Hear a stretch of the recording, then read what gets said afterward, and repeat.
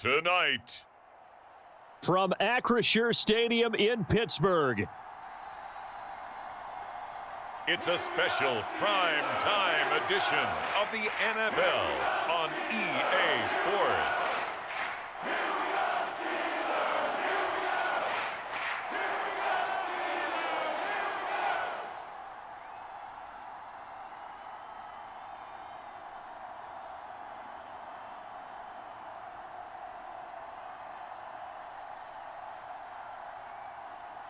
We'll see Kenny Pickett and the Pittsburgh Steelers taking on Tom Brady and the Tampa Bay Buccaneers. At the confluence of the three rivers, the Ohio, the Allegheny, and the Monongahela, we are here at Pittsburgh's Acrisure Stadium.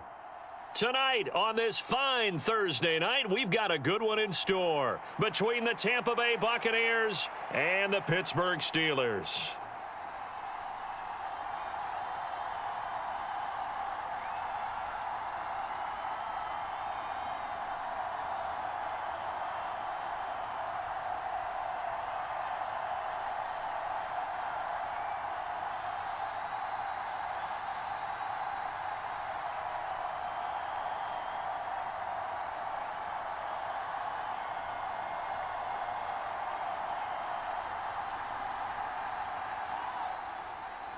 Kicker Chris Boswell has it ready to go, and we are underway from Pittsburgh.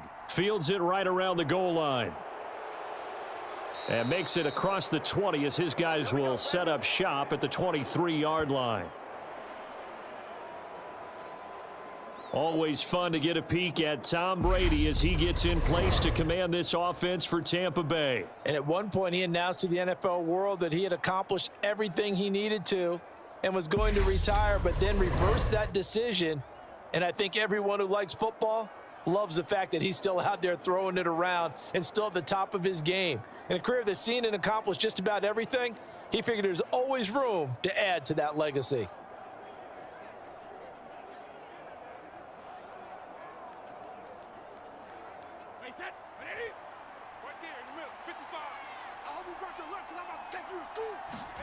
On play action, it's Brady. And incomplete to open things up. I think he's got to be careful not to force anything into coverage right there. There weren't really any throwing lanes, but the best part for him, he's got second and third down to fall back on.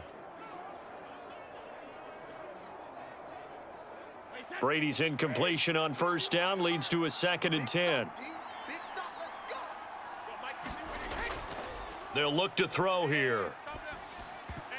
And this one incomplete. Too much contact to hold on to that one, and it's third down. One thing you hope to see out of a rookie tight end is a real concentration when the ball's in the air, and I'm not sure that he didn't, but he has to be prepared for people making a play on it when that ball's up for grabs.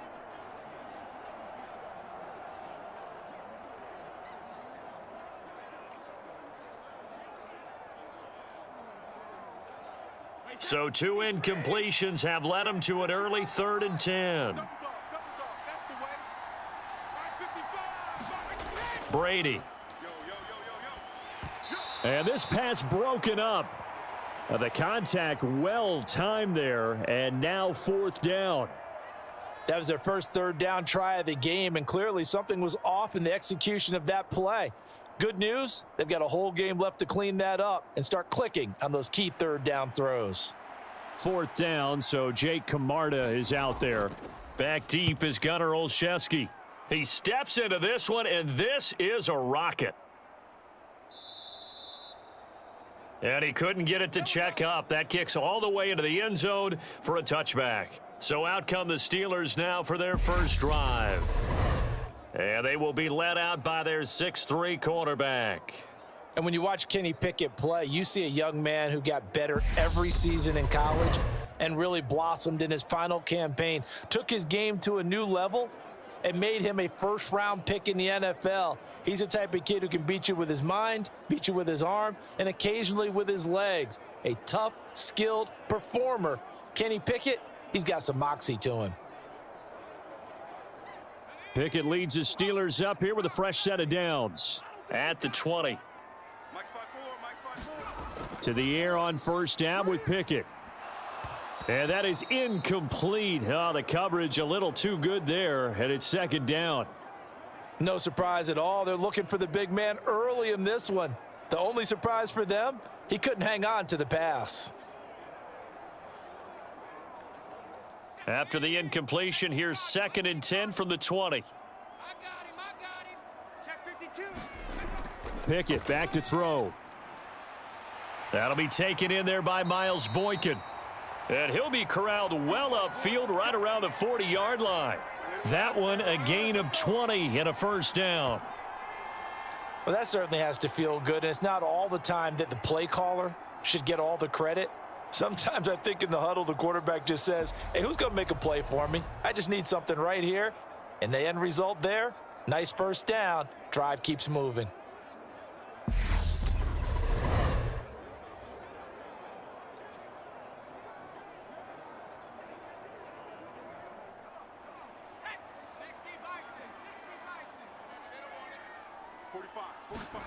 Pickett to throw on first down. Looking for Johnson, and it's intercepted. Picked up by Jamel Dean.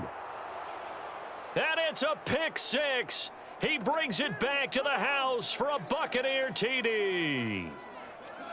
So, Charles, our first points of the game provided defensively. What a play that was. And I can only imagine that the folks at home watching are thinking to themselves, that's one of those plays where once the ball leaves the quarterback's hands, you just sort of go, uh-oh, and wait for the result. This time, the defense benefited.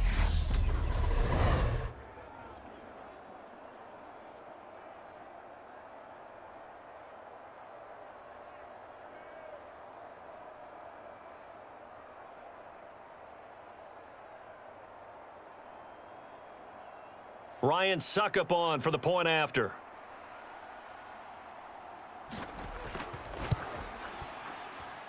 And that one gives the Bucs a 7-0 lead. A heck of a play there defensively, getting the interception, navigating his way into the end zone for the touchdown.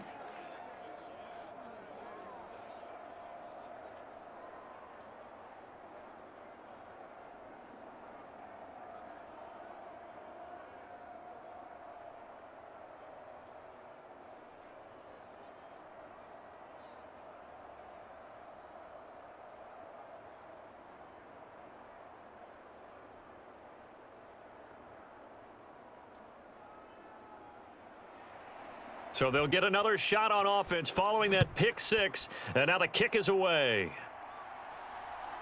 Here's Steven Sims on the return from his end zone.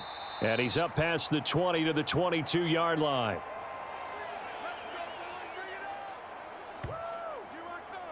So Pittsburgh retakes the field for their second offensive possession.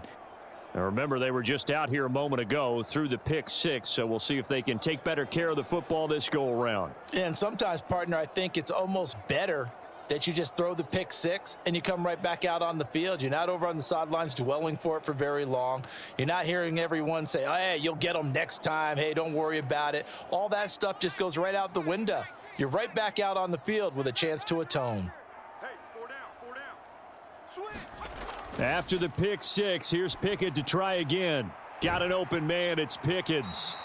And he's got it past the 30 before he's hit and dropped.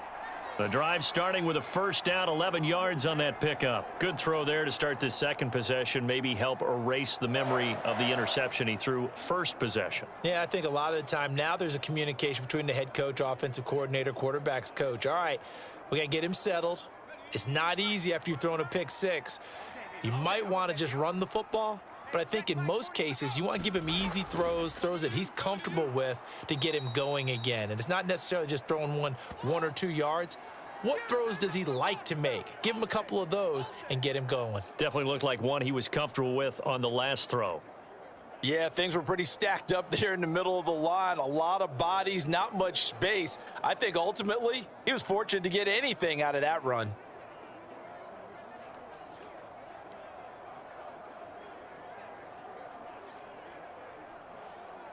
The run only got a yard. Here's 2nd and 9.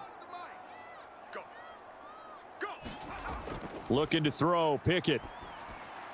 He finds Pickens over the middle. And he slips up past the 45 before being tackled. 12 yards there as they keep this drive rolling. It's another first down. And that's a more than acceptable read right there because it's zone coverage, so timing is everything. This time he waits for his man to come open, puts it right on him, and they pick up a first down. Watch the curl. Watch the curl. 45. Mike, 45. Now a first down carry for Harris. And he'll manage to pick up about 4. It's second down. Well, if you're a football guy, that's a pretty run because everyone is in sync right there. Obviously, the guy carrying the ball, but how about the people up front? Leverage, athleticism, they created some nice space for him.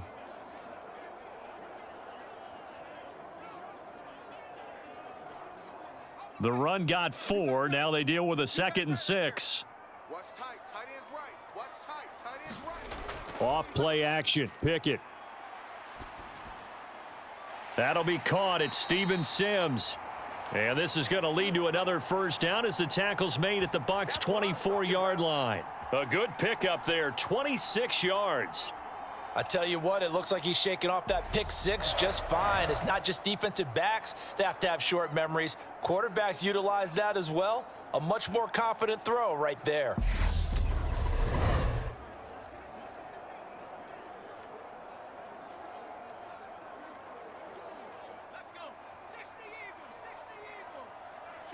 Check.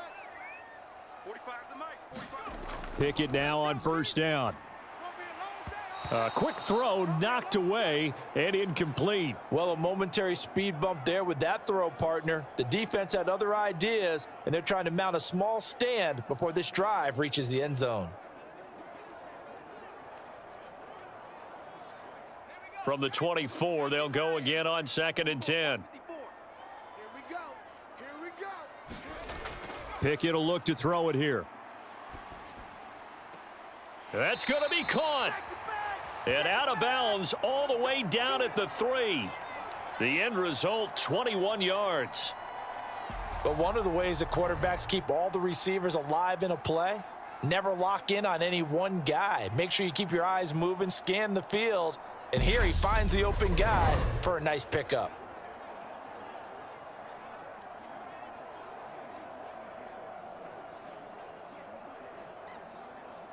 So 1st and goal and a chance to make amends for the earlier pick 6. Harris. Touchdown, Pittsburgh.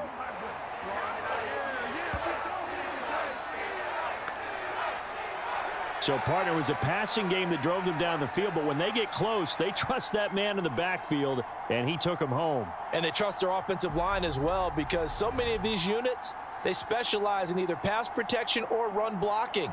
This group shows its versatility and gets both done on this drive.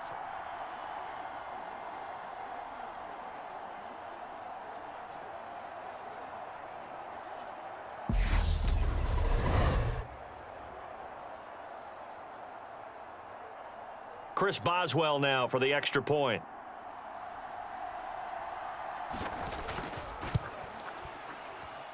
It's up and good. So these teams match touchdowns here in the first quarter, and we're tied 7-7.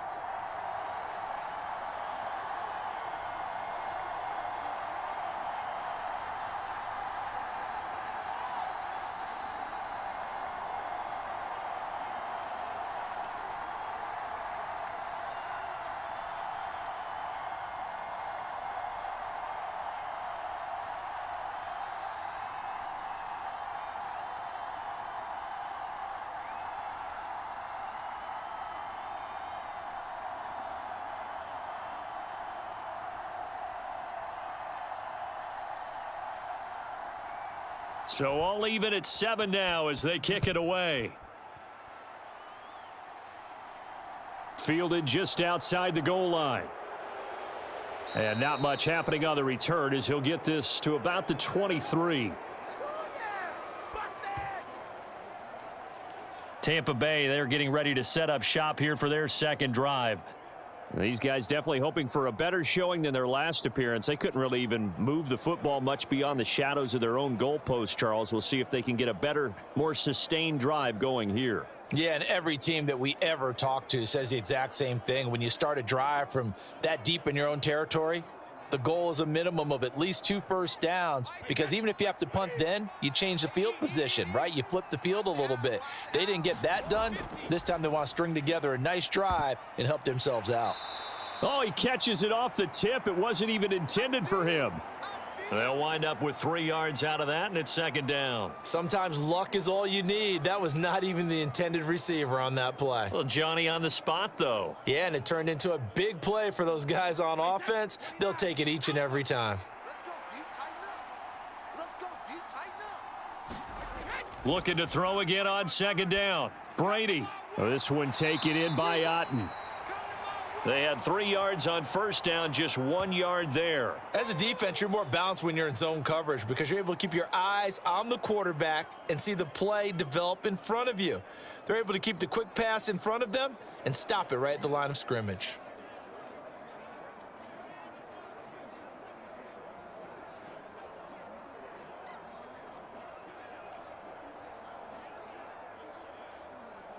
And the Steelers now in the nickel here on third down. Now Brady. And this is going to be incomplete. I think the punter might start to get into a pretty good rhythm here if he keeps getting opportunities.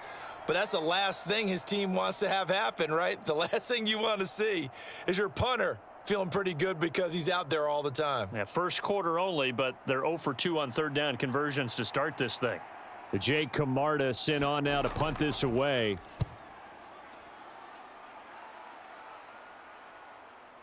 Olszewski now to return. We'll call that a punt of 54 yards. Well struck. And the Steelers will go on offense here, 1st and 10. And Pittsburgh getting set to take the field. A long drive last time out for this offense, Charles. If you remember, they started basically in the shadows of their own end zone, marched it down the field, and a lot of that was through the passing game. And, partner, as a former defensive back, I'm having almost a physical reaction watching what's happening right now. But let's give credit where it's due because they've done an excellent job moving the ball through the air. Secondary getting picked apart pass by pass. Obviously, they need to make some adjustments there on the back end. Yeah, because offensively, we know that they're not going to be shy about throwing that football. Meanwhile, Pickett's throw there complete to Sims. Yeah, they get him down, but not before he takes it across the 40-yard line. This drive starting off on the right foot, 18 yards. Well, this is where reading defenses and practice time comes into play. You've got to know what you're running versus zone versus man and how to run the proper route. And they just executed that one pretty well.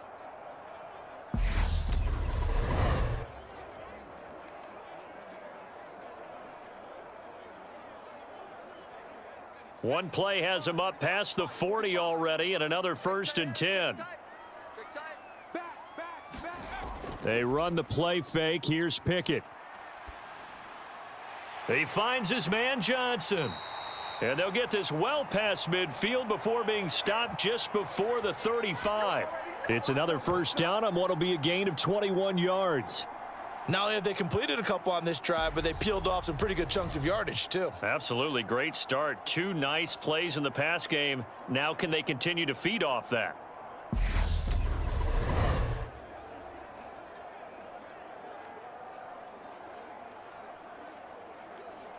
So from Buccaneer territory now, it's 1st and 10 at the 36. Harris running straight ahead. And he's going to get a solid gain of 9 before being brought down. 2nd and right at a yard.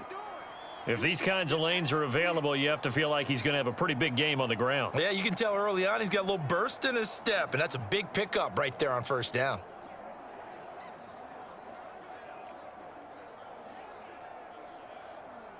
The previous run, good for 9. Here's 2nd and a yard. 2 times. 3 down. 45. Off the play fake, here's Pickett. It's brought in by Harris. And he'll be marked down right at the 20-yard line. Well, they've certainly done a nice job spreading the ball around on this drive. This time he gets it out to his back, and it's another nice play and another first down.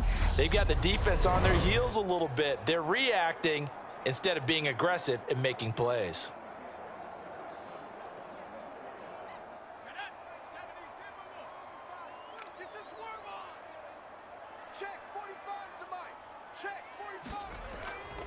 They hand this off to Harris. This will be a 5-yard pickup as they move it from the 20 to the 15. A quick burst there, and he nicely bit off a pretty decent gain.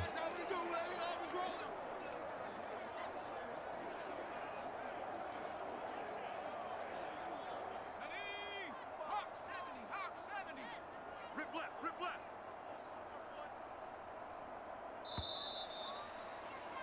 7-7, our score after one.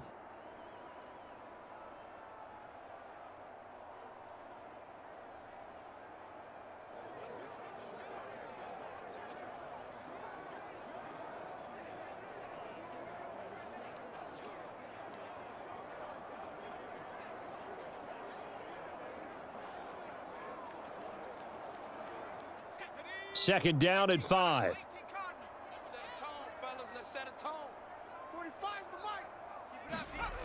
Back to throw, Pickett.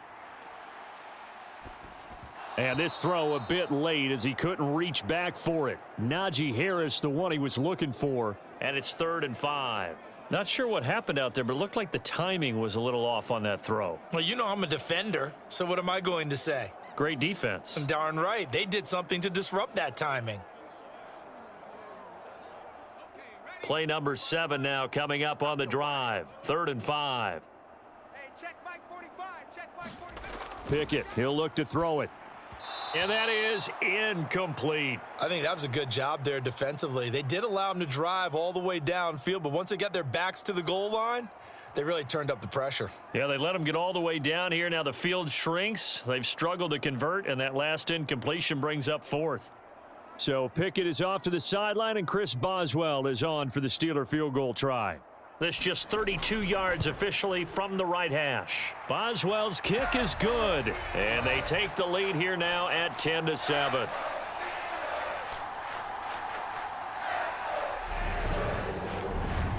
So they're able to end that drive with 3 points in this one-possession ball game. And ideally, you want to end every drive with points. Most quarterbacks would tell you, let's end it with a kick, right?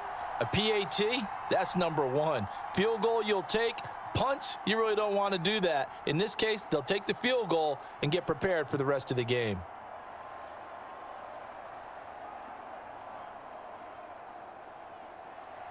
After the successful field goal try, here's Boswell to send it away. From a yard or two deep, here comes a return. And beyond the 20, but not by much. In fact, just a yard pass there to the 21. Now this offense back out and set to go for their next drive. It's been an awfully slow start for them. This is their 3rd possession. They don't have a first down yet. So that means they have to change up what they're doing, and for some teams, it's a change in tempo, usually moving it to more up-tempo type of an offense just to try and change their fortunes right now. What they've been doing so far isn't working. Maybe they'll do that. Brady and the Bucs now with a 1st and 10 at their own 22. They'll try and start this drive in the air. And that is caught on the right sideline, but out of bounds, says the line judge. The throw took him a little too far. It's 2nd down. Charles, he doesn't seem to be particularly in tune with his receivers, just 2 for 7 throwing the football, but he did seem really locked in before the game. Yeah, and that has to do with receivers sometimes. Sometimes the defenders knock them off their routes, and you're usually pretty precise. 1, 2, 3 cut, balls out of his hands to the receiver. In this case, might be off by a half step either way. They've got to find a way to get back in sync. Brady's incompletion on 1st down leads to a 2nd and 10. They run the draw play. This is White. And he's able to plow forward up to about the 29, just shy of the 30. They get 7 out of that, so they're left with a 3rd and 3. And that was a really nice run there to bring up 3rd and short. After the incompletion on 1st down, it's awfully nice to have a running back that you can hand it to and put you back in a good situation. Coming up here looking for 3 yards to pick up the first. They'll try to pick this up on the ground with White. It goes as a gain of 8, and it moves the chains. Yeah, they really needed to get something going, didn't they? They had punted on the last 2 possessions. The running game starting to come to the front for them, providing a nice pickup there to keep this drive going.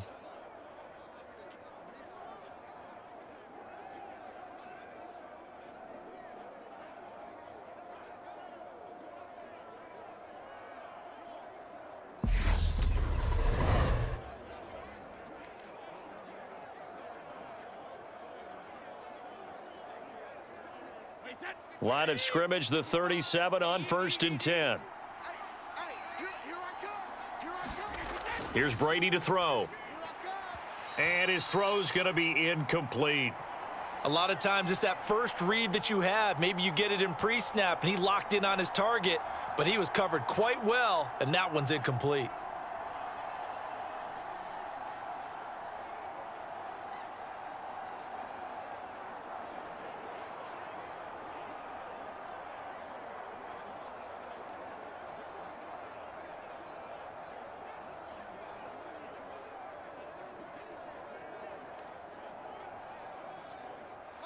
Line of scrimmage, again the 37 as they line up 2nd and 10. Throwing now is Brady. He completes it right side to White. And a 5-yard gain gets him to the 42. And a nice gain and a broken tackle along the way, and really we shouldn't be surprised, should we? That's what runners do, especially the best ones. They break tackles and gain extra yardage.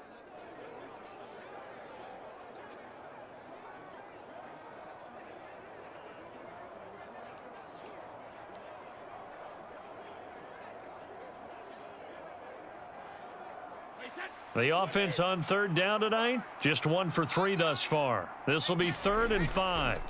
Now Brady. He completes it to Julio Jones. And he is going to have a Bucs first down as he's able to get 8 yards there on 3rd and 5. A little football 101 there. You just see the receiver try to run down the defender, meaning he goes right at him and really trying to move him a little bit towards the center of the field so he can put his foot in the ground and break to the out, to the sideline, and make a catch.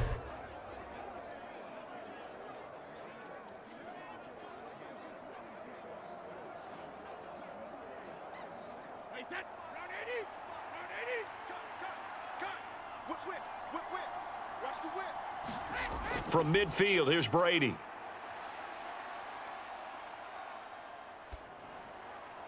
And the throw left sideline here is caught, but they'll rule it incomplete. Couldn't keep his feet in. 2nd down. Not only did he have a chance to scan the field there, it felt like he had a chance to scan it twice. The protection was that good. Unfortunately for him, the coverage downfield, equally good. Brady's incompletion on 1st down leads to a 2nd and 10. Again, he'll drop to throw. This is White on the screen. And he'll be brought down inside the 40-yard line. Another catch for him there on this drive, Brandon, and it looks like they're going to utilize him out of the backfield any way they can. And that time they pick up a first down. So now on defense, do you assign a man to him and try and cover him before he gets going? So from the 39 now, they'll come up on a 1st and 10. On the draw, this is Fournette. Just a yard on the pickup there, and it'll bring up a 2nd and 9. Now that's the type of play that'll fire up a defense. Hold them to 1 yard on a first down run. It'll be interesting to see if the offense decides to press the run at all or if they'll abandon it now after gaining only 1 on that play. Here's 2nd and 9, just a yard on that last run. Now Brady. He's got Otten. And they're going to work this down to about the 32-yard line. The completion was given up, but that's why you play zone defense, so that you can have people around the ball when it's caught, and you don't give up much run after the catch.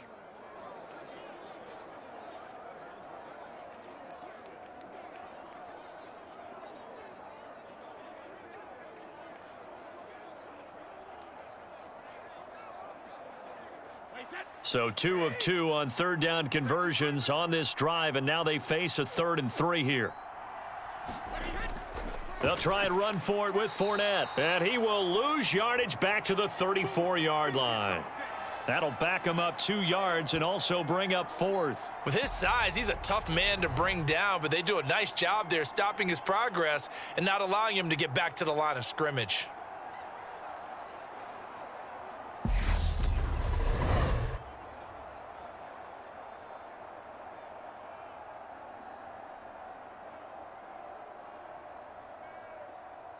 So Brady departs, and on it's Ryan Succop for the Buccaneer field goal. He's going to need a little mustard on this one. It'll be a 51-yard attempt. And I don't think this has the carry. It does not. It's no good. And instead of tying it up, they'll remain down by 3.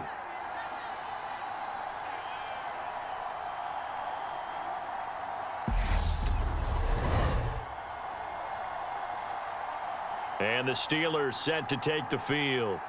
And they're not going to play this conservative, I don't think. They had the field goal last time, and they're up, but they're looking to put a drive in the end zone. Oh, I agree with you totally. No one goes out on the field and says, all right, let's just settle for 3, except in certain situations, trying to ice a game, that sort of deal. Most of the time, it's end zone, and that's what you're thinking, and I believe that's exactly what they're thinking as they begin this one. Yeah, no quarterback ever goes out there saying, hey, let's get 3, right? Not one that I've ever met. The Pittsburgh offense at the line to start their next drive. And they split the uprights last time for 3. They've got the lead. They're not going to play this conservative. They're not hoping for another field goal. They're hoping for a touchdown. I'm with you on that one. I like where your head is. I like the way you're thinking because you're exactly right. Trying to sit on a lead and play that way, that doesn't work too well for most teams. Run your offense. Yep. Run what you do best. Exactly. Put it all the way down and try to increase your lead in a big way. And the best way to do it, touchdowns. His throw incomplete. A couple of quick incompletions, and now they're just one more away from getting off the field. They've got options now. Could they dial up a blitz here or just drop everyone into coverage to crowd the throwing lanes? Now they face a 3rd and 10 after back-to-back incompletions. 45's the mic. 45's the mic. Here we go. Now Pickett. He'll get this to his tight end. That's Pat Freiermuth. And he'll only get this to the 47. He needed a few more yards to pick up the first. So the completion good for 6 yards. And that's going to make it 4th down. One hallmark of good defenses is understanding the game, understanding positioning, and tackling immediately in the secondary after catches. I think we just saw that on display right there. Got to him before he ever had a chance to think about turning it upfield.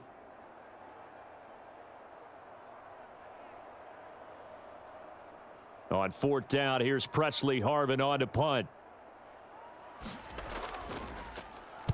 He gets this away. It's a good one, drawing toward the sidelines. That one sails out of bounds. The side judge will walk it off. And he says it went out of bounds at the 9-yard line. Nice punt. The field position game, such an overlooked facet, Charles, of an NFL game, but this offense, they're going to be pinned back. What an ideal punt. An ideal punt, and it leads to that term complementary football, because them doing that puts their defense in a great spot, doesn't it? Gives them a chance. If they want to be aggressive, try and maybe get a safety out of this whole thing, it puts them in that position.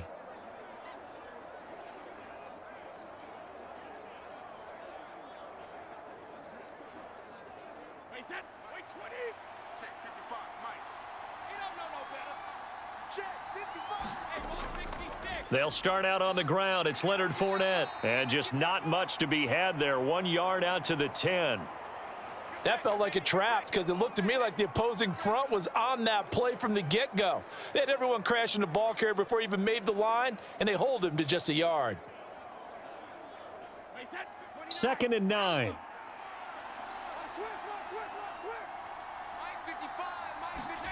To throw, it's Brady. Caught on the right side by Jones. So 8 yards on the completion there, and it'll leave him with 3rd and a full yard to go. 2 minutes remaining in the first half. 10-7, our score.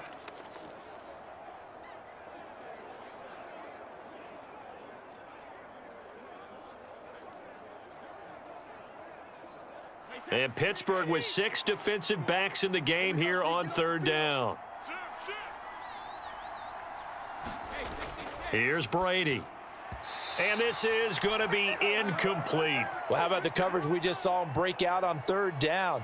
Dime defense, blanketed the field with extra defensive backs and speed, unable to find an open hole to complete that pass. Here's Jake Camarda now.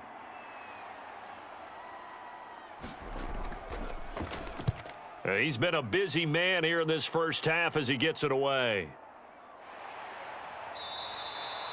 Good open field tackling there. A 50-yard punt followed by just a 1-yard return. And they will take over 1st and 10. And Pittsburgh getting set to take the field. As we eke closer and closer to intermission, Charles, remember last time out they punted. They would love to get points here, especially if this is going to be their final possession of the first half. Yeah, and this is what close games feel like because the pressure is on both sides, but sometimes the pressure is a little bit higher on the team with the slight edge because they're trying to hold on to that, trying to increase it. Let's see how this one continues. 1st and 10, here's Pickett. Escaping the pressure right. Complete. It's Johnson. They'll wind up getting 7 on the play, and it's 2nd down. He decided to run a hitch route. It really helps to have a guy who can turn it loose. And, boy, he rifled one in there on that one. Not much run after catch, but it worked really well. Working with a 2nd and 3. Pickett. Oh, that's into a sea of bodies, and it's intercepted. Picked off by Lavonte David. And the Bucs are going to take possession of the football. 2nd interception for him now here in this first half. And you got to think he's a rookie, Charles. How much does confidence start to become a factor? I think that's a great question because that's what they're going to check on when he gets to the sidelines. The coach is going to check on, his teammates are going to check on it because when you haven't done it before, it's not something that's part of you. You got to see how you're going to react. Let's see how he bounces back. Yeah, because 2 interceptions for him in college and a half. I mean, that just didn't happen.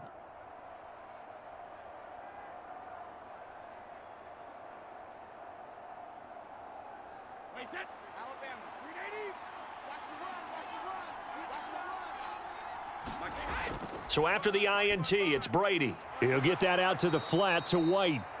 And he'll be brought down inside the 40-yard line.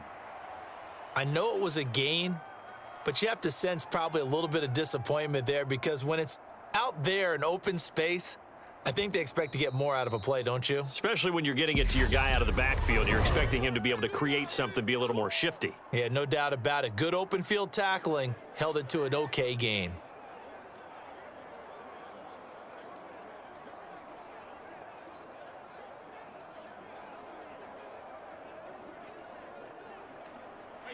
Now it's 2nd and 9.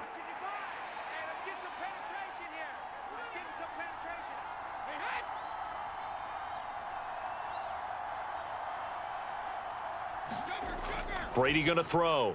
And that throw behind his man. He missed him. Incomplete. To this point, I've been impressed with the work defensively. They have not allowed a lot of receivers to run free. And there's another example, another incompletion.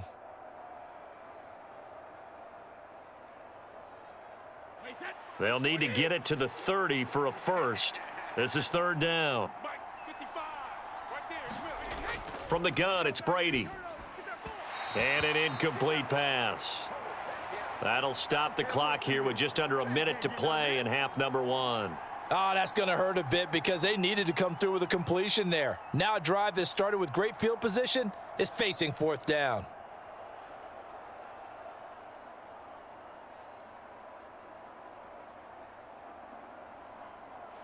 So now on comes the field goal unit, and wow, this is no ordinary try here. This will be from 56 yards out. And he missed it. It's no good. And instead of tying it up, they'll remain down by 3.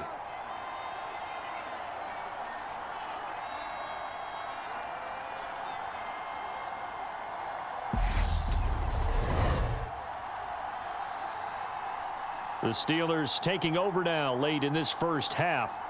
And with good starting field position and 3 timeouts as well in their pocket, no reason not to try and put a late scoring drive together. And now 2 problems as I see it. First, you missed the kick, which granted was a long one.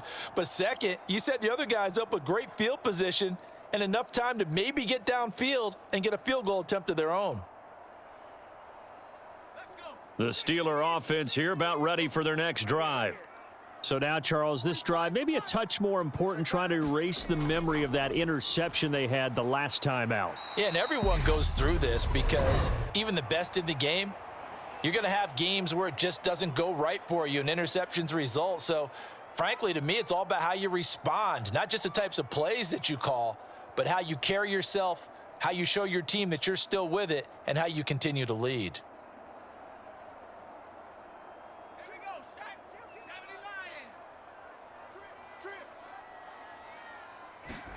From just shy of midfield, Pickett. He's got his tight end Freiermuth over the middle.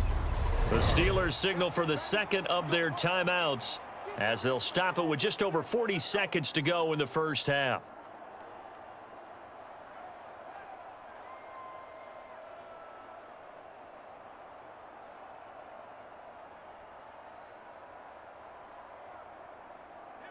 Line of scrimmage, the 31 now on 1st and 10.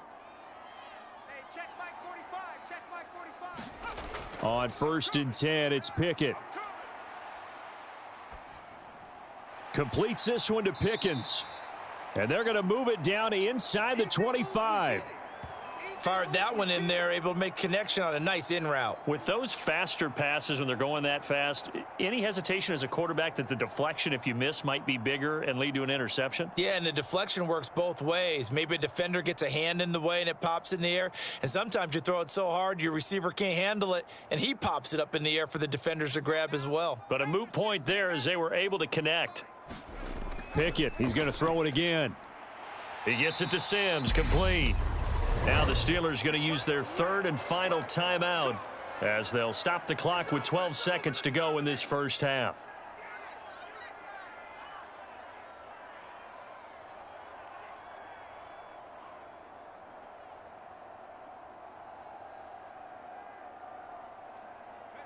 So the ball down to the 16 here for 1st and 10.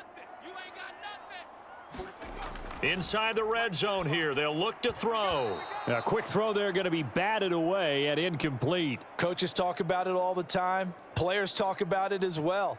Excellent job staying disciplined in coverage and making that stop. Inside the red zone, every stop like that could be preventing a possible touchdown.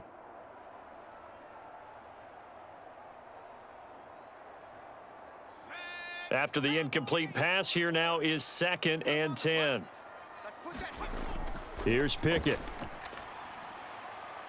Got his man. It's caught for a Steelers touchdown. Pat Freiermuth in the final seconds of the first half. And the Steelers will extend their lead here just before halftime.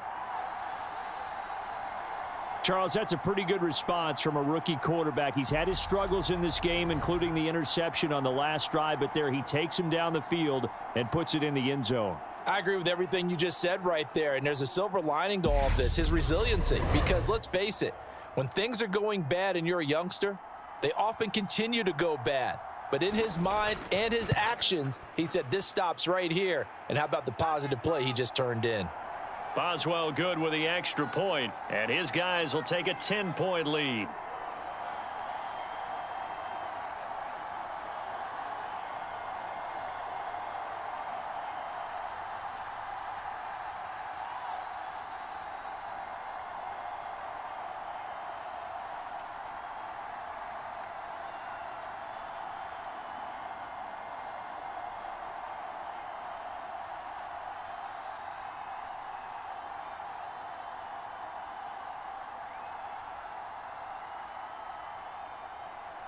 So time enough for a kickoff here. 5 seconds remaining in this first half. And not wanting to risk anything here late in the half, he'll just take a knee and they'll bring the football out to the 25.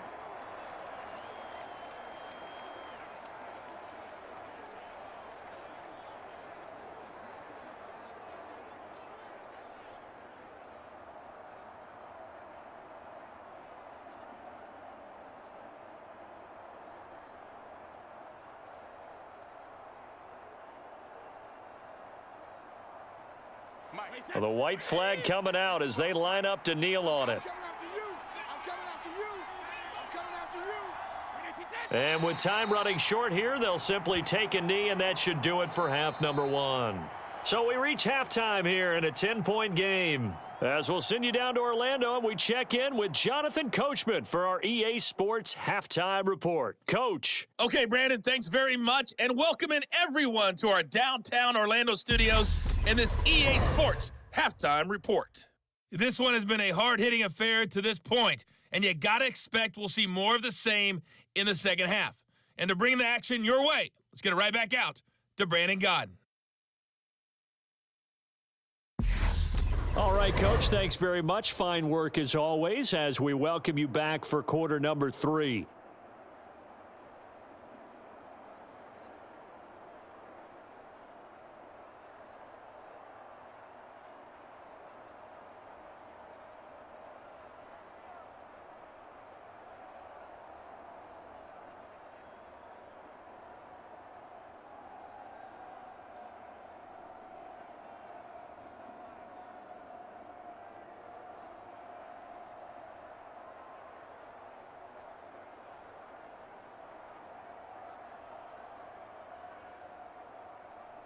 So time for the second half as the Steelers have the lead, and they will also be receiving the football here to start the third quarter. This fielded right at the goal line.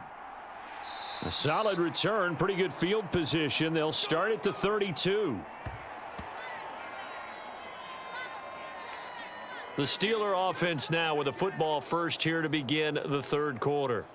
This offense set to begin the third quarter, and Charles, if they had a checklist of things they wanted to accomplish in the first half, certainly at the top of that list would be having the lead, and they've got that here.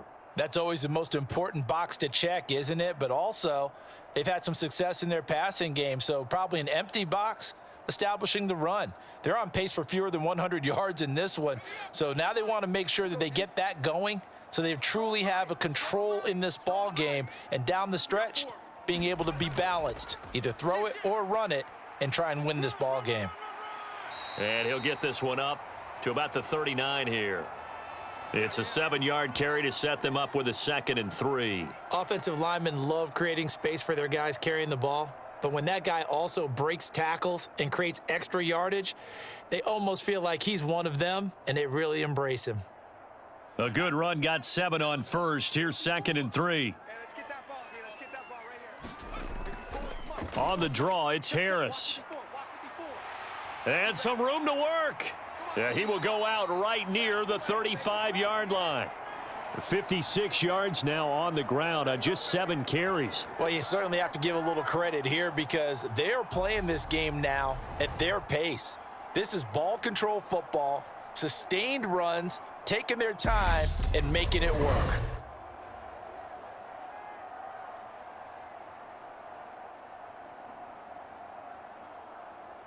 So from Buccaneer territory now, it's 1st and 10 at the 35-yard line. They run again with Harris. Officially, it's a 1-yard loss. That's going to bring up 2nd and 11. And that's what this defense is going to need to do more in the second half. Good pressure that time, forces some indecision in the backfield. He's going to wind up being taken down for a nice loss.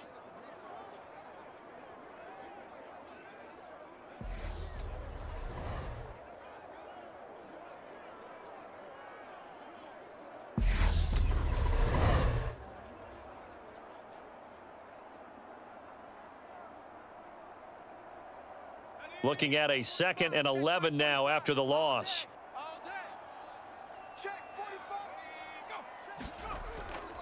A run with Harris out of the shotgun. And he's able to get it down to the 25-yard line. It'll be a pickup of 10 yards. And they'll be faced with a 3rd and inches. So from 2nd and long, now we go to 3rd and very manageable. Yeah, they love that phrase, don't they? Because as an offensive coordinator, you can keep people a little bit off balance and guessing because you don't have to throw it. You can come back with a strong run game if you want to. And if you're in 4-down territory, that... On it's intercepted. They got Pickett for the 3rd time in this game. Picked up by Lavonte David. And the Buccaneers are going to get the football back at their own 17. So it was a drive that had real promise here to begin the third quarter, but ultimately derailed by the INT. And that was the position you wanted to be in, coming out to start this third quarter, get a nice drive going, looking for the end zone. Possibly got a little bit too greedy right there.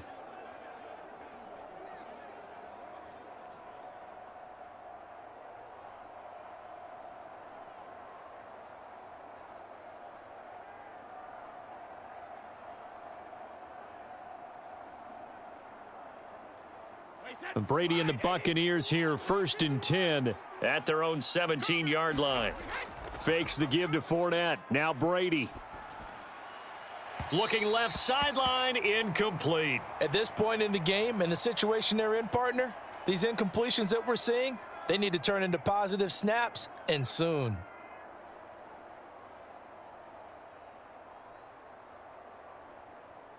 Brady's incompletion on 1st down leads to a 2nd and 10. You don't want none, baby. You don't want none. Hey, back it. They'll set up a throw.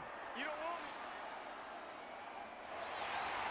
want And he goes down. It's a sack. They get him back at his own 3-yard line. T.J. Watt, the all-pro, in there to take him down.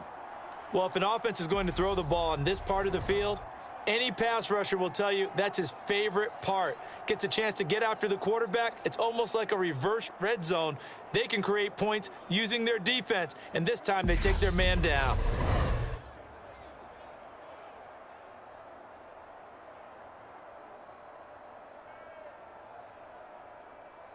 Now the terrible towels in full force now as the Steelers get set to defend this 3rd and long. Back near his goal line, here's Brady. It's a short one here, complete to the tight end. That'll go for a gain of 7, and it'll be 4th down. I think that call was made not so much to try and get the 1st down, although they would have taken it if they could have gotten it, but to give their punter a little bit of space and try and help out their defense. Yeah, they got the safe completion on 3rd.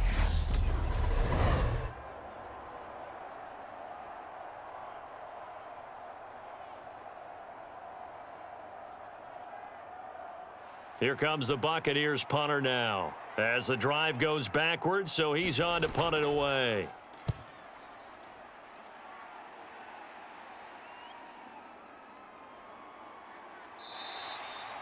So possession goes over here on the punt, and out will come the offense as they take over.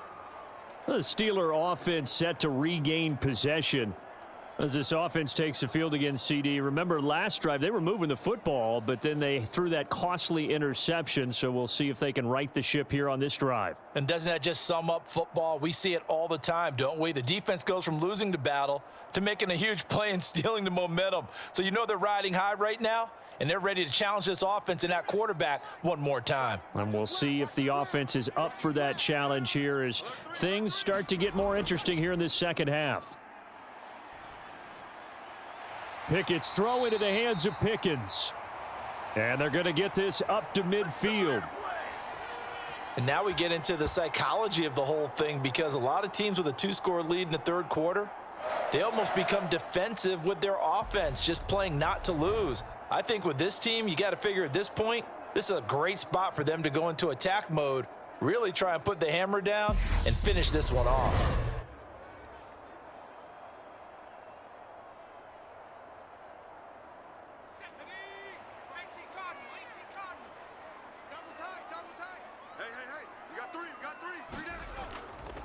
On the give, this is Harris, and he'll power his way forward for about 4 yards there on the 1st down carry. And that was a quality play to start a new set of downs. That was simply an offensive line winning the battle up front and winning in a big way and giving their guy in the backfield a nice lane to hit. Following the pickup of 4, here's 2nd and 6.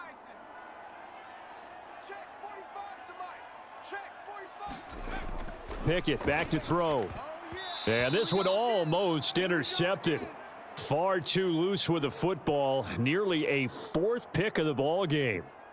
I'm trying to decipher what's going on out there because I don't know if he's just getting bad reads. I don't know if the defense is confusing him. I don't know if he just has, bad info and intel before he snaps the ball, but he's made some pretty bad decisions with the football lately. Yeah, several bad decisions on the interceptions he's thrown, and frankly, that should have been another pick right there. And that is incomplete. The coverage was good, but I just wonder if they absolutely fooled the quarterback on that play. I think he was expecting something else, ended up with nowhere to throw the football successfully. The Steelers send out their punter now as he'll kick it away for the second time.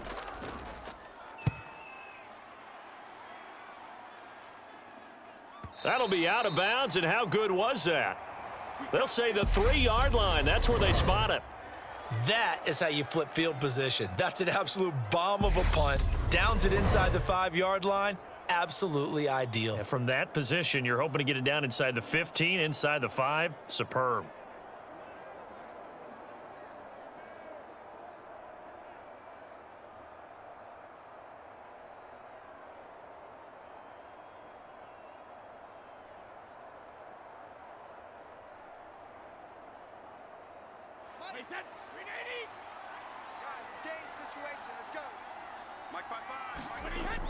Trying to get the run game going. This is Fournette. And he'll fight forward on the straight-ahead running for just a couple of yards. Second down.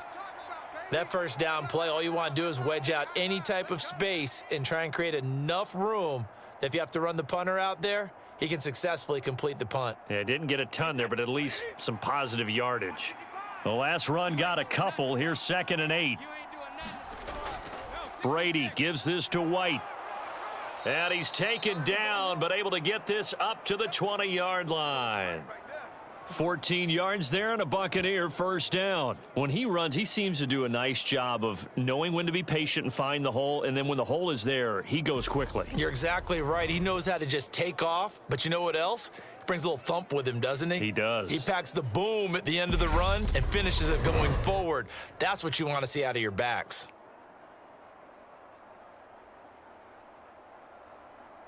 So the previous play, a big help, as now they'll have it 1st and 10 up at the 20. Brady. That's complete. It's Chris Godwin. And they're able to get this one across the 35. A good gain again. That's now 31 yards combined on those last 2 plays. Couple of first downs right in succession, and this is an offense that could really use a good drive, and they're off to a fast start here.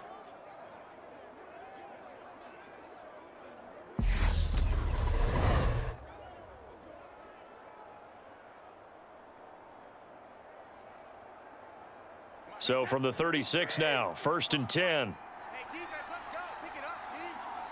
Check, 55, come on. Check. Up the gut, Fournette. And he'll power ahead, but only for about 3 yards. 2nd down coming up. Well, that's just a pile of bodies there, and that's when you kind of find out who's a tough guy, right? Who can stand up and make a play. It was only a 3-yard run, but for both sides, they had to walk away from that feeling like, okay, I can stand up when the going gets tough in here. The last run got 3. Now here's 2nd and 7. Play action. Now it's Brady. Dumps it off to Fournette. Just a gain of a couple there. And it brings up 3rd and 5 now. That might feel like a little bit of a lost opportunity there for the offense because the defense brought pressure that time. And sometimes against that, you can get out to your running back, and it could turn into a big gain downfield. But what a nice job they did getting to him quickly and holding him to a short gain.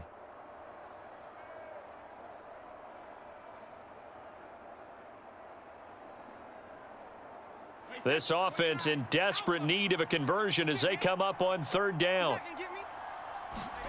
Brady now to throw. Oh, that's into double coverage and intercepted. Picked off by Cameron Sutton.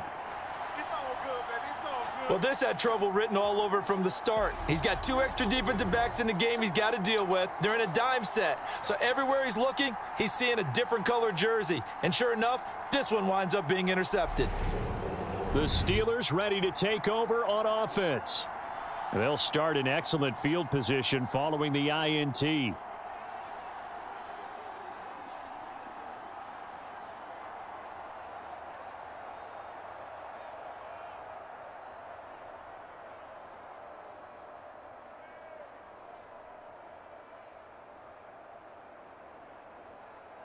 Pickett leads the Steelers up here with a fresh set of downs at the 41-yard line. Harris will start the drive out. And he's going to take this ahead for right around 3 yards, but no more than that. Second down. Not a huge carry there on first down, but not all of them will be. But still, all in all, a positive play for the offense. It's all about picking up at least a few to set up what you're going to do here on second down. 3 yards on that last carry. Here's 2nd and 7. Pickett now from the gun here. He finds Pickens over the middle. And they'll get this down to around the 47-yard line. This has to go down as one of the simpler routes in the playbook, but oh so effective. Nice completion there. Keeps the sticks moving.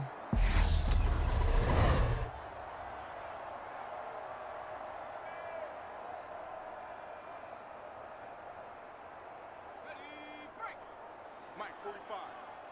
Watch the backer, watch the backer. 45's the Mike. In your face. To the air on first down with Pickett. Finding Pickens for another catch. And he's going to be taken down just shy of the 35. Consecutive catches for him. That good for 11. 1 quarter remains here in this Thursday night matchup. We'll return with more after this. You're watching the NFL on EA Sports.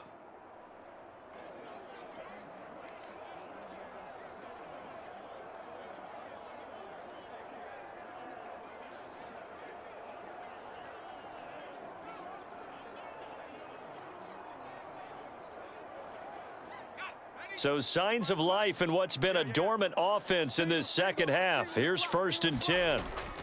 They'll try the right side with Harris. And he is swallowed up right at the line of scrimmage. Call it no gain on the play, and it'll be 2nd down. Well, we talk about defenders, specifically linebackers, keeping their eyes in the right spot. He had that eye down the entire time. And you know that's not easily done because they throw a lot of misdirection at you. They try and fool you and get your eyes in the wrong place. But you're right about that one. He correctly figured that one out and made a really nice play. And now offensively it's 3rd and 10, and I'm just thinking to myself, actors always say, what's my motivation before a big scene? Right now the play caller's thinking, what have I done before that's worked well that I can go to right now? Yeah, because they were pretty successful in the first half scoring points. Haven't done anything so far here in the second half. Throwing on 3rd down. Here's Pickett. And he comes back with one complete. And this play going to be stopped in its tracks at the 32, and obviously well short of the first down.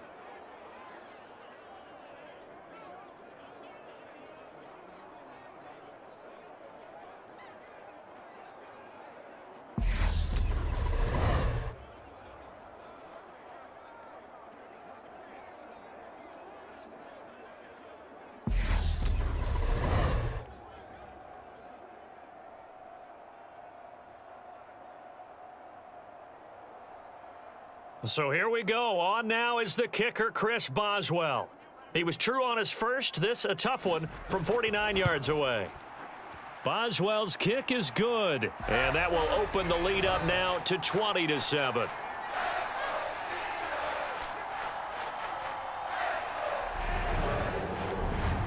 So that maybe not a knockout blow, but I suppose certainly every little bit helps when you're trying to salt one away in the 4th. Well, the possibility of being beaten by 2 late touchdowns or at least sent to overtime does exist, but time, definitely a big factor at this stage of the game, is in their favor.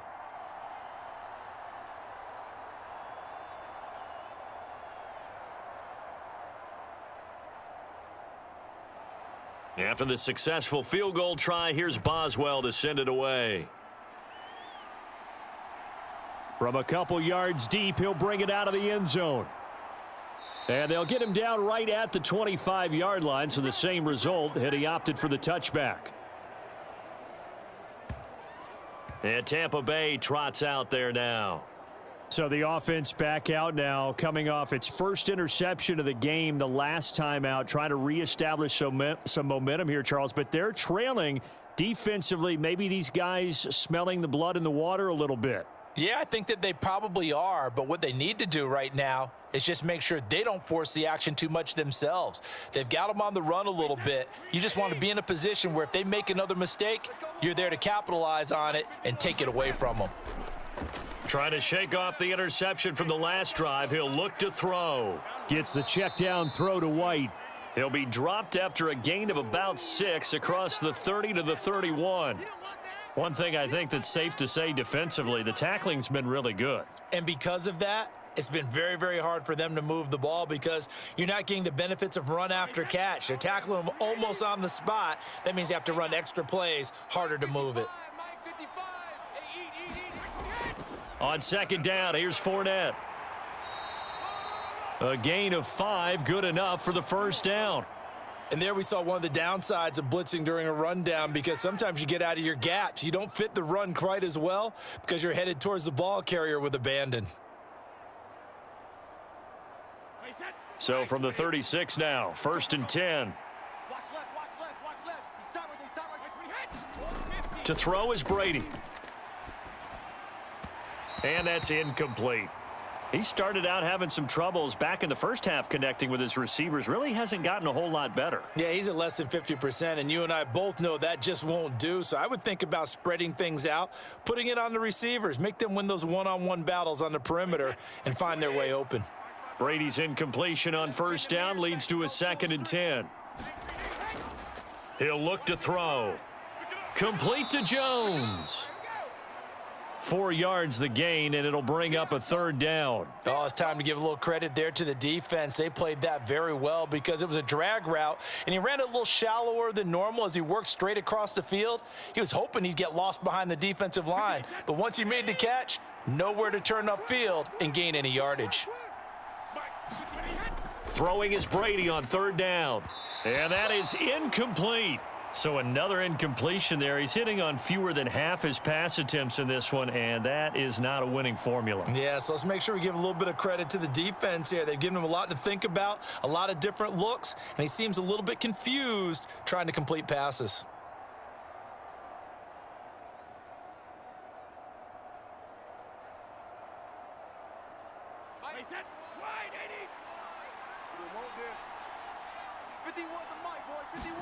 Now Brady got to have this one. It's caught by Mike Evans.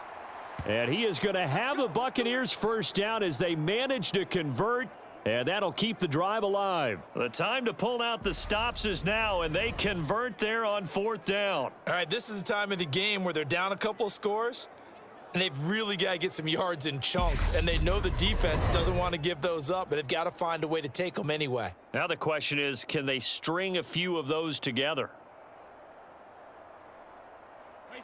So this drive going to continue following the conversion on 4th. Here's 1st and 10. Throwing now is Brady. And he's going to have the hook up to Gage. And this winds up a gain of 4 to the 41. One thing you're hoping for when you run drag routes, you're able to hit a receiver in stride, and he can pick up a lot of yardage after the catch. But in this situation, the defense was effective, able to stop him before he could get a good head of steam going.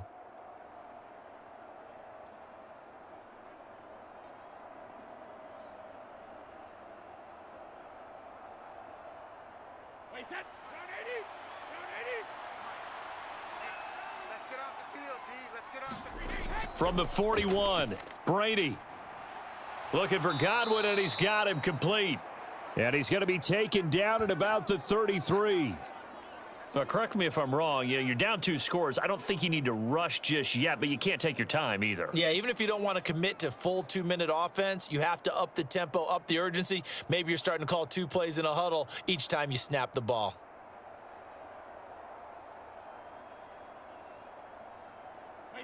So they'll come up 1st and 10 now from the 33. Now Brady again. Quick hitter here. It's complete. And he is out of bounds inside the 30. Call it a gain of 6 on the play, and that'll make it 2nd down.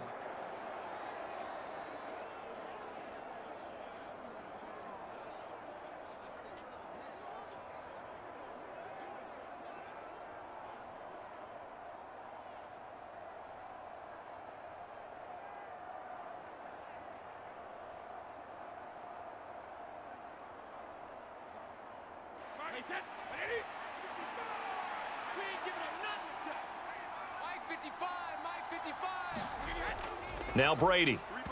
And his throw's going to be incomplete. I'm not even sure I know who this guy is out there playing right now. This is very unlike him, one of the most accurate guys in the league. Totally off his game right now. I don't know. I was going to ask you what you pin it on, but defensively, they've been pretty solid. But sometimes, you know, those defenders, they get into the receivers pretty well, and if they chip away at their timing, it's going to affect what you're doing throwing the ball as well. Brady's throw on third down there is incomplete. That is certainly one way to frustrate a quarterback. Run those extra defenders on the field. Dime package, lots of speed, no space to fit in the football.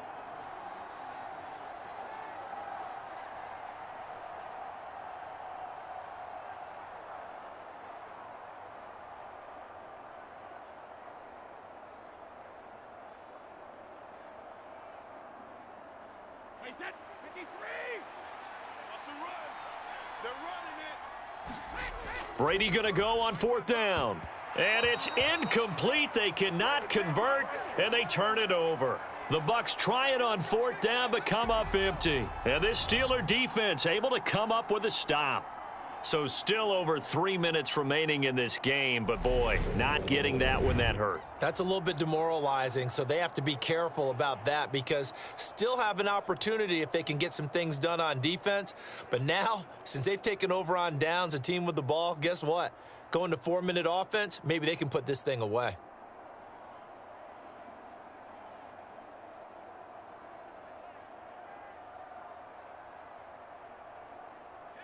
Pickett leads his Steelers up here with a fresh set of downs at their own 26. 45. They turn to Harris to begin the drive. And he is going to be stopped cold behind the line of scrimmage. He'll lose a yard there, and it's 2nd and 11. And when do they start thinking about burning these timeouts? They've got all three still defensively. To me, you have to start right now. Here's the time, and that means you've got to stop them on defense, not give up the yardage, use your timeouts in order to get the ball back and try and score yourself. But now is the time to start using those timeouts. And keep in mind, it'll also stop the clock at the 2-minute warning.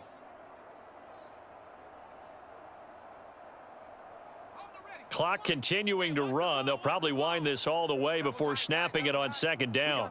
We got three, fellas. We got three. Watch 44. They stay on the ground. Again, it's Harris looking to find a lane, but he can't. Reined in at the line of scrimmage. No gain that time, and it leaves him with 3rd and 11 coming up. And this is an absolutely big third down that's been set up here, partner, and there's no other way to put it. The defense has to get a stop here if they have any hopes of winning this game. Has to. You said big third down. I'd put the word big in capital letters here. Pickett will look to throw it here. He gets it complete to Harris. And they'll get him down at the 34, and he's going to be short of the first by a few yards. So the Steelers with the football as we get you reset. They've got a 4th down here in a game that looks to have been decided already. The Steelers send out their punter now as he's on to kick it away. And he puts a little something extra into this one, by far his best of the night. And that ball's going to angle out at the 3-yard line. A beauty. That is how you flip field position. That's an absolute bomb of a punt. Downs it inside the 5-yard line. Absolutely ideal. And from that position, you're hoping to get it down inside the 15, inside the 5. Superb. Tom Brady in the offense. Down by 13. 1:53 remaining. Their offense has struggled all night, and now they need to find 2 scores late to try to pull this thing out.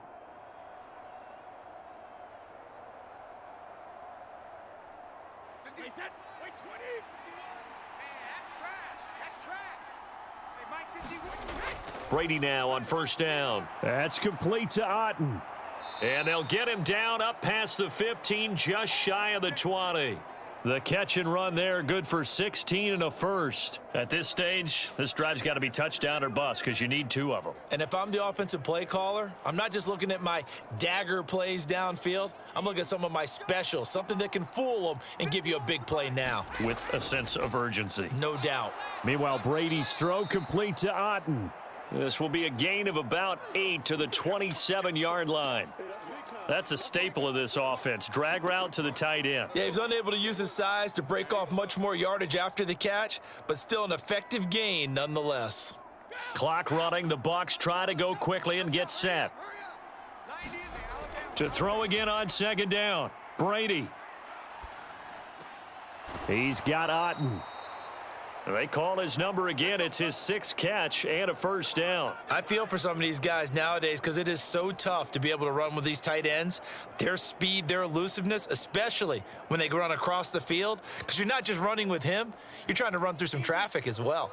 First down now, but the clock continues to move. To throw, it's Brady. He's got Otten on the out route. And able to get this one across the 45 before he's brought down. Now the Bucs going to use the first of their timeouts as they'll stop it with a little over 30 ticks to go in the football game.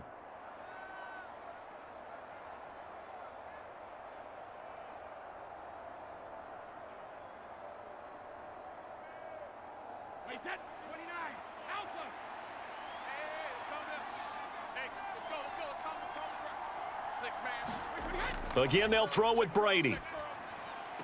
And that is caught on the right sideline, but out of bounds, says the line judge. The throw took him a little too far at second down. And not a common sight, at least on this drive. A momentary setback, though, for this passing game that has been moving well this series. Good thing for them, though. Still 2 more downs to connect and try and pick up another first down. 51 the mic, boys, 51. They can't hang with that. To throw again on second down. Brady. Evans has it left side. And they're going to have themselves another first down as the tackle's made at the Steelers' 42.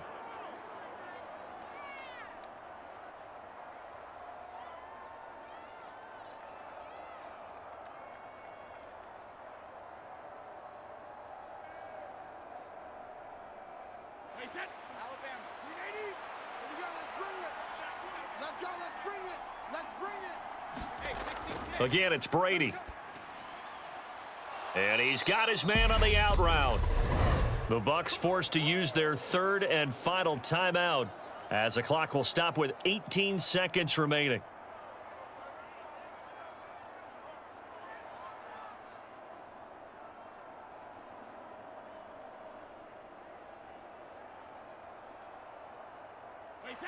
Line of scrimmage, the 31 now on 1st and 10. On play action, it's Brady. Completes it again to Gage. And he's taken down, but not before reaching the 10-yard line. Back-to-back receptions for him, and it's another first down.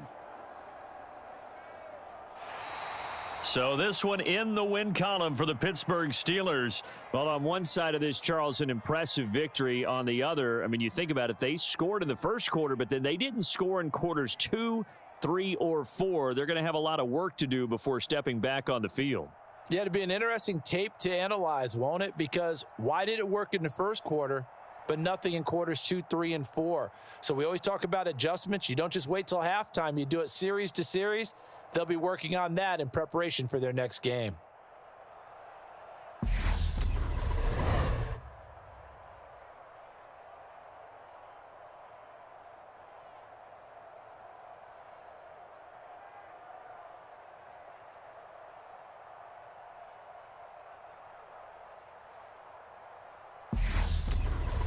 So that'll just about do it for Charles Davis. I'm Brandon Gaudin. You've been watching the NFL on EA Sports. For more, log on to easports.com. The Steelers earn the win at home as we say so long from Pittsburgh.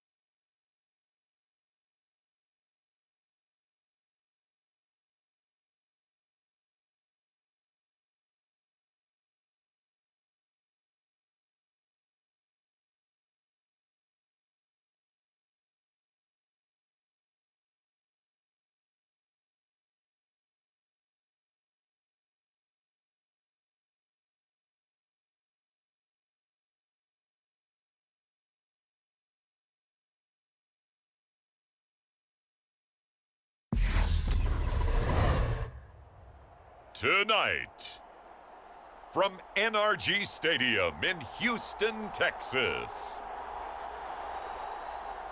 it's a special prime time edition of the NFL on EA Sports.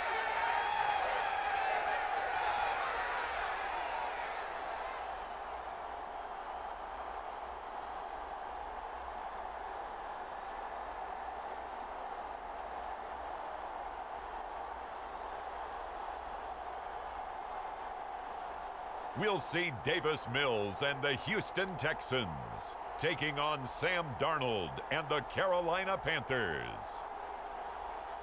From the stadium that hosted Super Bowl 51 back in 2017, we are inside NRG Stadium in Houston. Tonight, on this fine Thursday night, we've got a good one in store between the Carolina Panthers and the Houston Texans.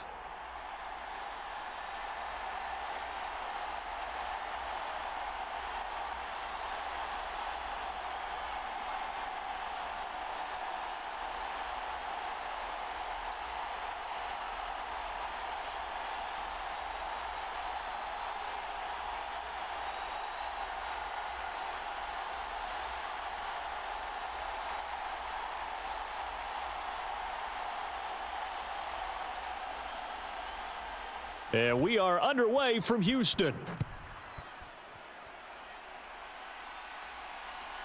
On the return, Andre Roberts from his end zone. And he's up across the 25 and down at the 28.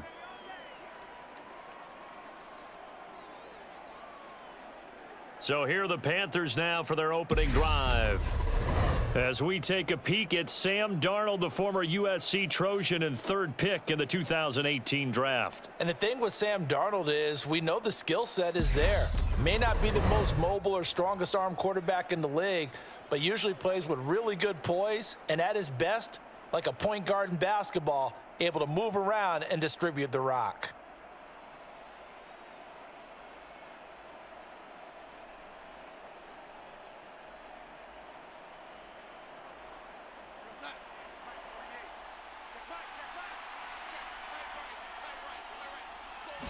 First play and a first pass coming for Darnold. And his first look is incomplete. Man coverage is certainly a staple of their defense, and it's built for plays like that, forcing that incompletion.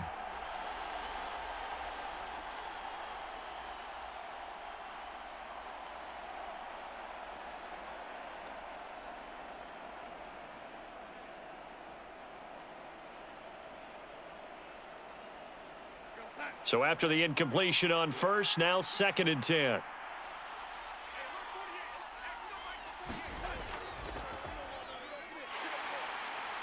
And the big boys up front, they're going to stop him right at the line. No gain on that one as it brings up a 3rd and 10.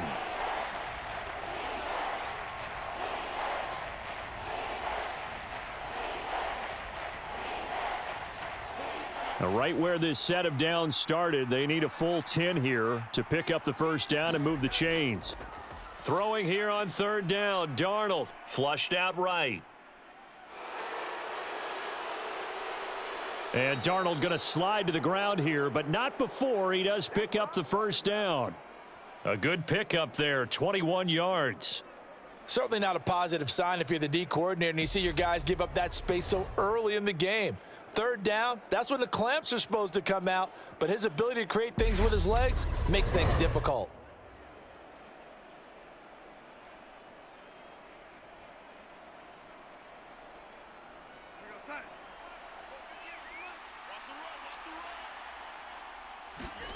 On 1st and 10, Darnold.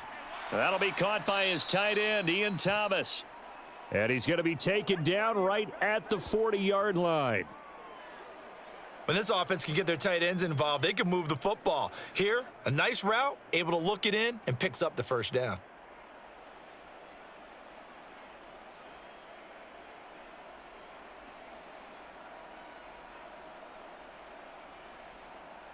So a 1st and 10 now in Houston territory, right at the 40.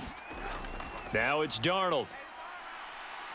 He lets this one fly toward the back of the end zone. And he's got it. Touchdown, Panthers.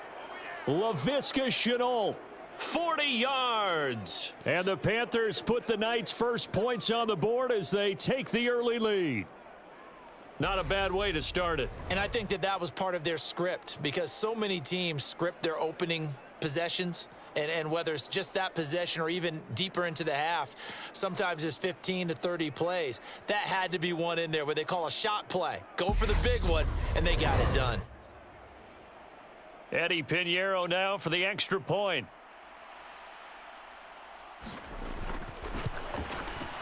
And this will be good to give the Panthers a 7-0 lead. So that drive spanned 5 plays. And it was the touchdown catch from Laviska Shenault that capped it all off.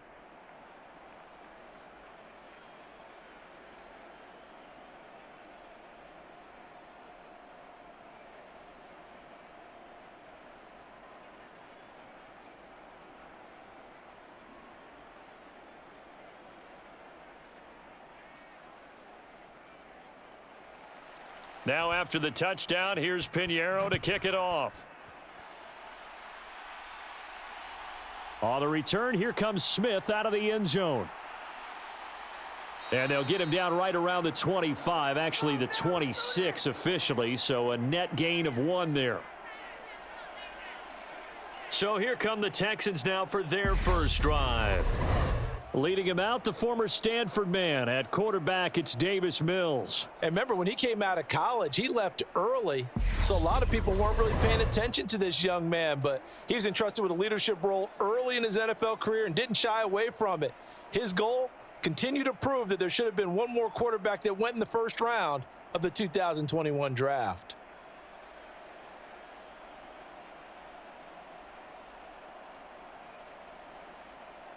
First and 10 now for Mills and the Texans at their own 26. A first down throw for Mills. He's got his tight end over the middle, O.J. Howard. And he's tackled a yard short of the marker. Good gain of 9 on first down. Defense gives up a touchdown the opening drive. Offense, you got to want to get out there and get those points back right now. And that's a sharp throw there to get this drive off to a good start.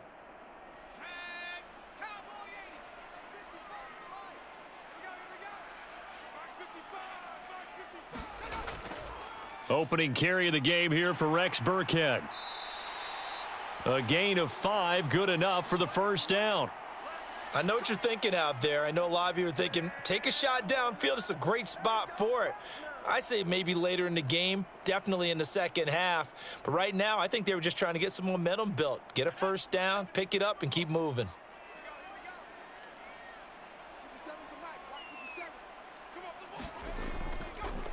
They'll run it for the first time with Dameon Pierce. Nowhere to go that time. He maybe got a yard up to the 40. Well, sometimes you just have to give credit to the defense. Great job there at the point of attack, holding up. They won their battles at the line of scrimmage, left him no space to try and run. A really nice job swarming to the ball carrier. On 2nd and 9, Mills. It's hauled in by Brandon Cooks. And they're going to have another first down as the tackle's made at the Panthers' 43. That one good for 16, and the drive will continue.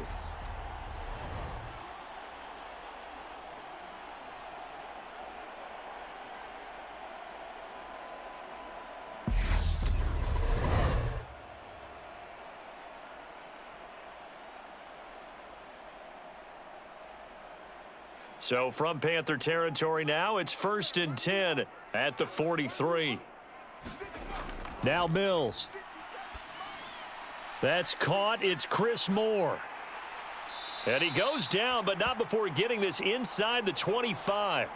That one good for 20 on the catch and run. And this has been a nice answer to the touchdown drive against them a few minutes ago, because they've come out and reestablished the tempo. A nice throw there, and they're putting together a very strong drive as a response.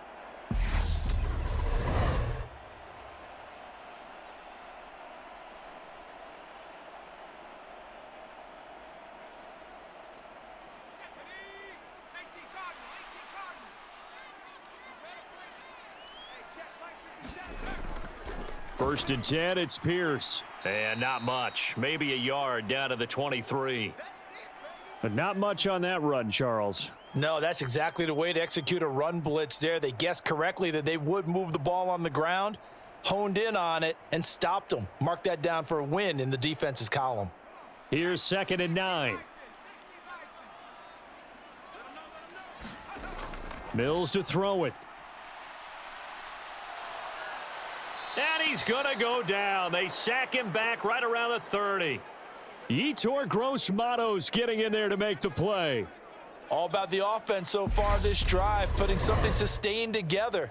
But the defense, they responded on that play. 2nd and manageable became 3rd and long. The drive marching to the end zone is one play from stalling out.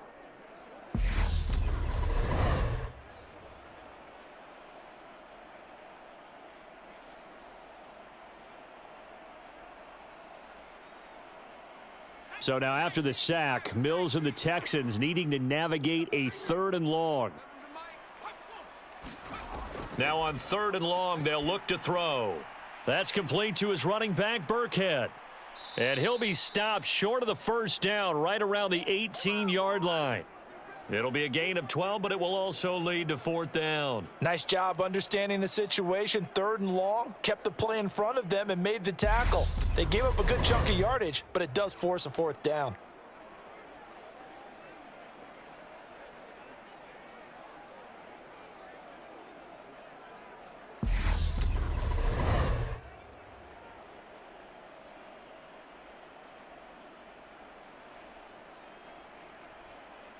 Mills to the sideline, and out now is Ka'imi Fairbairn for the Houston field goal try. This just a 35-yard attempt from the left hash. The kick by Fairbairn is good, and they are on the board, but still trailing. It's 7-3.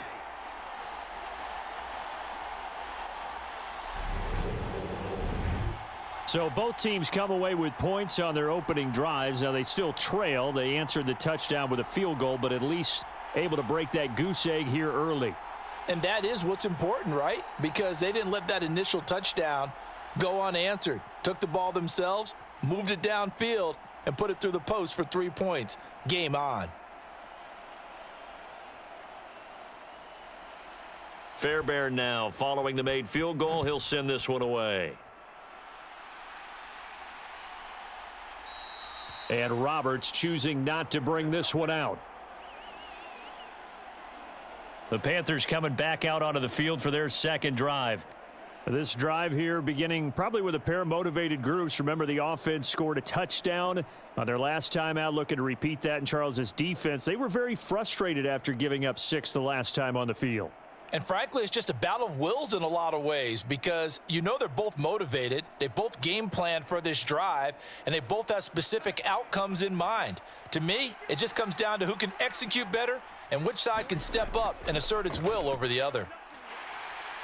And the result here, a pickup of 8. Leaves them with 2 to go on 2nd down. You often say that sort of opens the playbook now, 2nd and short. What do you think, early shot here? I like where you're going. Obviously, we've been together for a while because you know me. I want to take that shot early and loosen things up. Here's a 2nd and 2 now from the 33. They'll run it here. This is Deontay Foreman. And this is going to be a Panthers 1st down as the tackle made at about the 38. 2nd and 2 is prime time for a little bit of a gamble, isn't it? Open up the playbook, go play action, toss that bad boy deep. But in this situation, go ahead and give it to your back. Let him pick up a 1st down. Keep the sticks moving. So here's a 1st and 10 at the 38. Straight ahead with Hubbard. And he's going to be stopped up quickly here. Just a yard up to the 39. Oh, there's plenty of traffic waiting for him up the middle. But give him credit, he tried barreling through anyway. They're fortunate to get a yard out of that one.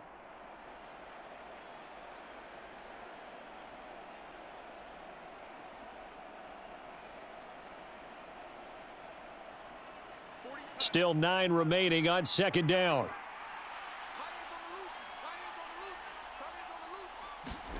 And they'll try the air now with Darnold. Now he'll dump it underneath to his running back, complete. The result, only 4 yards there on the play. And it brings up 3rd and 5 now. Well, offensively, that's the mismatch that you want. You want to force a linebacker to try and cover your back out of the backfield, out in some open space. But linebackers nowadays, they run like backs, and they take a lot of pride in covering. What a nice play he made there in the open field. He'll find his man, Terrace Marshall, complete. And he is going to have a Panthers first down as they're able to get the 3rd down conversion. After one, 7-3 the score on EA Sports.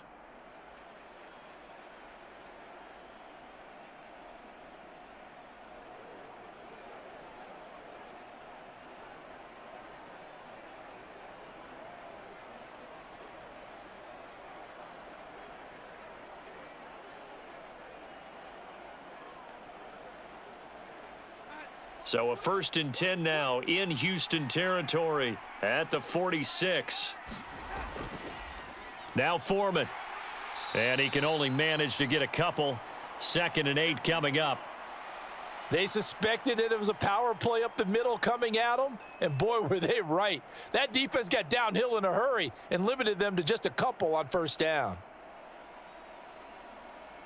The last run good for 2. Here's 2nd and 8.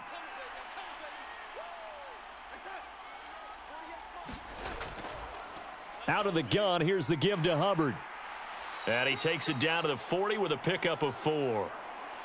When you find that kind of yardage, you couldn't be more confident as a ball carrier. And guess what? You're going to go back and tell your offensive coordinator, I'd like to keep carrying it, thank you.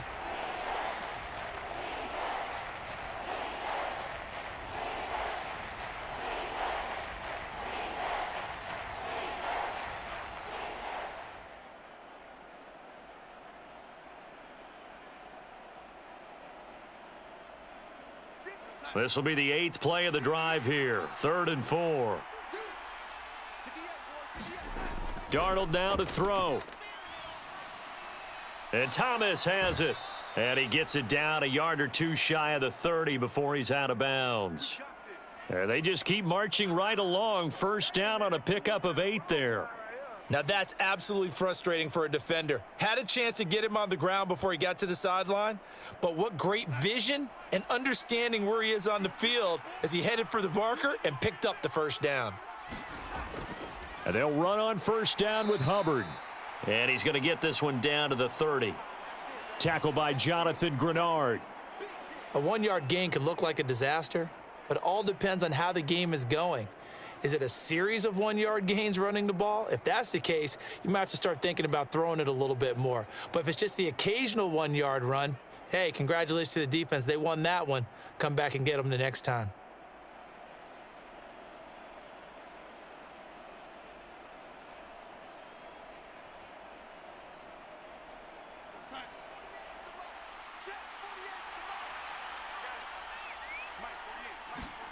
On 2nd and 9, Darnold. He's going to look deep down the field. And that will be incomplete. Tried to dial up the long one way out there, but it'll be 3rd down. There is something to a game plan with trying to keep a defense honest. With a guy with that type of speed, you do so. Send him deep. Try and throw some air under it and hope you connect downfield. On that play, they run successful. To throw is Darnold. And that's going to be incomplete. The contact there enough to jar that ball free, and it brings up 4th down. Even without a ton of pressure in his face, it just shows how difficult it is to pick apart his own defense. Those guys are sitting back, and they're not playing receivers as much as they're playing the eyes of the quarterback and when he delivers the ball.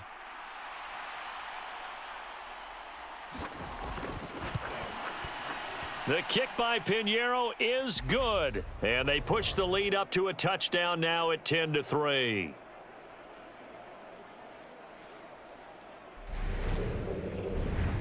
So a nice kick there as they add 3 to the lead. And from what I've seen so far, Brandon, I think they've been the better of the two teams here in the first half. So even though you want the touchdown, I think that's a nice job there to put 3 points on the board.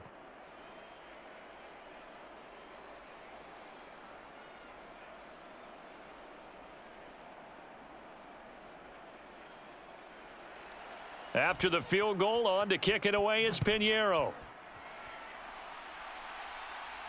Taking it about the 1. And able to get this across the 20, but not much further as he's dropped at the 23-yard line.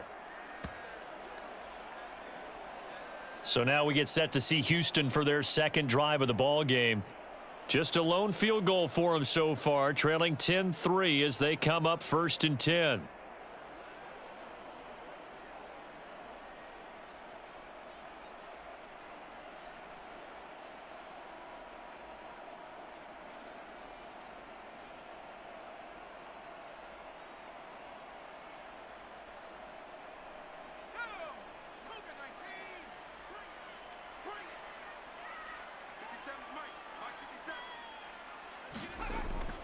They'll start on the ground with Pierce. And he'll get this just across the 25-yard line. Give credit to the defense for stringing that play out, and they gave up no cutback angle. You know he was trying to dart through. No place for him to go. A nice job there, only giving up a 3-yard gain. Ball at the 26, 2nd and 7.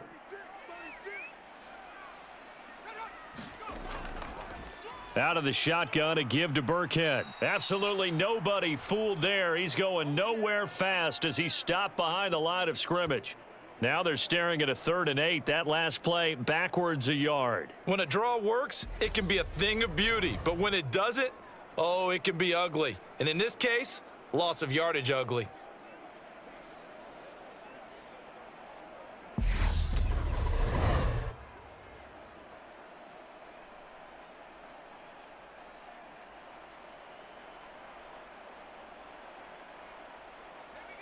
The Panthers turn to their nickel set here as they get ready for 3rd down.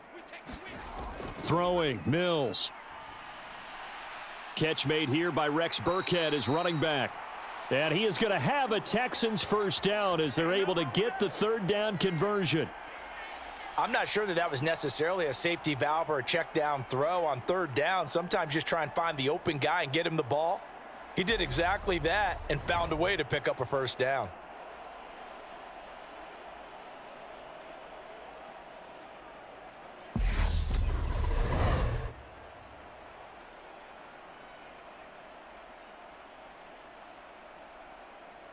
So from the 39 now, they'll come up on a 1st and 10. Mills. And that one drops down, incomplete. Good coverage there, forced the ball free, and it's 2nd down. They went with a dime look on defense. 2 extra defensive backs on the field and covered up essentially every blade of grass. That allowed them to disrupt the play. So line of scrimmage still the 39 on 2nd and 10. Mills now. Now he'll dump it underneath to his running back, complete. He'll get only 3 there, so it leaves him with a 3rd and 7 ahead. And just in general, Charles, on a play like that, how tough is it for the defense to account for a running back essentially being a receiver downfield? It's very difficult, especially if the running back has skills like a receiver, and you're aware of that before the game even begins. So throughout your practice sessions, you're going to want to be aware of him. Where is he lining up? What can he do? What kind of damage can he do to us downfield? And who can match up with him without weakening our overall defense? You're exactly right. It's a tough task to match up to him. That's a play that will likely be forgotten when you talk about big moments in this game. But plays like this are critical to keep drives going. And if points result, we'll call this play significant.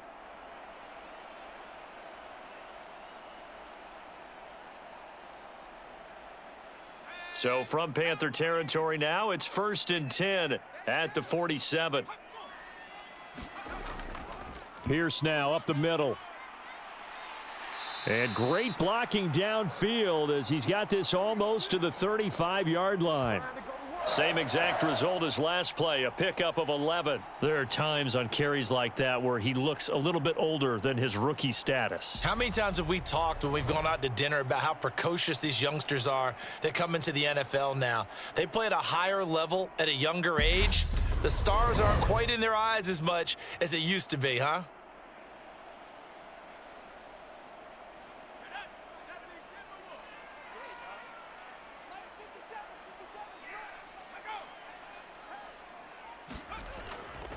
First down, they go right back to Pierce.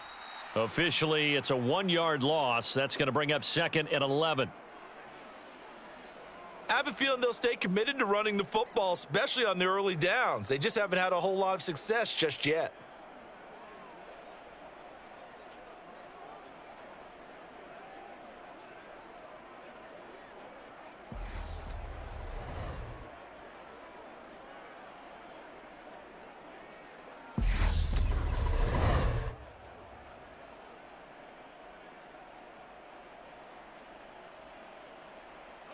Maybe just a slight detour on what's been a strong drive. Here's 2nd and 11.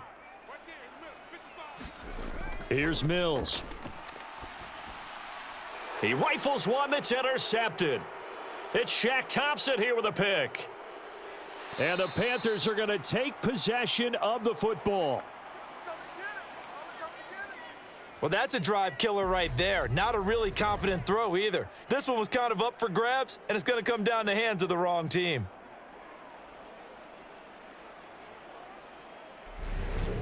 The Panthers offense here, they get ready to head back on the field. And they'll have good field position here following the interception and a chance to build on their lead as they start with a 1st and 10.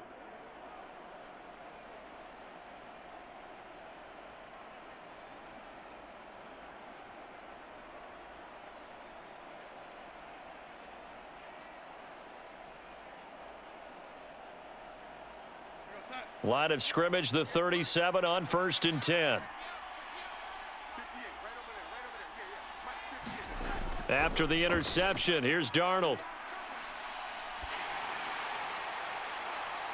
And this is going to be intercepted. Jalen Petrie picks it off. And the Texans are going to take over once again at their own 25-yard line.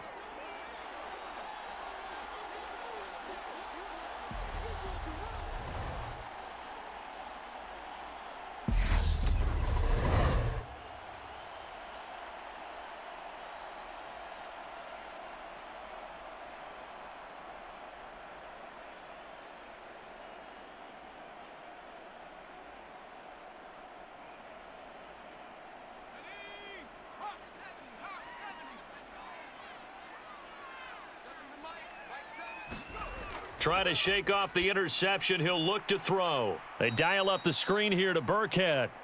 And he will lose yardage here back at the 23-yard line.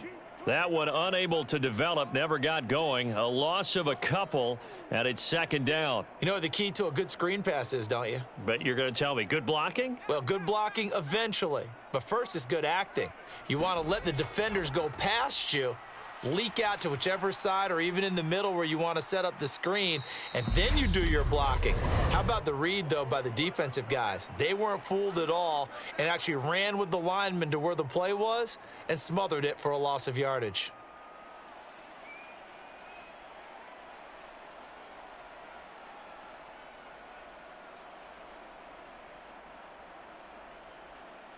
It looks like, yes, it is 6 defensive backs on the field for Carolina. They're going with a dime set. Looking to throw is Mills. Pressure comes in. He's brought down. It's a Panther sack. The Panthers going to use the 2nd of their timeouts as they'll head to the sideline and talk over what to do next.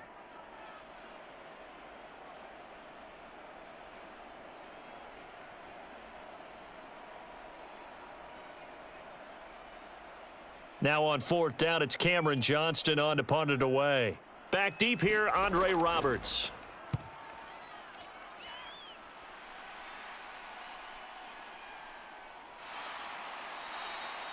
A big kick there. We'll call it 56 yards on the punt. And the Panthers will take over now, 1st and 10. Carolina getting set to take the field. And for this offense, Charles, you got to think kind of crucial here to put something together on this drive, because remember last time out they threw the interception on the very first play. And you can't afford to let this defense keep building any more momentum. They're playing awfully well, and they're awfully confident right now. To me, it's time to attack and take some of that momentum back, but make sure you're selective in doing so. Understand where you want to throw the football and make sure it's open before the ball leaves your hands. Meanwhile, Darnold's throw here into the hands of Moore. And they're able to get this one across the 35. 16 yards right off the bat and a first down.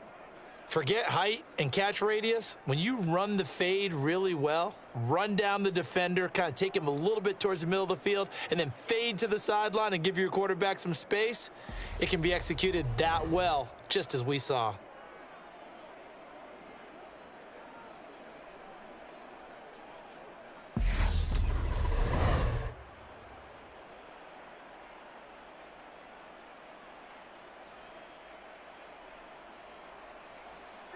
One play has him to the 37 here for 1st and 10.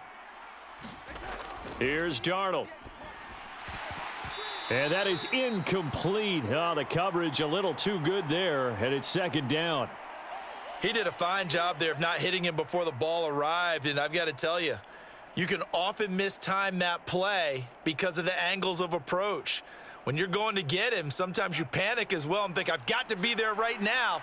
Instead, in this case, timed it perfectly and knocked it free. To throw once more on 2nd and 10. Darnold can't get away, and he's taken down. Now the Texans will burn the first of their timeouts as they'll stop it with just over 40 seconds to go in the first half.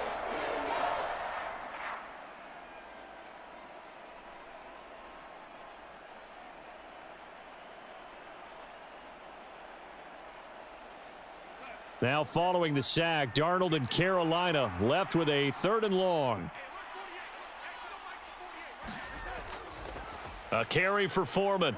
And they'll indeed stop him on 3rd down. And now what do you want to do with your timeouts? Now a second timeout called for by the defense as they stop it here with just under 40 ticks to go in this first half.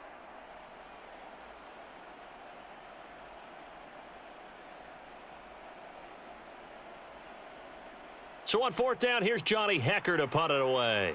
Desmond King back deep.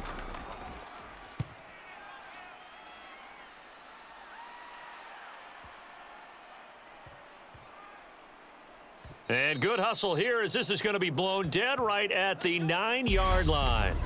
Well, someone's going to be happy with that effort. You know who else is going to be happy? His defense. Absolutely. He's created a very long field for that offense to try to traverse. And he got some help from Mr. Football there, checking up nicely. Good English on that punt.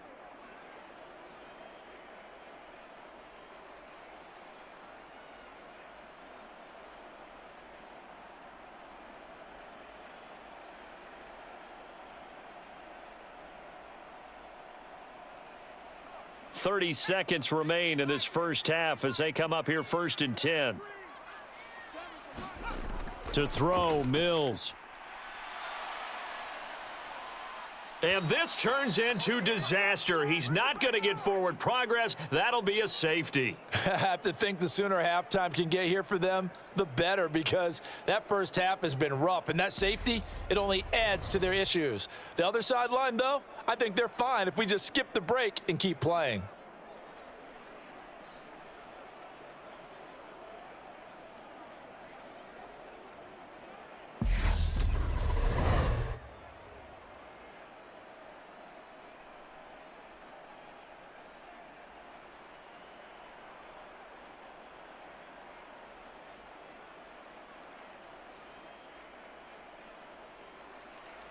And remember, following the safety, you give the football up as well, and they free kick it from the 20 now. Here now, Roberts.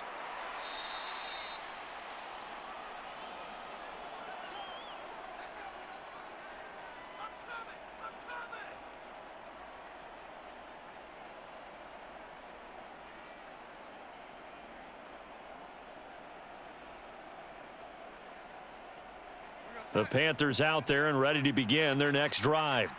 And with a 2-score lead already, they may just look to get this thing to the locker room. And they'll indeed start on the ground to run that clock. And defensively, they're just looking to keep him contained as they're able to get him down. Give him 5 on the carry there, and it'll be 2nd down. So we come upon halftime with 9 points separating these two teams. As we send you on over to Orlando for Jonathan Coachman at our EA Sports Halftime Report. Take it away, Coach. Okay, Brandon, thanks very much. Back to you guys in a bit.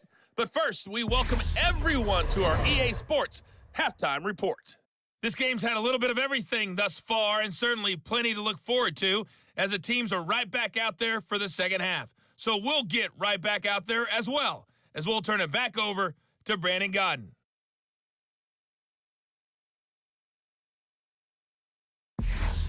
Okay, Coach, thanks as always to you and the gang in Orlando as we welcome everyone back in for quarter number 3.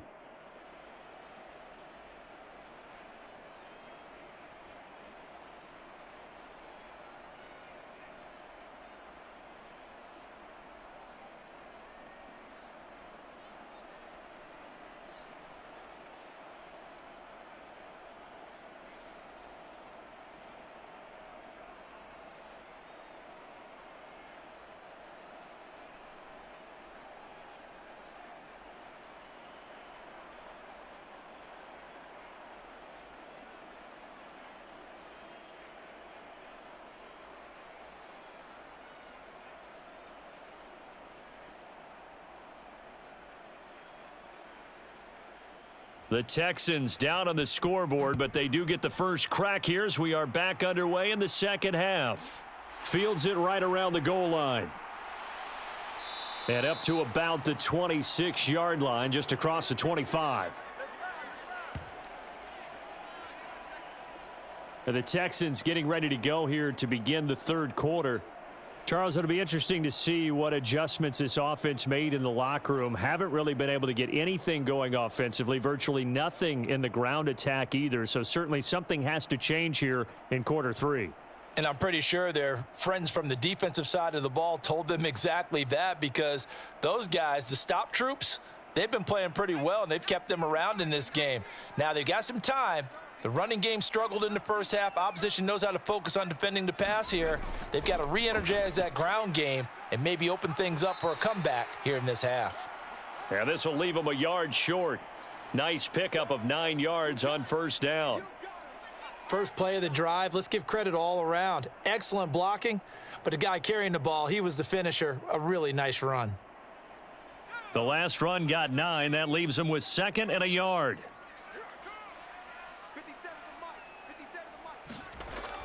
Looking to throw.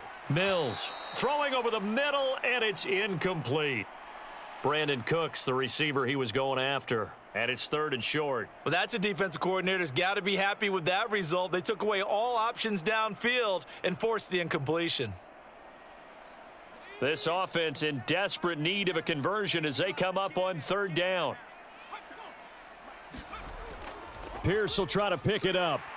And he will have a first down as they get him to the ground at the 37. Only 3 there on the pickup, but that's enough to move the chains. Well, they still have time to get him established, but in my estimation, they've got to pick up the urgency here. They've got to get quickly in and out of the huddle and run off a bunch more plays.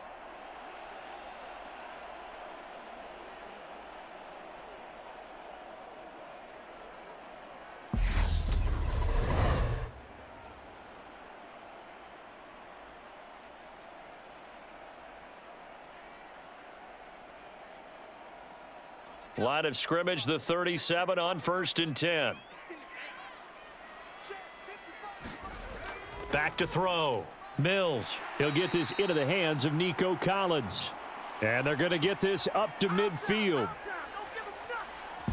That was a nicely run slant route, and what the receiver's trying to do is make the defender think he's going upfield for a deeper route, and then breaks it off, usually after about 3 to 4 steps, and cuts towards the middle of the field. And now what he's trying to do is use his body to keep the defender away from the football and give the quarterback a really nice target.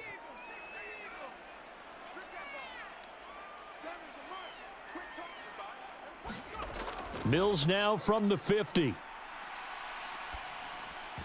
And this will be incomplete. Physical play on the football there, and it's 2nd down. As soon as he leaked out and began his route, someone on the defensive side broke with him and arrived just in time to separate him from another reception.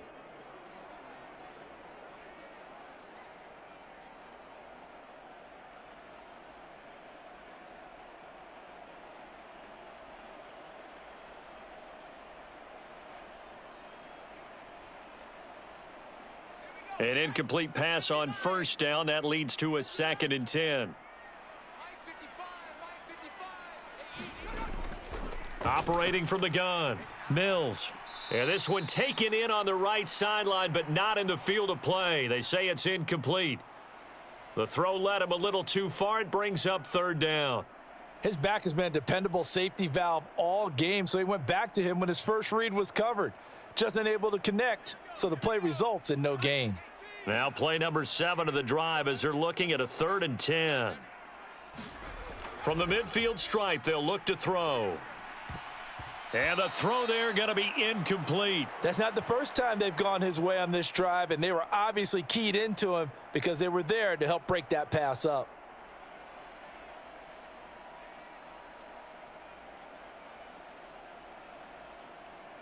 Here's Cameron Johnston now. He'll boot it away from about his 35. And he gets it away, a directional kick going toward the sideline. There, this punt will go out of bounds. I think it'll be inside the 25, and it will. Right at the 24-yard line is where they'll spot it. The Panthers offense now, they head back on the field for their first possession of the second half.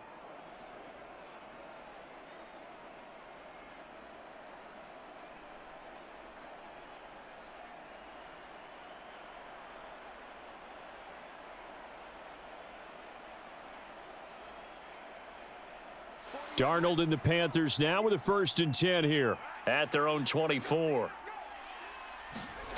Back to throw, Darnold. Connection made with Shenault. Simple drag route here, lined up out left and tried to work his way back across the field. You probably saw me twitch there, partner, because I think he wanted the ball a little bit sooner.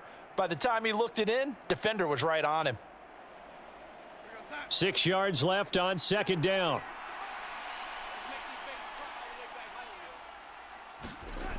Here's Darnold. Eluding the pressure right. He's got the connection to Moore. On the move past the 40. And he's going to get this down to the 35-yard line. 36 yards on the play. Oftentimes now, offenses aren't nearly as precise as days gone by. They just tell receivers, find an open patch of grass and let the quarterback find you. And that's exactly what they did on that play. First with the pass through the air, nice chunk of yardage there, and then additional pickup with his legs after the catch.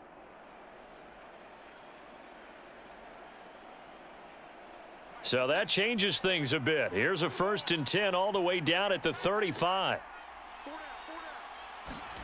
Out of the shotgun, here's Darnold. And he'll go right back to Moore, complete again. And he'll be brought down at about the 23-yard line. You can see the time and effort and thought that they've put into their passing game because it was evident right there. It looks like a simple pitch and catch, but you and I both know that they have planned for this and worked hard to make it happen.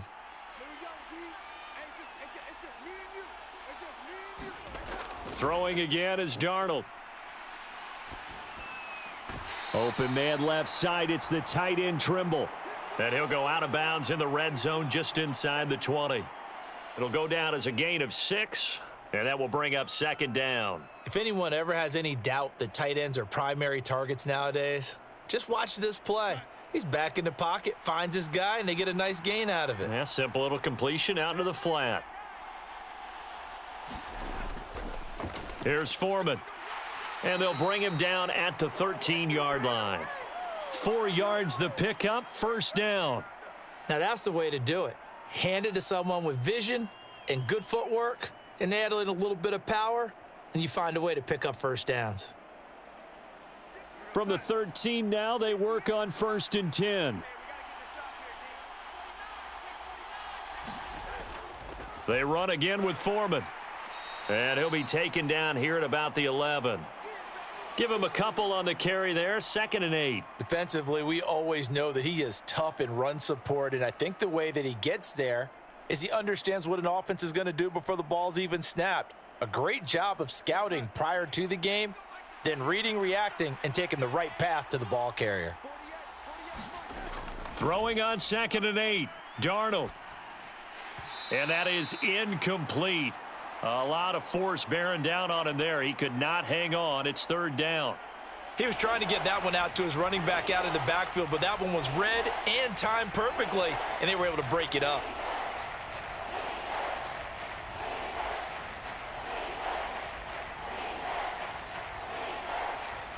Eighth play of the drive forthcoming, and they need 8 yards on third down. Darnold. And he's going to be dropped. Back at the 15-yard line. Jonathan Grenard able to drop him that time for his second sack of the evening. And keep in mind, in addition to the 2 sacks that he now has, CD, he's also had a couple of quarterback hurries. He's been very disruptive. To put it mildly, and it reminds me of the time I asked an offensive tackle who struggled like this in a game. He said he was telling the coach, hey, what do you want me to do? This guy's just eating me alive. And the coach finally just looked at him and said, applaud.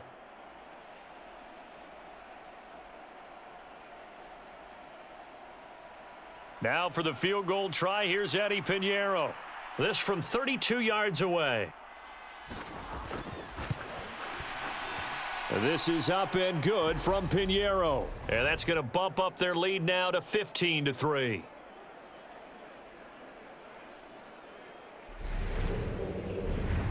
So the lead extended, and I think at this point you say, hey, defense, take us to the end. Well, if I got some good music to put to that, I could have a good country hit. I like the way you expressed yourself there.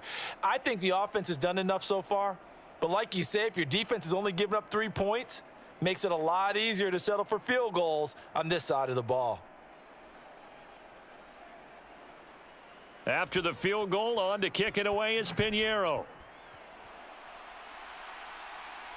Taking it about the 1. And he takes this near the 25. Just a little pass there. Call it the 26. The Texans getting set here to take over again on offense.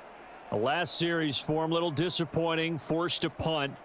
And now they'll try to do better here and come away with some points as they begin this drive, 1st and 10.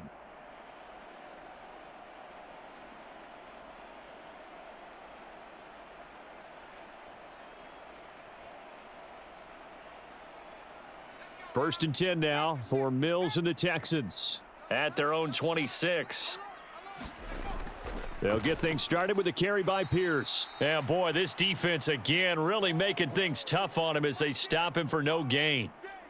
Now, they struggled to get him rolling on the ground in the first half, and that's sort of continuing here in the third quarter. Yeah, but I don't think it's time to abandon the running game. I would say keep feeding the horse, and I believe he'll eventually reward them, especially as we get deeper in the game.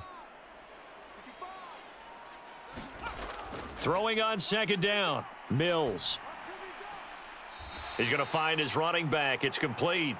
And he's out of bounds, able to take this one up to the 35. 9 yards, not quite enough, and they'll be left now with 3rd and 1. And we see another pitch and catch there to the running back. This position just continues to evolve. They become just as critical to the passing attack as a lot of receivers, tight ends, because their ability to make people miss in the open field can really generate big plays for an offense. And he's got the first down yardage before he's brought down at the 42. It's a 7-yard gain there, and it's good enough to move the chains. Sometimes with the running game, you've just got to stick with it. Look, it's the third quarter, no time to panic. But that also doesn't mean you just do it the same way you've been doing it the entire ball game. Maybe change up some blocking assignments or run a few different plays, but stay with the overall essence of the running game.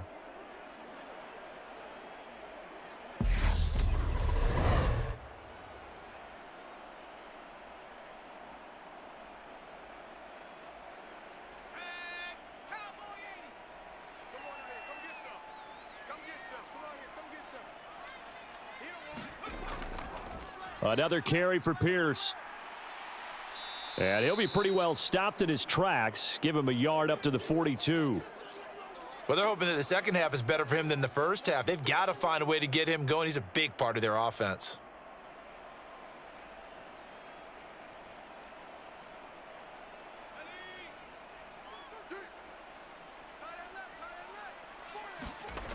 On 2nd and 9, Mills. And Cooks has it over the middle. They get 6. That'll leave them with 3rd and 4.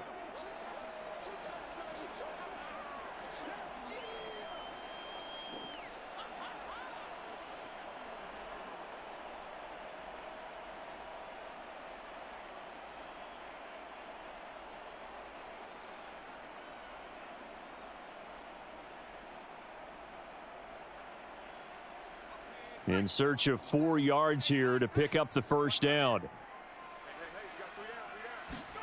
Looking to throw. Mills. And he's got a man. It's the tight end Howard, complete. And they're going to have another first down as the tackle's made at the Panthers' 41-yard line. 1 quarter remains here in this Thursday night matchup. You're watching the NFL on EA Sports.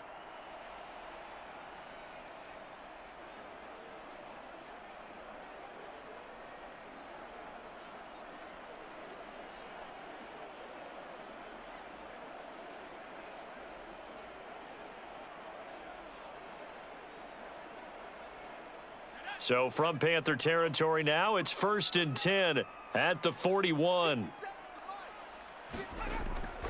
Back to the ground with Pierce. And this one's going to go the wrong way. Losing yardage back at the 42. He'll lose a yard there, and it's 2nd and 11. And the trend continues here in the 4th like it was in the 1st, 2nd, and 3rd. He's had nowhere to run. And you're probably thinking to yourself, why do they keep feeding him the football? Well, they trust him first and foremost. They do believe that over time he might actually pop one of these runs. But bottom line is he takes care of the ball well for them, so they'll keep handing it to him.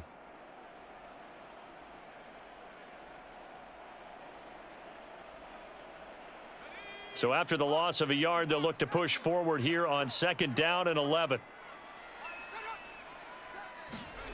Working out of the gun, Mills. Throw left side, complete. That's Pierce. And he's going to be taken down just shy of the 35.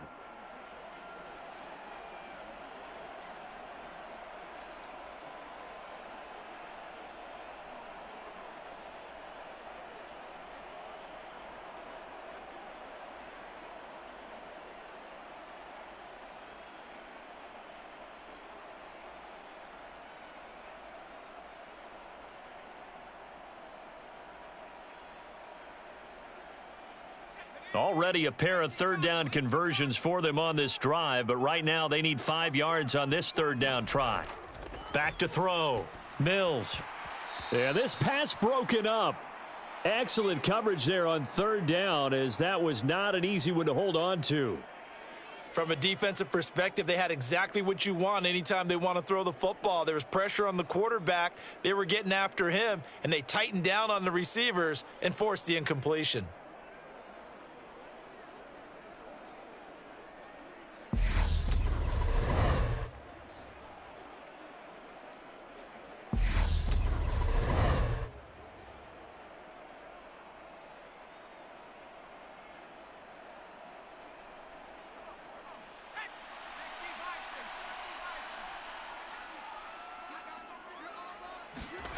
Mills, 4th down, gotta have it. He finds his tight end Howard, that's complete. And he is going to have a Texans first down as they find a way to convert on 4th and 10. Felt compelled to go for it there on 4th down, trailing in the 4th quarter. They got it done. And there's always a lot of pressure on a 4th down call. Doesn't matter the distance. You still have to get it done, as you noted, and they did. So the drive stays alive after the 4th down conversion. 1st and 10 inside the 30. And they'll throw again. Here's Mills. And he's going to be taken down here. A sack back at the 32. Derek Brown, his 2nd sack of the night. And this dominant defensive performance continued on that play. This poor quarterback, he's not received the protection he needs and has had to pick himself up off the turf far too often.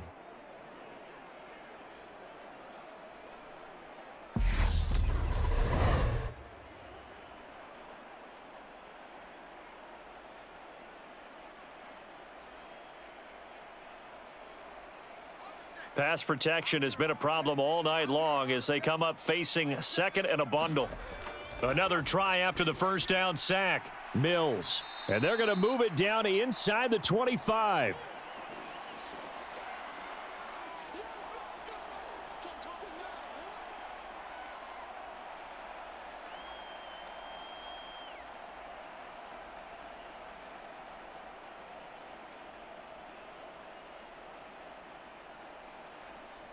The offense on 3rd down tonight, 5 out of 9 thus far. This is 3rd and 8. Looking to throw. Mills. And that's going to be incomplete. The coverage too good there. The contact popped the ball free, and it's 4th down. It's been clear in this matchup which side has been the more physical one. It's been this defense. And here's another example on that last play.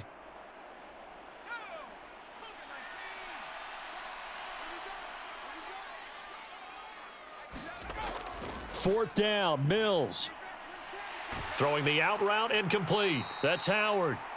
And he will be brought down at about the 6-yard line. The time to pull out the stops is now, and they convert there on 4th down. 4th down, trailing in the 4th quarter. They felt compelled to go for it, and they got it. Well, I'd look down at my play sheet, and what I would find, plays that have been successful throughout the game that have worked at the distance you need, and that's exactly what they got done.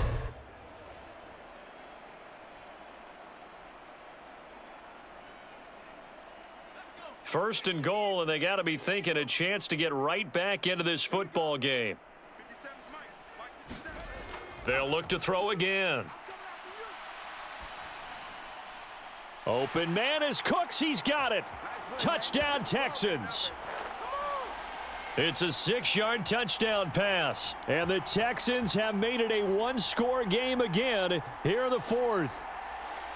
Well, time to let those folks know who are tuning in looking for the late local news. We may be a moment because we've got a game again. And, partner, except for those on the West Coast where it'll be seen in its regular time, right? That's the way it works, doesn't it?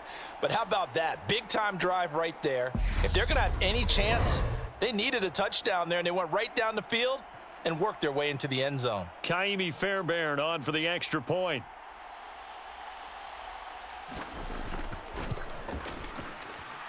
And he knocks it through. That makes it a 5-point ball game. It's 15-10 now.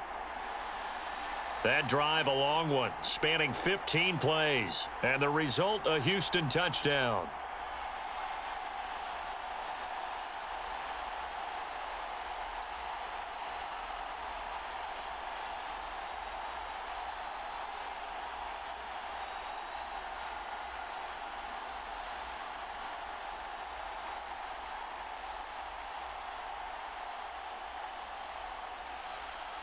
So after the touchdown, here's Fairbairn now to kick it away.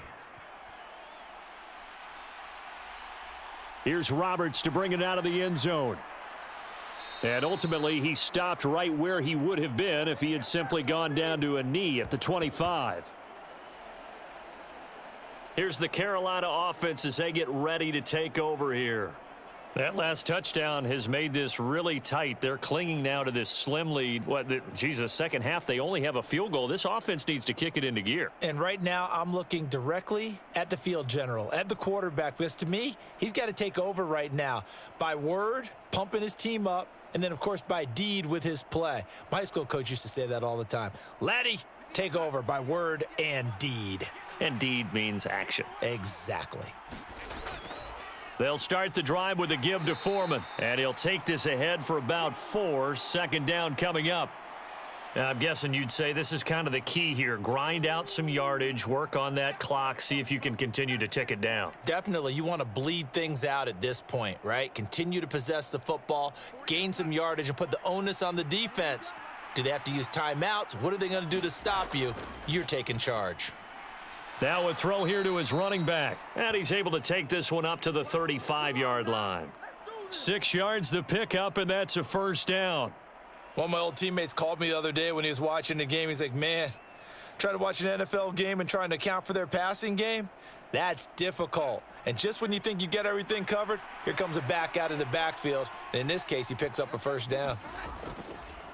They'll run with Foreman. And not a whole lot of room to operate there on the first down run. He gets maybe 3. I'm sure that's going to be the formula. Just keep the ball on the ground. Keep that clock moving. And when you have the lead this late in the game, above all, stay in bounds. Yes, take care of the football. Yes, gain yardage, but stay in bounds and let that clock tick. Off of play action, Darnold. Looking left side, that's caught by Moore. And he's going to be taken down with another first down as the stop's made at the Texans' 44-yard line. They give him 17 yards that time as that'll move the chains. And these guys certainly are not hiding what their intention is. They're absolutely showing it. They're definitely not going to sit on this lead here in the fourth quarter.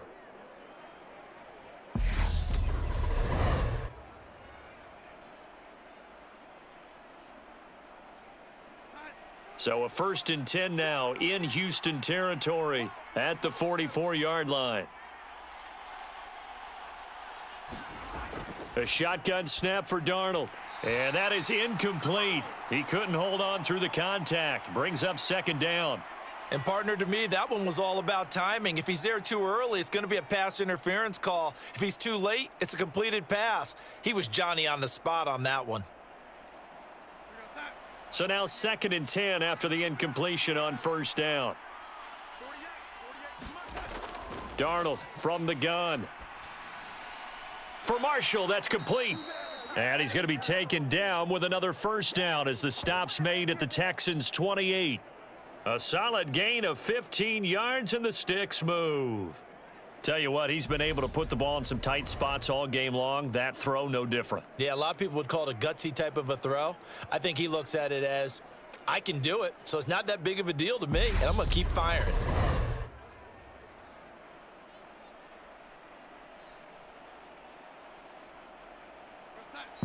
Fourth quarter, down to the final 2 minutes, and we've got a one-score game.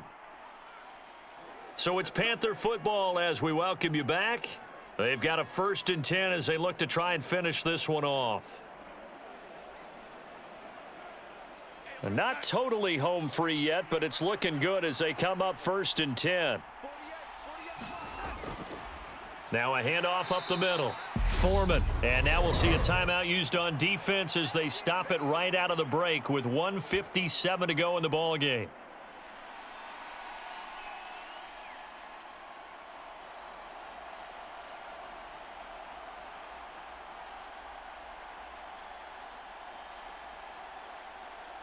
Have to imagine this will be on the ground as well as they come up 2nd and 7.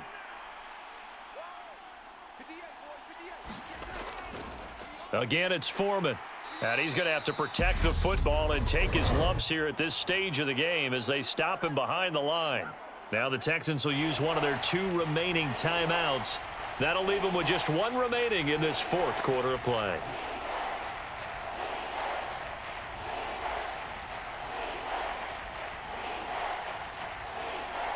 Play number 9 on the drive coming up, and they need 9 yards on 3rd down. Darnold. And this is caught. He hits more. And they do get him down, but not before he's able to slip it inside the 5-yard line.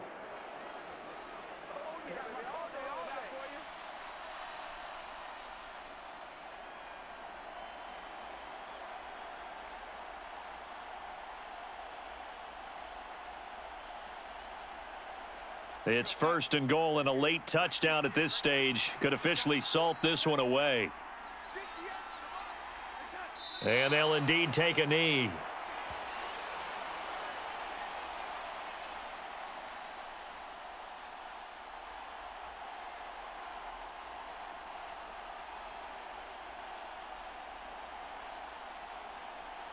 Back at the 5-yard line now, 2nd and goal.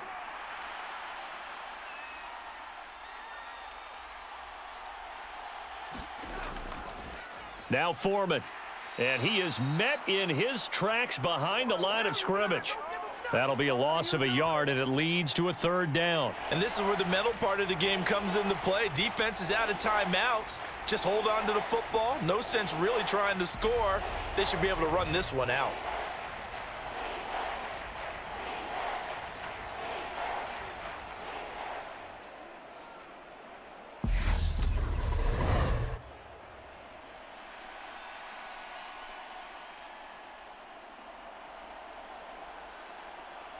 A lot of tired bodies on that field, but this is a big play, 3rd and goal.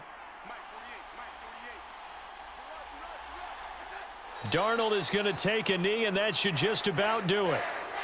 Yeah, it's fun to kneel down in front of your home crowd, but when you go on the road, that band of brothers attitude, right, just us against the world, and get it done, how happy are they? I remember a coach at a previous stop telling me, you get a win on the road, doesn't matter the opponent, get out of there like you stole something. And they did in this one.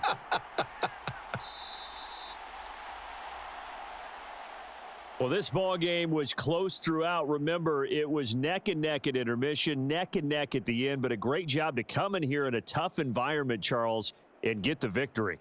Yeah, tough environment indeed. How about all the people we can hear shouting from their seats right below us, partner? They weren't real happy that their team didn't keep the home field. How about how these visitors came in, calm every step of the way, even with all the pressure, and found a way to get out of here with a win?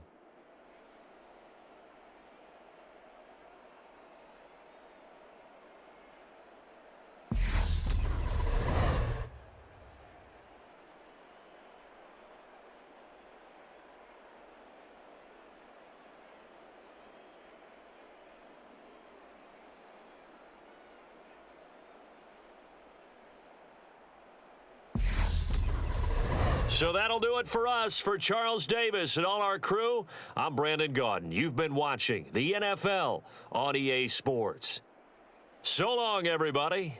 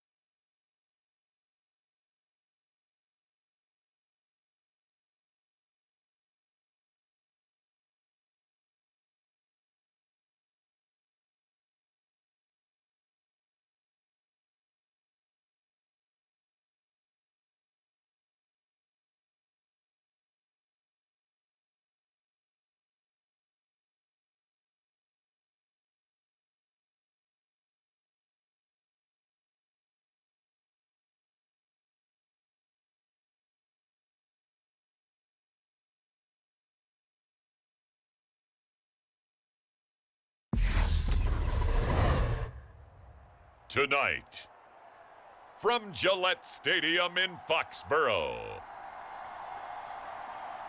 It's a special prime time edition of the NFL on EA Sports.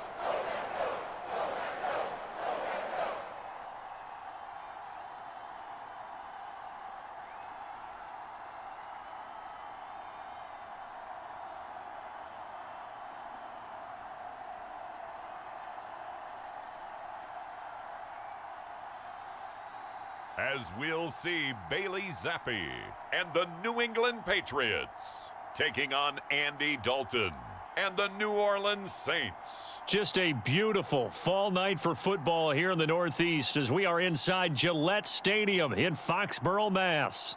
Tonight on this fine Thursday night, we've got a good one in store between the New Orleans Saints and the New England Patriots.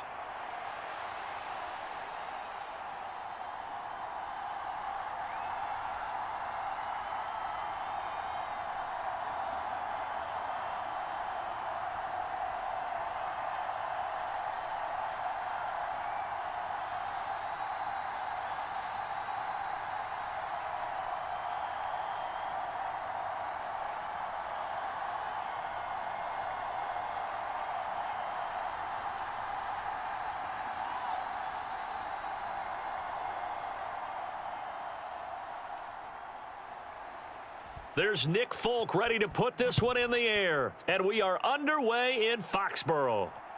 This taken in at the goal line. And he'll go down as this drive will start at the 25-yard line. And here come the Saints for their opening drive.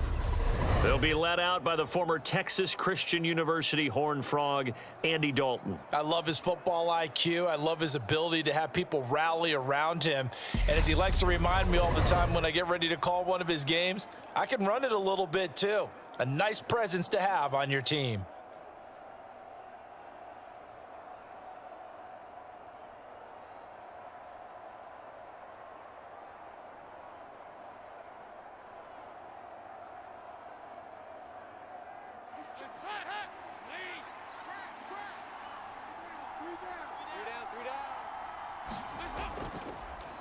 They begin on the ground with Kamara, and he's taken down but able to slip across the 35.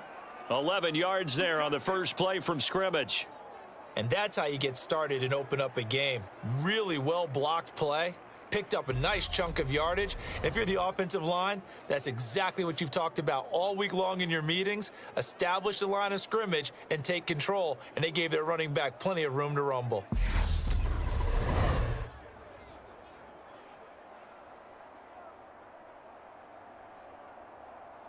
So from the 36 now, 1st and 10.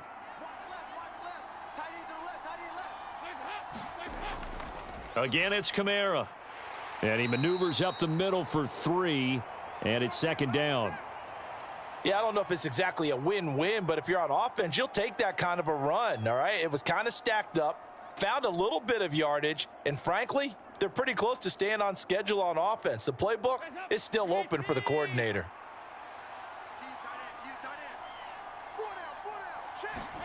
From the 39, Dalton.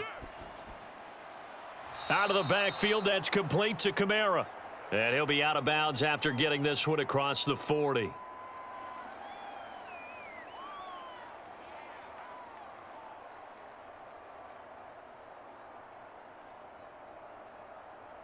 An extra corner comes on now for the Patriots D on 3rd down. Hey, watch the slant. Here's Dalton. Looking for Landry, and it's intercepted. Picked off by Adrian Phillips. And he takes this one back into the end zone, and the Patriot defense has a touchdown. So a big defensive play there on the opening drive, no less, as they make the interception and bring it back for the score. And I think that's a signal for how this defense wants to play. They want to be disruptive, and you know they're going to take some chances. Well, sometimes it can burn you, but right there, it paid off.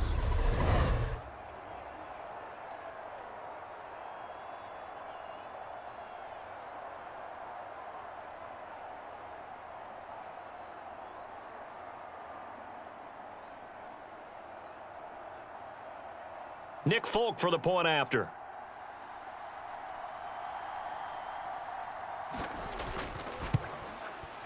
And he gets it to make it 7-0 Patriots.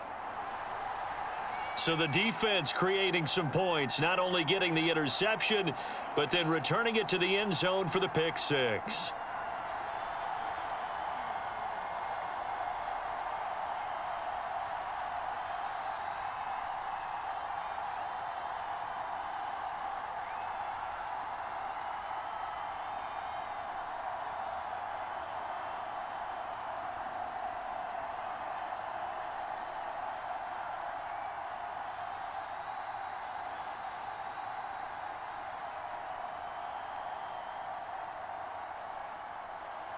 So they throw the pick six. They'll get another shot at it now as this one's in the air.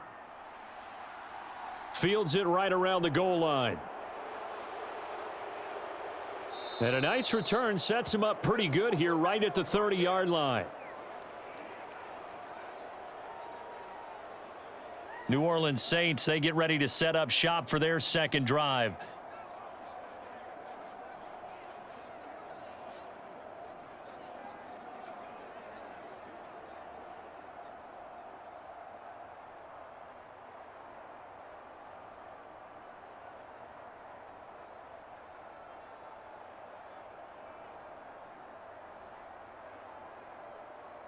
So 1st and 10 now from the 30. Dalton right back on the horse after the pick six. And that's going to be incomplete. Too tough to hold on to that one. It's 2nd down. Well, I certainly thought he had an open look beyond the first down marker to his receiver, but they just couldn't connect, and that will send them back to the drawing board.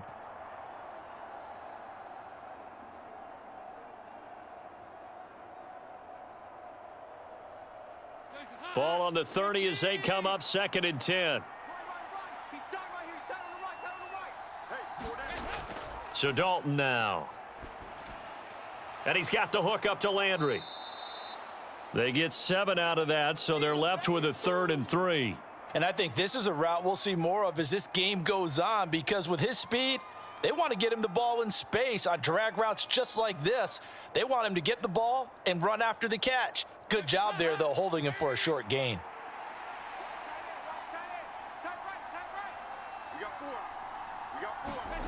They look to throw on 3rd with Dalton. And that will be incomplete. How about that? Red man coverage and decided to test him early.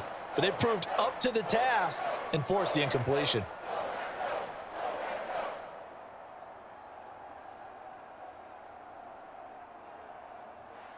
Blake Gillikin on to punt now on 4th down.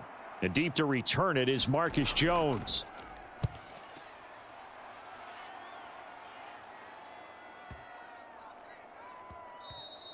And this one hits at the 1, continues on into the end zone for a touchback.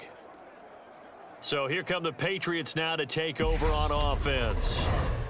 And they will be led out by a guy certainly still trying to prove himself here in the league, the young rookie quarterback.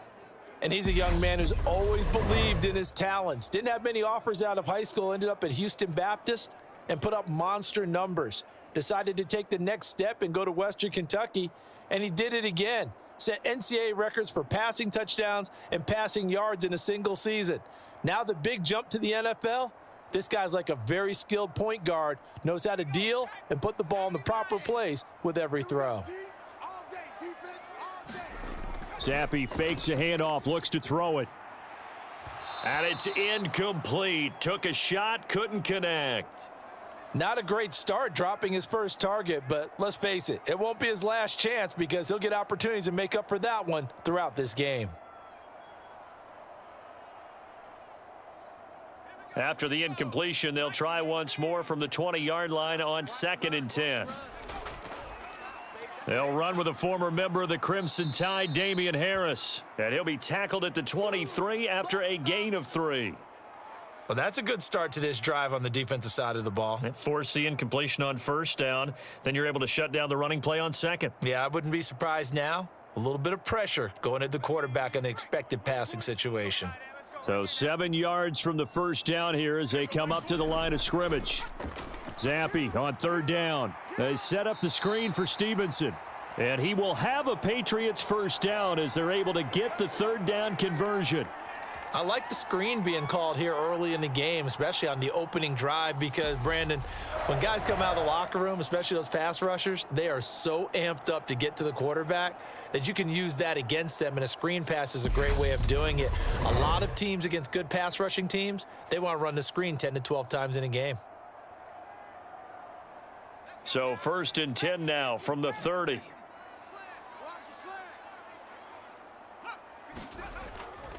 Harris running straight ahead. And he'll manage to pick up about 4. It's 2nd down. Well, on every play call, you realize it's not going to go for a touchdown. So a lot of your calls are setting things up for maybe later in the game, trying to establish the inside run with toughness now, hopefully get to the perimeter later. And let's face it, you could do worse than a 4-yard run on 1st down. To throw on 2nd and 6, Zappe. That's swung out wide to Harris. So give him 5 yards there on the pitch and catch. And 3rd and 1 now.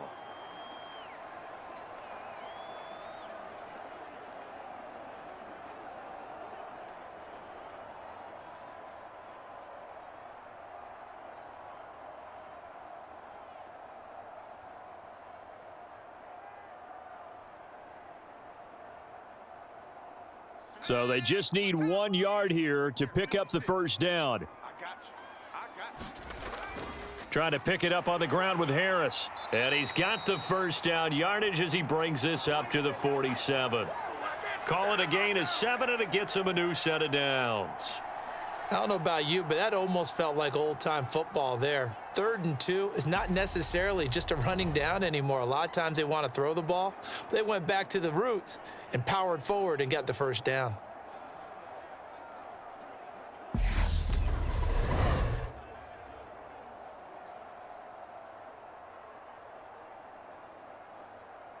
A couple of first downs on the drive already as they'll go from the 47 now on 1st down. They'll run again with Harris. He'll work his way up the middle for a gain of about 4, 2nd down. Well, at the end of all that hitting and hollering, it was a 4-yard run, so the offense is going to go back to huddle and feel pretty good about themselves. Defensively, you have to feel okay because you didn't let it turn into a bigger run, but the goal, shut it down for 2 yards or less. That's when you start to feel good about yourselves. Hey, Mike 20, Mike 20. I'm coming. From just shy of midfield, Zappe. That's complete into the hands of Myers. And they're able to work this across midfield to the 48. When you see zone defense and you know you've got a drag route on as your primary call, you've got to be really careful as a passer about how far you let your guy go because he might wander into some tough coverage. They'll break the huddle and come up on the 9th play of this drive, needing 5 yards on 3rd down. Hunter Henry brings it in. And this is going to be another first down as the tackle's made at the Saints 37. A strong pickup of 11 keeps their drive alive. Well, on 3rd down, he wanted to go to one of his most dependable targets, and that's who he found, his tight end there to pick up the first, Charles. And you use the proper word there, dependable, and sometimes spectacular, because tight ends nowadays, they can do it all. But they're the guys you trust, especially across the middle of the field where there's traffic. He delivers, and they pick up nice yardage. Line of scrimmage, the 37 on 1st and 10. Zappe to throw on 1st down. Right back to Henry, and Henry's got it again. And there's a completion to the tight end. And look at the size of these players nowadays. At that spot, 6'4", 6'5", and up. A lot of guys used to be basketball players, somehow came back to football. And that's really good for the game of football. You're getting better athleticism, great hand-eye coordination, guys who know how to control their bodies when they run their routes. Throwing again on 2nd down. Zappe got his man complete over the middle. That's Henry. And this is going to be another first down as the tackle's made at the Saints' 22-yard line. That one goes for 13 yards, and it moves the sticks. Well, that's not just his first, not his second, already his 3rd completion here on the opening drive. And I think it's safe to say that getting him the ball in this game, one of their top priorities. And the top priority for the defense has got to be finding ways to cover him. And I don't think you can have one basic coverage to get it done. You have to throw a number of coverages at him, make him think as he's running downfield, and hope you can create a little bit of havoc. 11 more yards that go around, a first down as well. Well, this is what you want to see from your rookie quarterback on an opening drive, Charles. He looks cool, he looks calm, he looks collected in marching them down the field. And, Brandon, I just think the game continues to change and evolve because we're calling these guys rookies. But, you know, they've thrown the football so much at a younger level now, way more so than what we saw when guys came into the league when you and I came through. And also just the way, in particular to him, Charles, how he handles himself in meetings, just so professional, mature. Looks like he's been in the league 5 years. Yeah, he cares about the game. He cares about his performance, and it's showing. After one, 7-0 on EA Sports.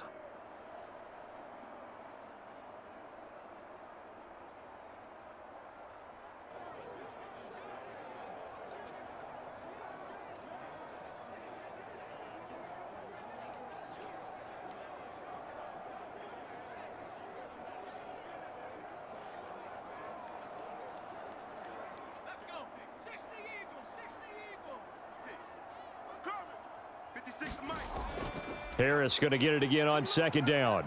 And he's able to get it down to the 2-yard line. It'll be a gain of 4. And they're going to face a third down. Back-to-back 4-yard runs. Now, look, if they just do that all the way downfield, ball ends up in the end zone, but that's a little difficult to do. Yeah, I think now 3rd and 2, that defense ready to stiffen up and stop that run. New England on third down. A perfect 3 for 3 as they look to keep that streak going. This time, and he is in. Touchdown, New England. Damian Harris taking it in from 2 yards out. And the Patriots have taken a 2-touchdown lead now. Well, he finishes off the drive with a touchdown run, Charles. Remember, he also had a catch on this drive as well. And that's what running backs want to be in today's NFL, a complete back. 3 downs, stay on the field, run it and catch it, and he gets it done.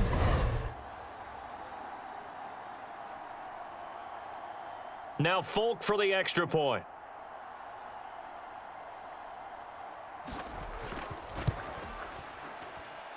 And it's good to make it 14-0. That drive a long one, spanning 15 plays. And it was Damian Harris who finished things off with a touchdown run.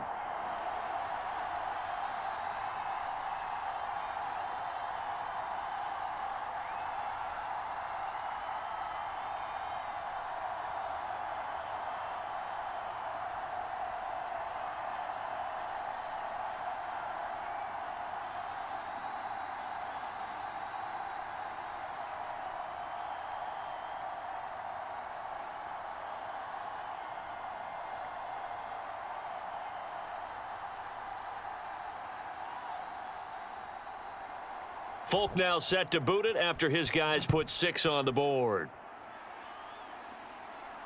Fielded just outside the goal line. And he returns this to the 22. Let's go, come on. Out onto the field comes New Orleans. And they're in a bind early here, down 14-0. Are you worried at this stage or still too early? You're worried. You're just trying not to transmit it to the rest of your team. You want to make sure that they stay positive, but at the same time, you're wondering, how are we going to move the football? What do we have on this play sheet that can work? Get back to basics is usually your answer, and make sure you find the guy who can move the ball fastest for you if you just get it in his hands. Yeah, still second quarter. You get points on the board here. I think you're feeling okay. They start the drive on the ground. Kamara. And a nice run past the 30-yard line there. A good run there on first down, and it'll leave them with a 2nd and 2. They'd love to just strike back with a touchdown right here, and if it's a long play, so be it. But the main goal, get a couple of first downs, run some plays, run some clock, allow their defense to get a chance to catch their breath, settle down, and relax a little bit after they just gave up a score. He stiff arms him. And they'll get it up just short of the 45 at the 44. It'll be a Saints first down on a pickup of 13.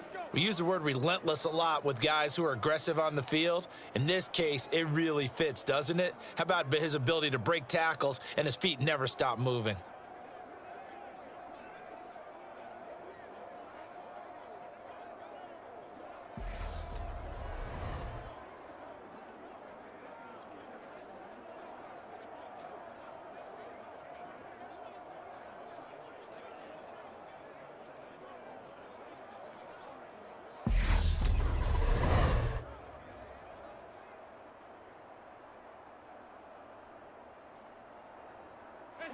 Back-to-back good plays have them on the move on first down. They run it again with Kamara. And a lane slow and materializing there as he'll get maybe a yard up to the 45. Well, give him credit for trying, but there's no fooling the defense with that call. They were reading run, and they set up to stuff the run and then executed.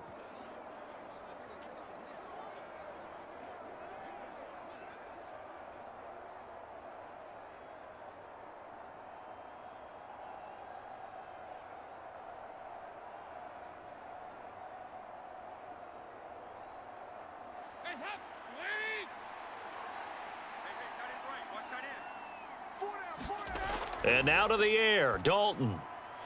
Firing quickly here, and that's complete. Short completion, just 4 yards, and it brings up 3rd and 5 now.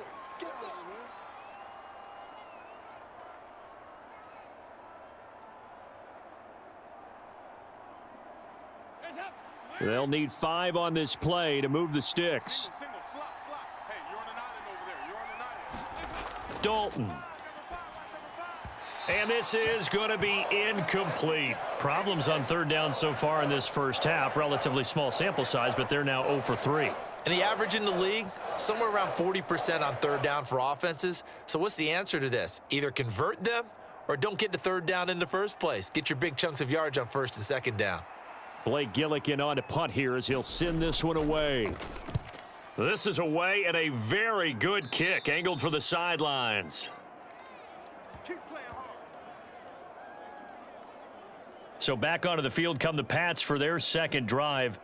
It's been a good first half so far. They're up 14-0. Points here, they could really put them in command before intermission. Yeah, and it's all well and good what they're seeing and how they're feeling right now. But this is the NFL. How many times have we watched 14-0 leads evaporate and quickly? So how have we seen them combat it? Continue to run your offense, but don't back off at all. Don't start looking at the clock. Don't start thinking about, hey, just take care of the football. Keep attacking. Usually the best way to maintain control. A handoff to Harris to begin the drive. And he's going to take this ahead for right around 3 yards, but no more than that. 2nd down. He did have the touchdown run earlier, but not a heck of a lot more than that throughout this game. No, not at all. In fact, I would say that this defense has done as good of a job on him as they have on any runner in recent memory.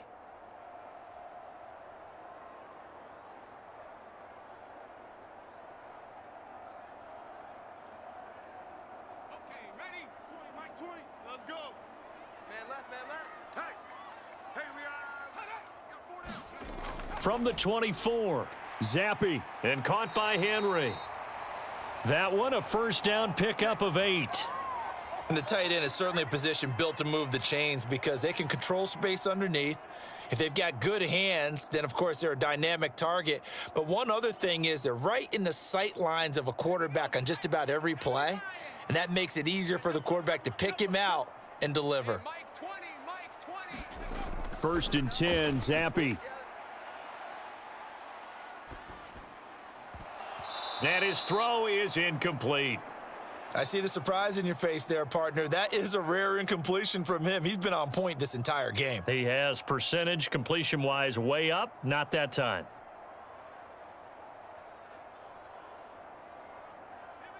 Here's 2nd and 10 now from about the 32. Up the middle, here's Stevenson. And he stopped immediately there. Calling no gain on the run there, and now they'll be looking at a 3rd down.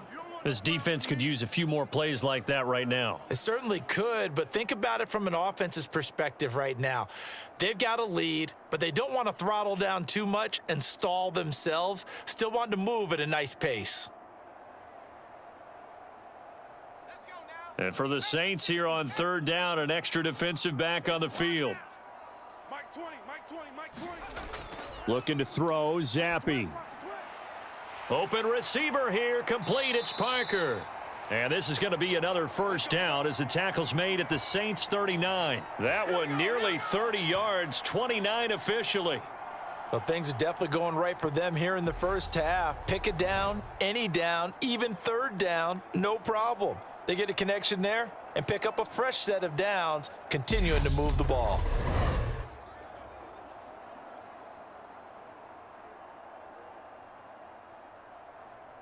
So in Saints territory now. Here's 1st and 10 at the 39-yard line. Zappi looking to throw it on first down. Over the middle, complete. It's Henry. And he's going to be taken down at the 28-yard line. Good strong throw and catch right there. And so far in this game, the alleys have been open for them to get completions, and they're taking advantage of it.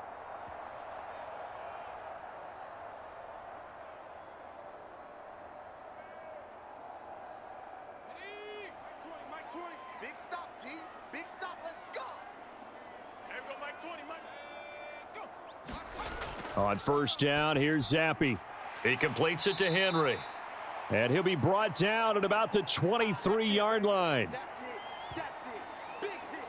Nice rhythm throw there on first down. He located his tight end, made it a nice easy pitch and catch. Hoping he can break a tackle or two. Wasn't able to do that there, but still good yardage.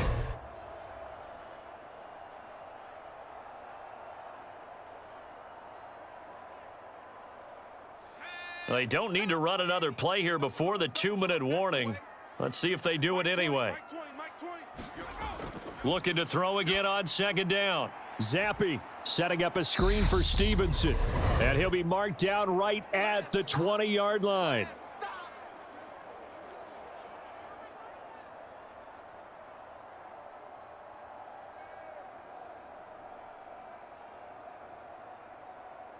Play number 9 set to come here on the drive on 3rd and 2. I don't think you got it, son. 56 to Mike. They'll throw again with Zappi. And that is incomplete. 4th down after the New Orleans defense holds serve. Nice call by the defense there on third down. Just flood the field with extra defensive backs in their dime package. Nowhere to go with the football. Forces the incompletion. Here's Nick Folk now on for the field goal. From the left hash, this from 37. Folk's kick is good, and that will extend their lead even further.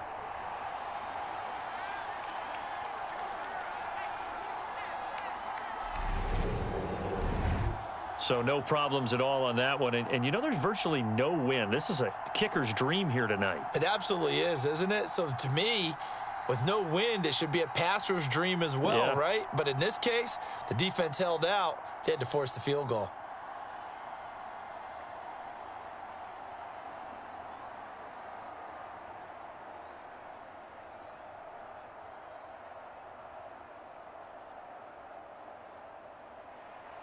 After the made field goal, back out is Nick Folk to kick this one off. Taken in at the 3. And he'll take it up past the 25 to the 26-yard line.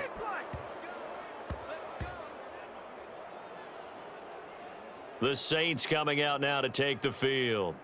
And we don't want to call this desperation time, especially in the second quarter, but you're You don't down. want to. No, but let me finish. Okay, my bad. You're down 3 scores already. You've done nothing offensively, nothing on the scoreboard. That's not a good combination.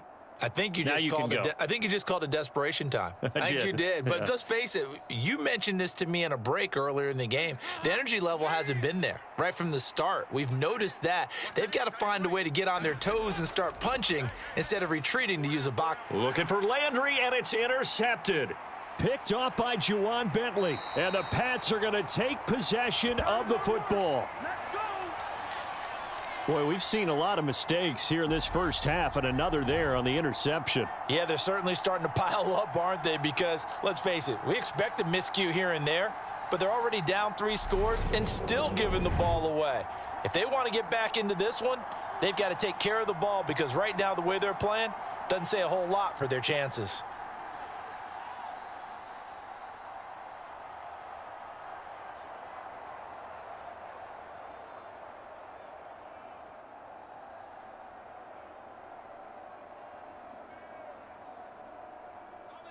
So here's a 1st and 10 now down inside the 20. Zappe now on 1st and 10. Complete. It's Henry. And he's brought down inside the 20 at the 18-yard line.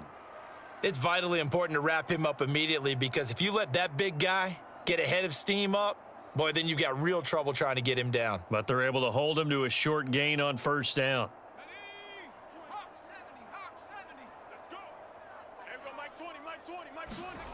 To throw again on 2nd down. Zappe. And he's going to return it to the 21-yard line. Well, Brandon, as they say in popular culture, this one's going to leave a mark, because they can see the end zone, but it'll stay out of reach because of their error. All their offensive teammates have to get with the quarterback right now, offer a little bit of encouragement, because what's done is done. Let's get them next time out. Back out onto the field now comes the New Orleans offense.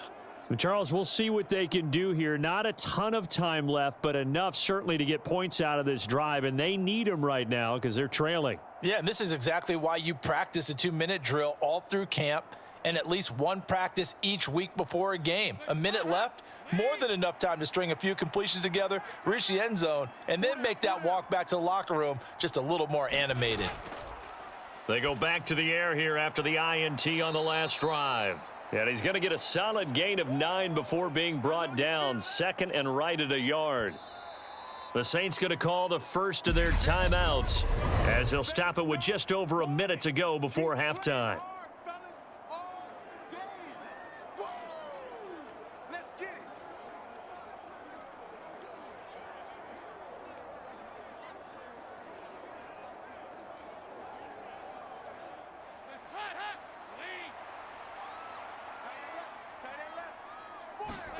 From the 30 on 2nd down, Dalton. Again, he's got that man Landry. And they bring him to the ground just shy of midfield. Now another timeout called for by the offense as they get the stoppage with a little over 50 seconds to go in the first half.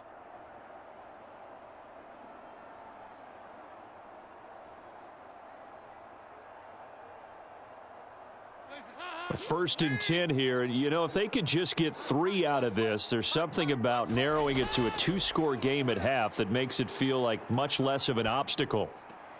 That's complete to his running back, Kamara, and he'll be brought down just shy of the 40.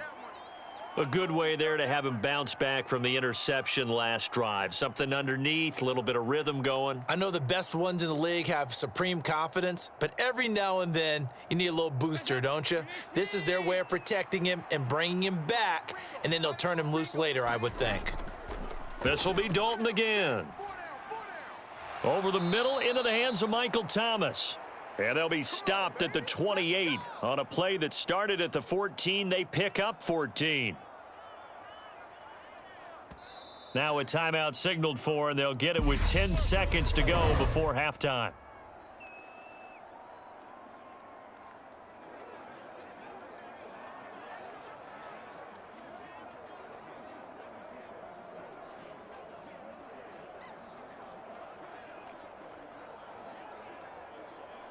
So even though it's first down, here's the field goal unit on now to try to get 3 before halftime. And this will be a 45-yard attempt. The kick by Lutz is good. And they're on the board at least here. It's now 17-3.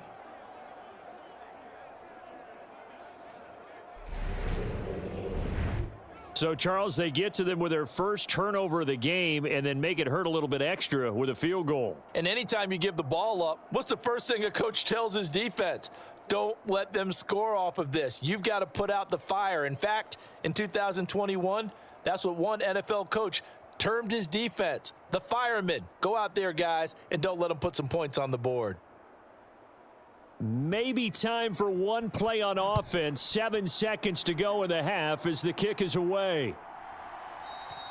And not wanting to risk anything here late in the half, he'll just take a knee and they'll bring the football out to the 25.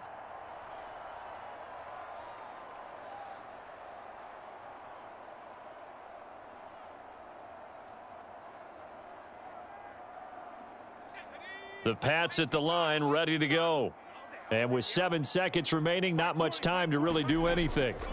And they're just going to run it here up the middle. And defensively, they're just looking to keep him contained as they're able to get him down. So we've reached halftime here at Gillette Stadium with the Patriots on top. As we'll get you down the coast to Orlando for Jonathan Coachman at our EA Sports Halftime Report. Coach. All right, Brandon, thanks very much. Welcome everyone to our brand new studios here in downtown Orlando in the EA Sports Halftime Report. This one has certainly been one-sided to this point. It's a 2-touchdown difference as the teams have already come back out onto the field for the second half.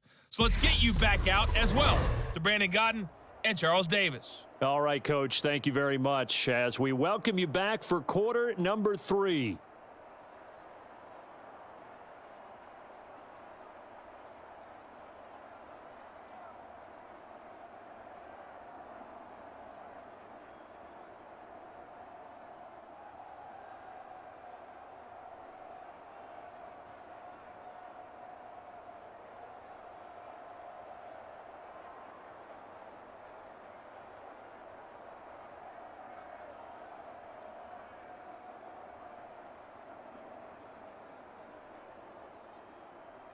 So here we go for half number 2. The Patriots with the lead, and they will be getting the football.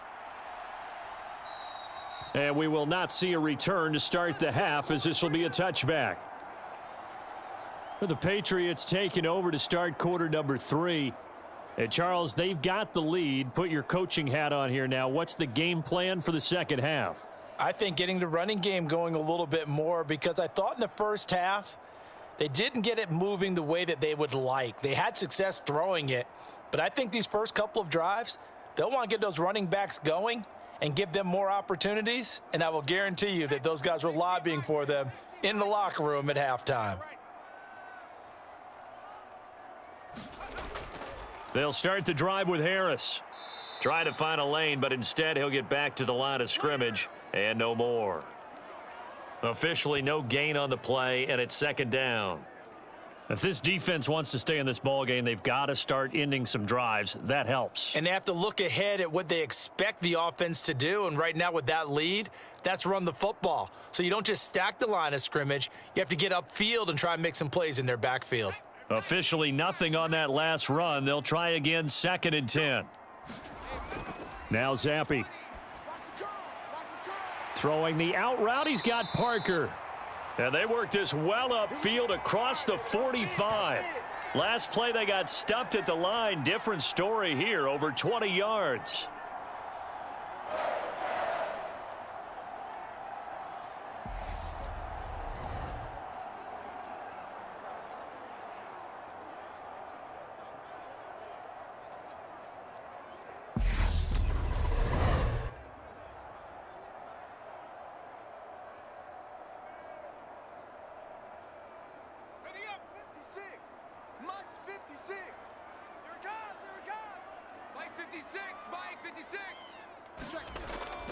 Now a first down carry for Harris. And he's going to take this across the 50 and into Saints territory. 44 yards on the ground for him so far. That play wasn't quite as big as the play that preceded it, but still, got to like the way they're moving the football, partner. Absolutely. Pretty good room to run on that last play. Yeah, they didn't get a first down, but still, you'll take runs like that each and every time, won't you? Let's go, D. It's going to be a long day, offense. Going play action here with Zappe. Finding Henry here on the crossing route. And this is going to be another first down as the tackle's made at the Saints' 25-yard line. A gain there of 21 yards. 2nd and short, that's a rundown, so it's definitely a good time to go play action if you're feeling it. And they do so and pick up a first down.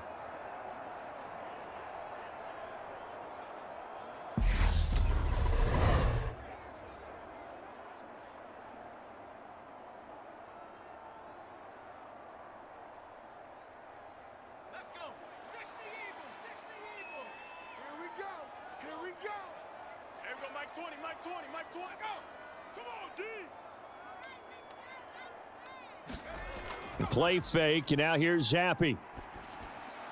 Over the middle, and it's incomplete. They had their backs up against the wall a little bit, and they come through by forcing an incompletion. Now they've got to continue to ratchet up the intensity a couple of more times and get off the field before giving up any more yardage.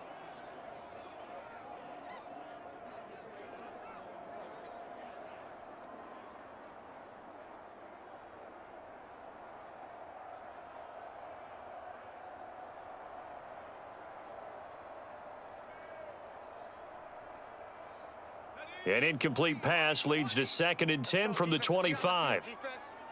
Mike 20, Mike 20, Mike 20. Watch the out. On the give, this is Harris. Down to the 25. They do get a yard there, but only a yard. Leaves them with 3rd and 9 looming. You know that old expression, it's not my night? It hasn't been his so far. I don't know if the legs are a little bit heavy. Sometimes having to hang out all day and play doesn't exactly play to your advantage, but it's been a tough go for him. And every time he looks up, somebody's there defensively. That was the same case on that play. Complete. Hunter Henry with a grab. And he gets it inside the 10 to the 9. They're able to convert on 3rd down, and that sets up a 1st and goal.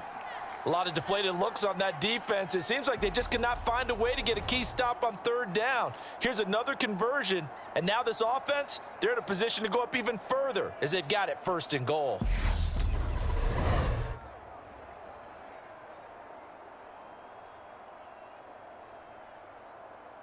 we go. Viking 18. Come to my work. We want it. Come to my Now Zappi. Oh, there's that man again. It's complete. Touchdown, Patriots. Hunter Henry. A 9-yard touchdown grab. And the Patriots take the opening kickoff of the 3rd quarter and drive right down the field to extend their lead. That drive that really increased their cushion felt very military to me. Very precise, methodical. That's one of the words you've taught me. And they just got it done. And slowly but surely now starting to pull away a little bit. Things looking good for them here in the 3rd quarter. Not only pulling away, but you mentioned that slowly but surely. You also drain clock, too, with a drive like that. So you really give yourself an advantage. Extra point up and good by Folk. And the lead now to 3 touchdowns at 21. So that one, an 8-play drive. It spans 75 yards. And it's finished off by a Pats touchdown.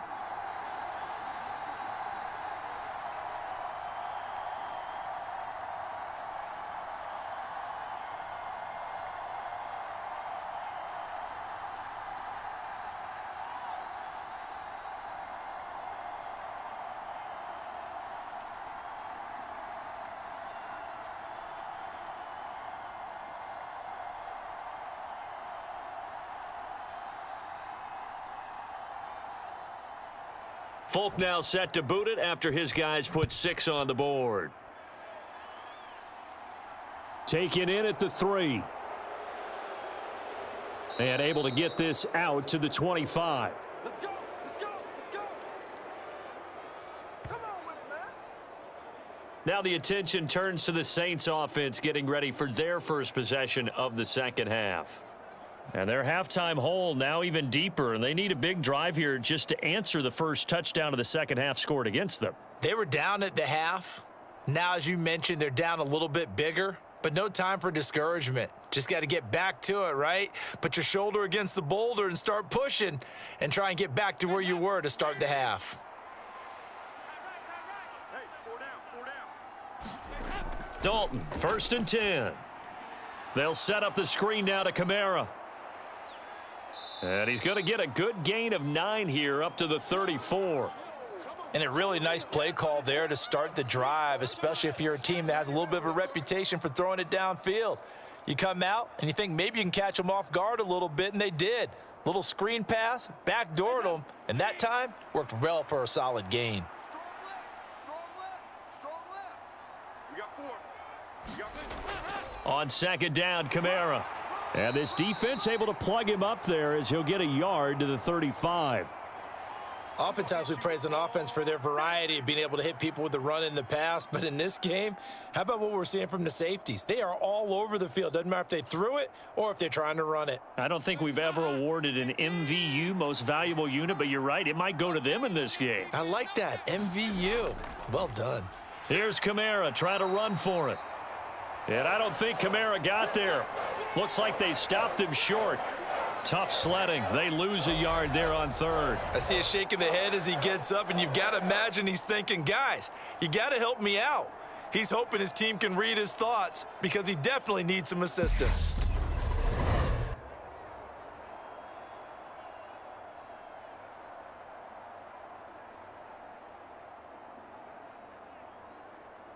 Here comes the Saints punter now as he's on here to punt it away.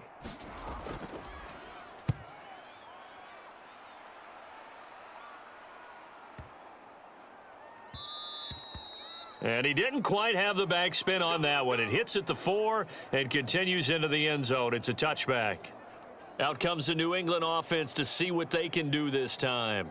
They're just looking for more of the same. Great first half so far. Good second half. And sometimes I guess maybe, Charles, these coaches, they don't have to tell these guys much when they're rolling like they're rolling right now. You're exactly right. I've heard stories of some of the best coaches in our time or any time having grabbed their staffs at halftime and said, guys, they're playing really well. Don't go in there and give them a whole lot of stuff. Just pat them on the back. And essentially the speech at halftime is, let's go, guys, and that's it. Yeah, no one's upset the apple cart so far. And he's taken down but able to slip across the 35. An excellent way to start the drive there, 18 yards. I'll tell you what, a lot of those mid-range throws have been available because sometimes teams get too concerned about the deep ball and they leave too much space in front of them, and these guys have been taking advantage so far.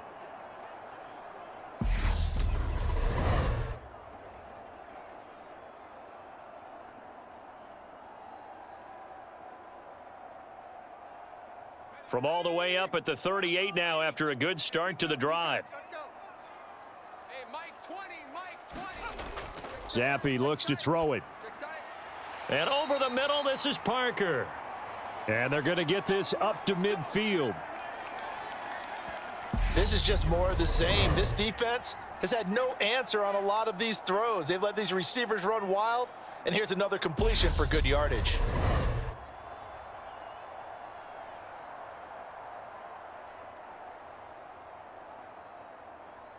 Back-to-back good plays have them on the move on first down. From the midfield stripe, they'll look to throw. He finds his man, complete. That's Henry. And he'll be brought down just shy of the 40. How about the timing on that one? Boy, they were in sync, weren't they? Three-step drop, balls out of his hands, right to the tight end. Nice completion, just like they do it in practice. Here's second and a yard. Hey, here we go. They hand this off to Harris. And he'll get it down on the play to the 37. 4 yards the pickup, first down. 2nd and 1 is often an invitation to take the big shot downfield. But I bet the offensive lineman said, are you kidding? We just get on our backs and let's go get the first down. They love being physical. So 1st and 10, and if they score on this drive, might have to start digging in our second half blowout material. Zappe. And he finds Parker here, complete. And they're going to move it down inside the 25. That's another beautiful throw right there. Gets it to his man right in stride. And I think that throw kind of exemplifies what we've seen from this offense throughout this game. They've been in rhythm. They've been sharp. They've been on it. And they pick up another first down there. They're going to need some therapy after this. 56, Mike. And Zappe to throw. Rip left, rip left. He'll find Parker again, complete. And they've got it inside the 10 at the 8. Give him back-to-back catches now. That one for 16 and another first down.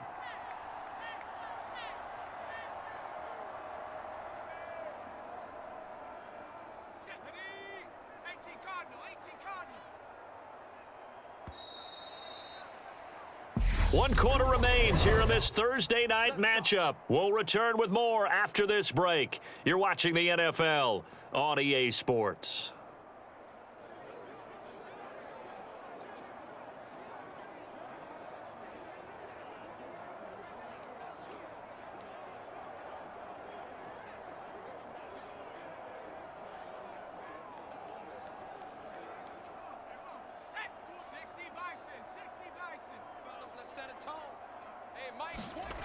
Zappi back to throw. That's caught at the 2. That was play number 7 on this drive, and it got him 7 yards.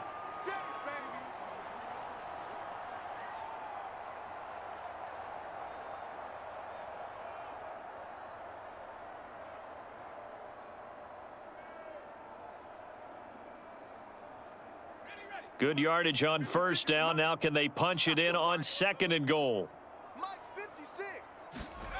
Zappi looking to throw it again. Looking end zone, but it's incomplete. Well, they're up comfortably here, Charles, but that lead certainly not dissuading them from pressing the envelope late. I mean, if anything, with these passes, it's like they're getting more aggressive to try to drive the ball downfield. And that will certainly lend itself to some post-game questions for that coach. And maybe you and I should attend that press conference and see what he has to say, because someone's going to ask him why he continued to push it. My guess, he didn't like how some of the snaps were run earlier, and he wanted to use that as a chance to clean things up. But he certainly will have some explaining to do. Well, they hit him in the backfield, and he will not escape. And that is not going to get it done. They were ahead of schedule after the gain of 7 on first down, but the defense does not budge on 2nd and 3rd. There have not been a lot of great moments for this defense throughout this game. Finally, they have one they can hang their hat on. A nice stop there.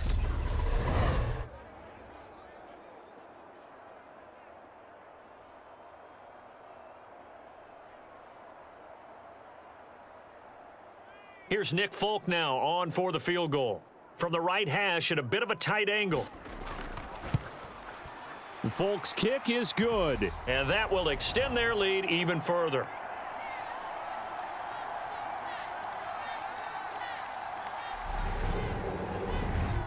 Well, ultimately not really sure that they're going to need those 3 points, but they'll take the 3 and they pad that lead. Yeah, this one's already wrapped up, but you and I both know if you're an offensive coordinator, you never let up on the gas unless the head coach tells you to do so. And maybe you've actually clicked him off in your headset so you can keep calling plays and trying to add to this lead.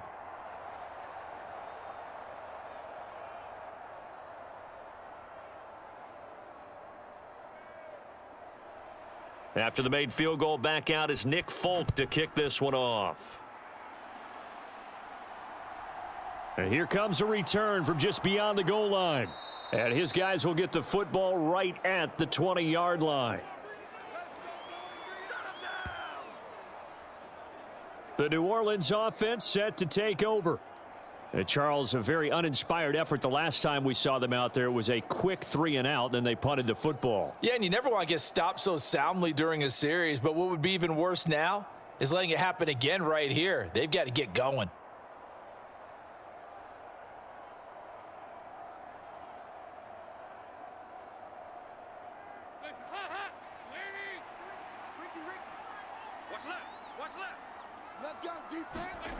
Now Dalton with a 1st and 10. And he's left with no option here but to throw it away. They lead big, and a major part of that has been how they've taken their play to a whole new level this second half. No points allowed since the break, and you can add another incompletion to the total number that they forced in this runaway contest. They'll try again from the 20 on 2nd and 10.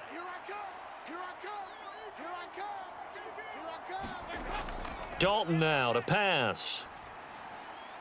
They'll get this out to Kamara. And he'll get this up past the 25 before he's out of bounds. They get 6. That'll leave them with 3rd and 4.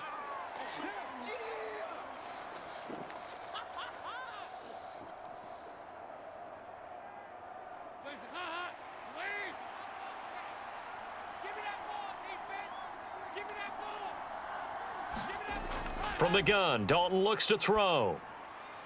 There's Chris Olave. And they nearly get this all the way to midfield. Mark him down at the 49.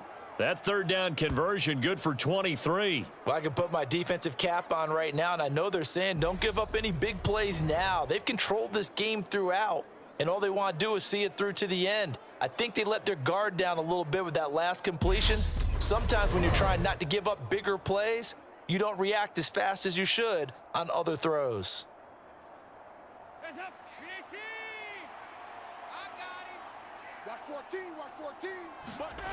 Another chance for Dalton. He gets this one to Johnson. And he'll be tackled on the other side of midfield at the 46-yard line. You got the big lead defensively, willing to give him that underneath stuff, right? And this is why you work on your tackling. Tackle them after the catch, inbounds, keep the clock running. Just go ahead and bleed the game out that way.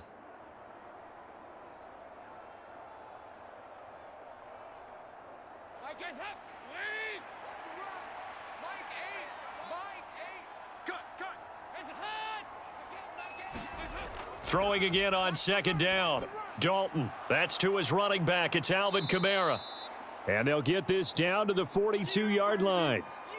I think the best offenses love to get the ball to their running backs in open space because they have the ability to make people miss, and they also have the ability to run over people. And if you do that throughout the game, after a while, they might just run through some of those tackles and go a long way. Well, we saw him shed a nice tackle on that play.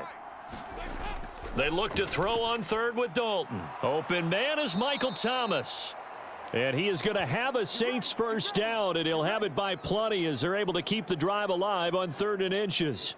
Would it be safe to say that as precise as routes are supposed to be run in the NFL, maybe they're not quite as precise in college ball? That's accurate, yes. And I think we saw a college route in the NFL there. Just find the soft spot, find the dead zone, and find the first down. And that's what he just did. So from the 36 now, 1st and 10. What we got? My game. Let's go. And again, Andy Dalton to throw. Drops this off to Kamara out of the backfield. And they'll work this down inside the 30. Just about every quarterback is trained to really look downfield first before you come back and make a nice, safe throw. And in this case, that's exactly what he did. Found his running back, let him create some space, and it turned out to be a nice play for the offense. You. My game. From the 29, Dalton. This is complete to Michael Thomas. And he'll be taken down at about the 22-yard line. I think that's a big pickup for a first down because when you run a drag route against zone, you're sometimes asking for trouble because you might run into a defender. Yeah, well, there they ran into a first down. Executed it to perfection.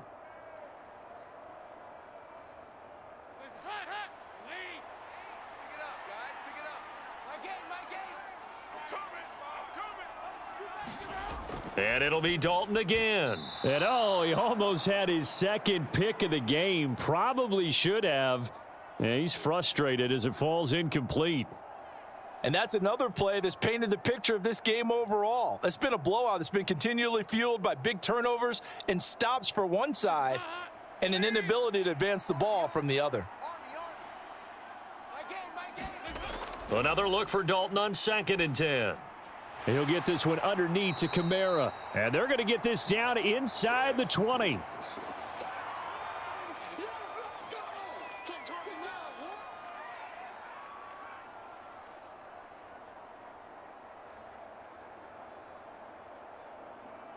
So they need 6 yards here on 3rd down. They're 2 for 2 on 3rd down tries so far on this drive.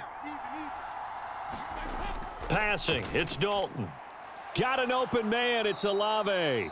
And the Saints are going to have 1st and goal as they try to finish off this drive with 6 points. Offense for them has been at a premium. You wonder where plays like that have been all game long. They're thinking the exact same thing themselves, but they're also looking forward now because now these plays are really for next week, trying to get some momentum going.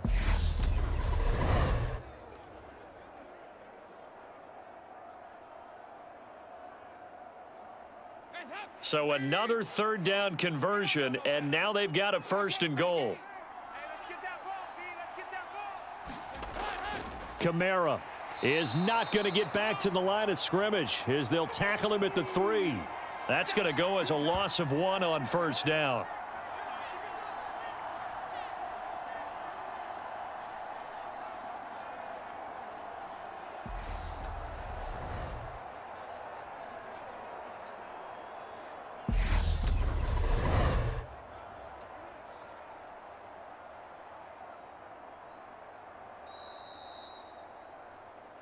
Just 2 minutes remaining here in the 4th quarter of what has been a one-sided affair. So it's Saints football as we get you reset. They've got it second and goal as they look for a late touchdown. They'll go again from the 3 here on second and goal. 48 for Mike. Now Dalton. And he's going to be dropped. Back at the 15-yard line. Devon Godshaw getting in there and dropping him. When you're this close to the goal line, you got to expect pressure from the defense, so the ball's got to come out fast. Got to get out of his hands quicker. Now this likely a must-have, third and goal. Here's Dalton. Under pressure, they got him again. He loses a full 5 yards there on the sack, and it also brings up fourth down, fourth and goal. And it appears to me that someone's defensive coordinator is jockeying for a raise. A sack on second and goal, a sack on third and goal, now brings up a decision on fourth down.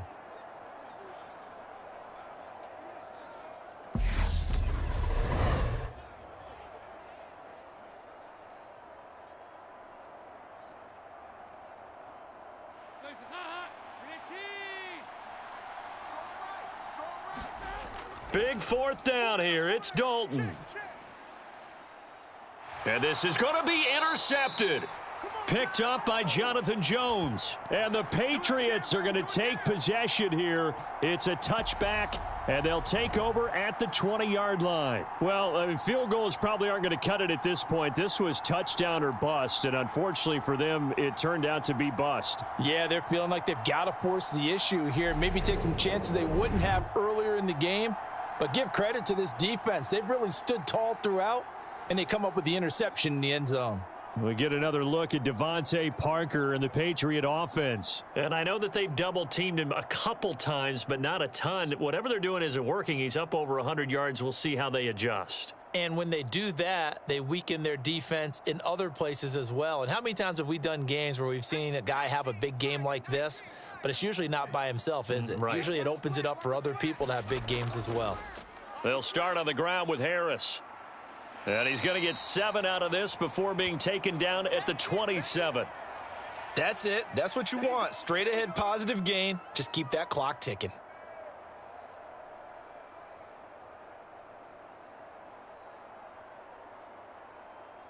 Operating from the 27 now. Here's second and 3. Mike's 56.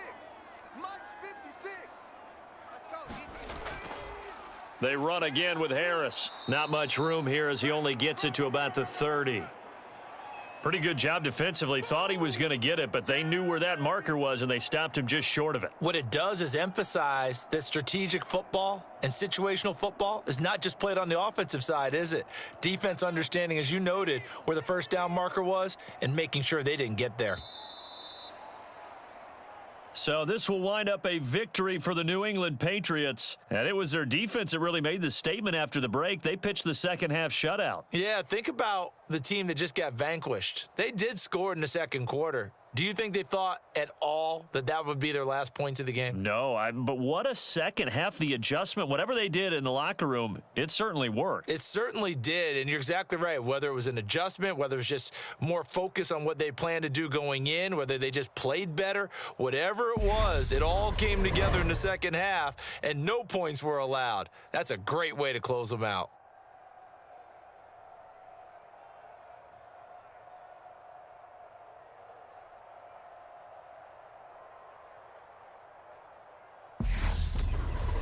That'll do it for us. For Charles Davis and all our hardworking crew, I'm Brandon Gaudin. You've been watching the NFL on EA Sports. For more, find us on Twitter at EA Madden NFL. The Patriots winners here at home as we say so long from Foxborough.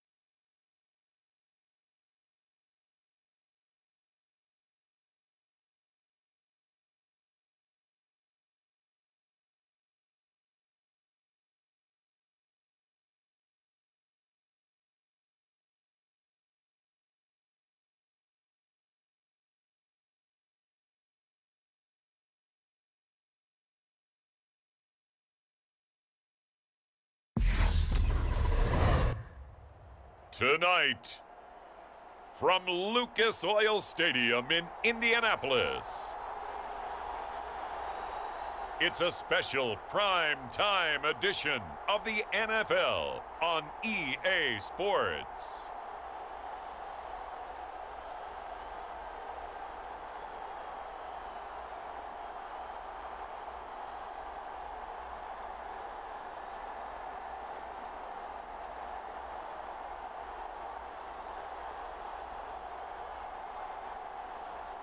Nick Foles and the Indianapolis Colts versus Kyler Murray and the Arizona Cardinals.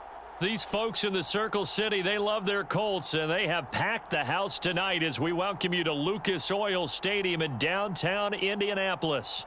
Tonight, on this fine Thursday night, we've got a good one in store between the Arizona Cardinals and the Indianapolis Colts.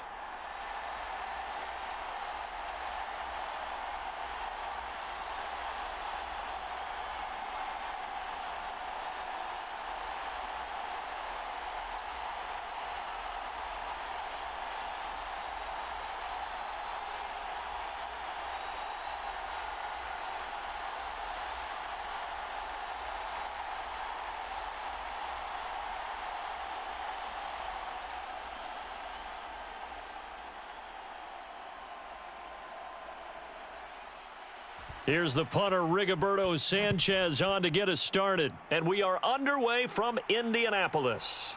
Taking it about the 1.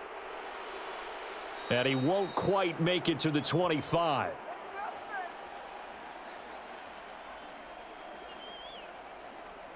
The Cardinals now getting set to go offensively, and it'll be the dual-threat quarterback Kyler Murray leading the way. And when you have a guy like Kyler Murray under center, it not only opens up your playbook, it allows you to draw up even more plays because he's among the best dual-threat quarterbacks in the league and a true playmaker. If flushed out of the pocket, he might even be more dangerous. The next step for him, being able to throw on rhythm and deliver from the pocket.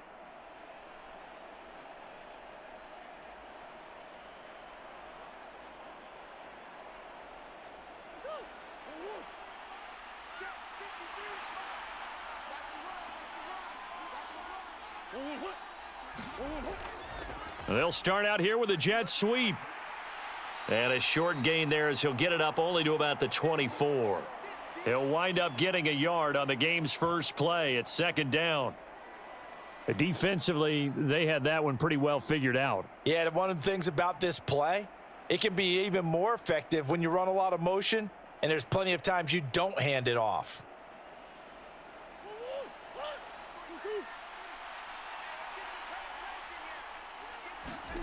On 2nd and 9, Murray. And he will slide to a stop. He does have the first down.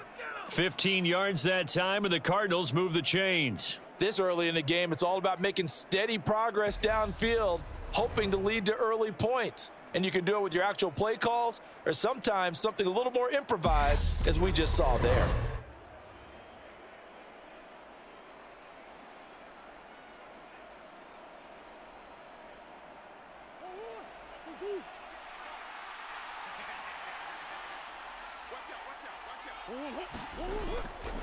First carry for James Conner. And this play will be blown up. He'll lose yardage back at the 38.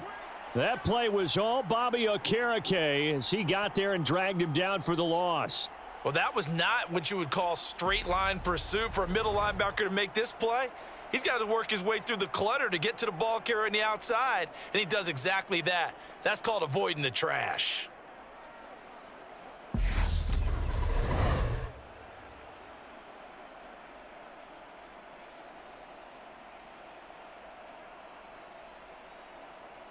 Now they contend with a 2nd and 12 after the loss. Throwing now is Murray. Got a man. It's Brown. So the completion good for 7 there. And it brings up 3rd and 5 now. Well, if you do read man coverage, Brandon, the drag route's a pretty good one to run against it because you're running away from people on it. And for the Colts, an extra defensive back in there now on 3rd down. From the gun, Murray. And the throw there going to be incomplete. Well, I'm quite sure that they envisioned a much better start to this game when they practiced all week, but they failed on that third down play. That brings up fourth down, and they'll probably have to punt it away. On fourth down, here's Andy Leon to kick it away.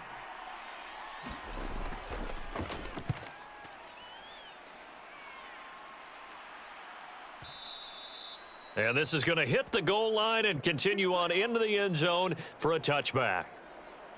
So the Colts now coming out for their opening drive. Leading them out, the MVP of Super Bowl 52, Nick Foles. And no matter how many times it's said before, Nick Foles will always be linked first to Super Bowl 52 as a quarterback of the Philadelphia Eagles and the game's MVP. Valued by many teams as a high-end backup, we also know that he's capable as a starter.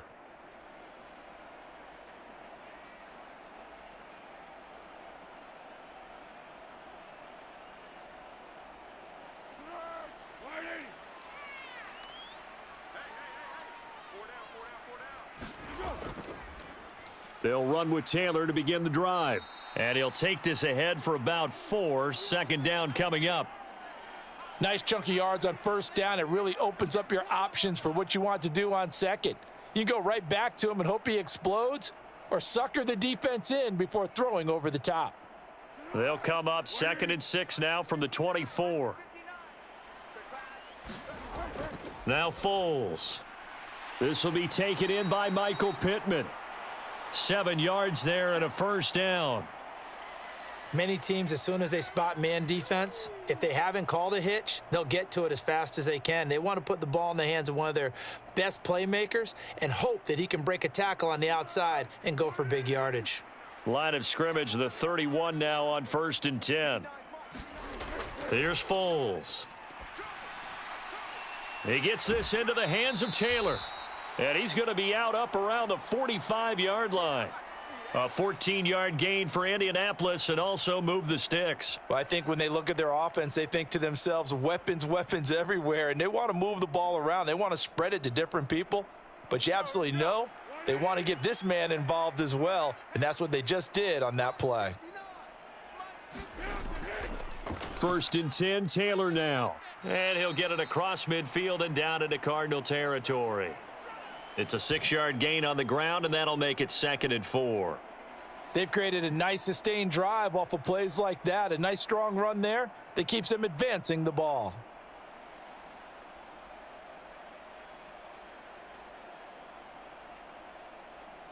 The last run got 6. Now 2nd and 4.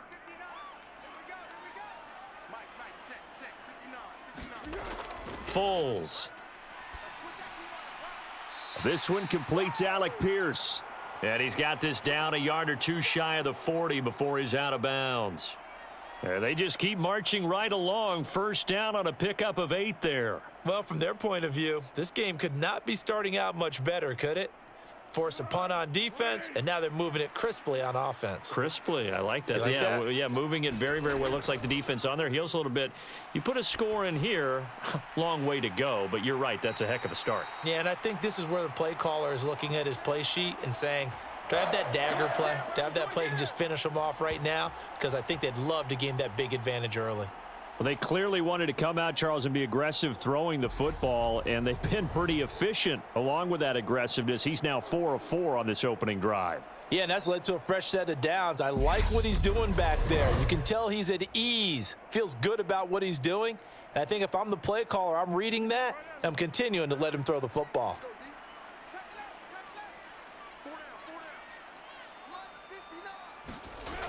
Now on first down, he'll drop to throw it. And the timing a bit off that time as that one falls to the ground. It sort of looks like they still have some fight in them on this series because it seemed like things were headed for the red zone. But if this defense gets 2 more stops, they can keep them out of that area. After the incomplete pass, here now is 2nd and 10. They'll stick with the passing game as he looks to throw. And that'll be incomplete. Took a pretty good shot as he tried to pull that one in. Couldn't hang on 3rd down. That's a big force incompletion there to bring up 3rd and long, and this defense can still salvage a little momentum by forcing them to kick a field goal, because just a few plays ago, they looked like they were headed towards the end zone. This offense was on the move. Now 2 straight incompletions have them looking at 3rd and 10. Back to throw again. Right side complete. That's Woods. And he'll be out of bounds as he gets this down to about the 21 or 22. And just 3 yards on the catch there. He couldn't get away. And that's going to bring up a 4th down. Yeah, that one was covered pretty well because they were trying to leak the tight end out into the flat. I think they were hoping he could catch and turn upfield and pick up the 1st down.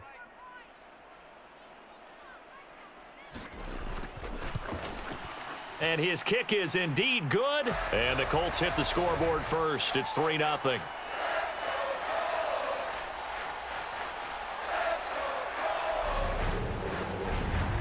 Well, in a close game like this, obviously you want the touchdown, but certainly they will take the 3. And they'll be okay with that, but let's throw a little credit to the defense as well. And I'm just glad this doesn't come down to a debate, right? Which side won, partner? Because the defense, hey, we didn't give up a touchdown. The offense, hey, we put 3 on the board. Either way you look at it, I think both sides gained something out of that drive. The kickoff team on the field now as they will send this one away. Taken at the goal line. And he'll be stopped right around where he would have been had he gone down to a knee, maybe a yard shy of there at the 24. So the Cardinals offense back onto the field here for their 2nd drive of the game. Over on the sideline, hoping to hit that reset button between possessions. Last time out, they had to punt it away. This time hoping to finish this thing off in the end zone.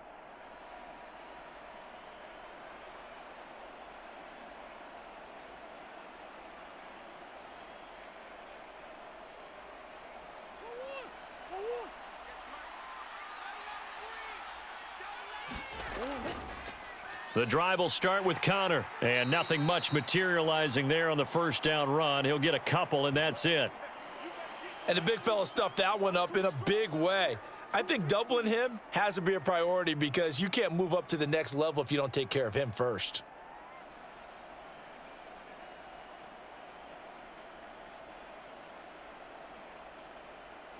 Second down and 8.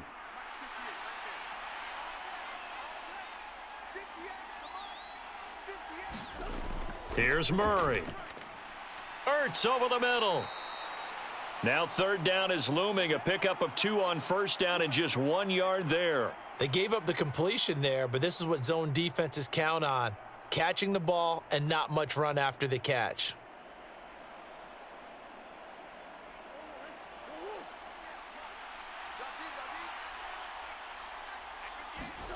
From the gun on 3rd down, Murray finds his running back, James Conner. And he gets this up across the 35 before he's out of bounds. 8 yards, 1st down as they're able to convert. This offense is starting to get into rhythm. A nice quick throw there on target, able to pick up another 1st down. So from the 36 now, 1st and 10. Now Murray.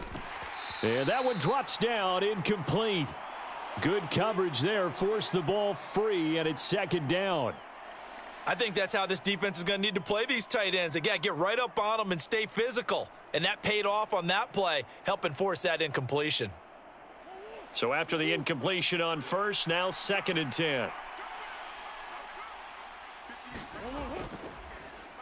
They'll try and run the option left side.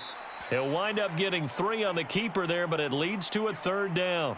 Pretty good little 2-play sequence there. You force the incompletion, then a very short pickup. Yeah, now maybe you bring in an extra defensive back or 2 because you want to try and defend on 3rd down. They like to play those nickel or sub packages, don't they?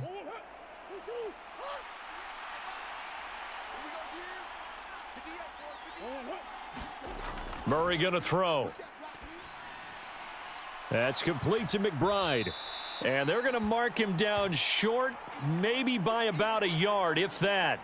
That's good. The completion there for 7 yards, and that'll bring up 4th down. I thought they might take a shot down the field, but instead they ran a little drag route there. I think they were hoping he could catch it and run away from the defender, but a really good job keeping the play in front of them, and they force a 4th down.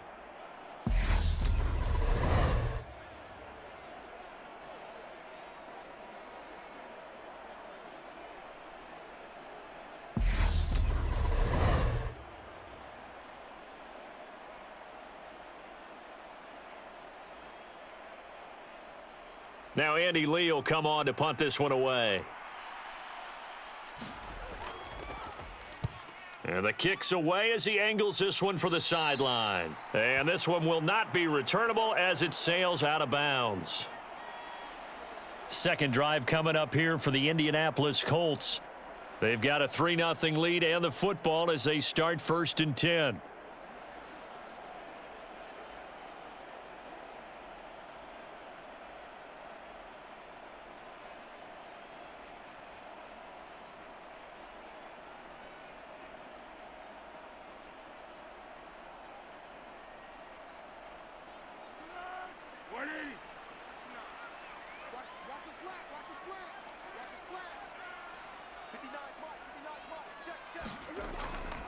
A carry by Taylor to start the drive. And he'll manage to pick up about 4. It's 2nd down. Call it a gain of 4 on 1st, and that'll make it 2nd down.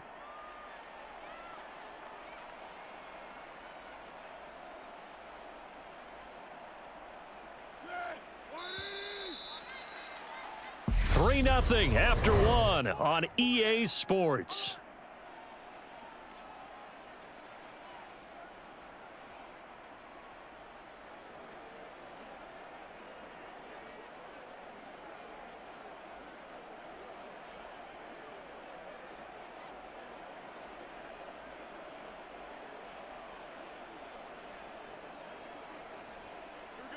Coming up on a 2nd and 6. Back to throw. And he will not be able to get away as Foles is taken down. Myjai Sanders buries him for a loss of 11 from his outside linebacker spot. Now that was a passer's nightmare. The front door totally shut down by the defense, so he kept going backwards, hoping to find another avenue of escape. It didn't exist.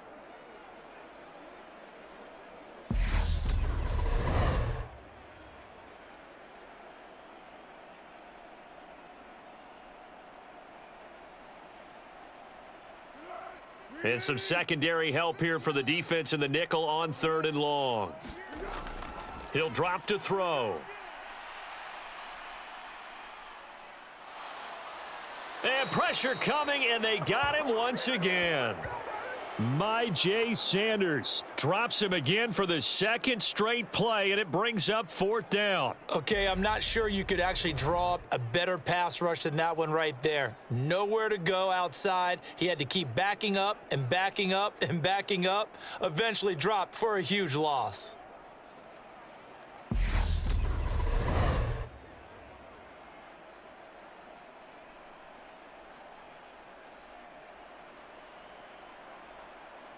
Now here's Rigoberto Sanchez. And no room for error here as his first punt comes from deep in his own end zone.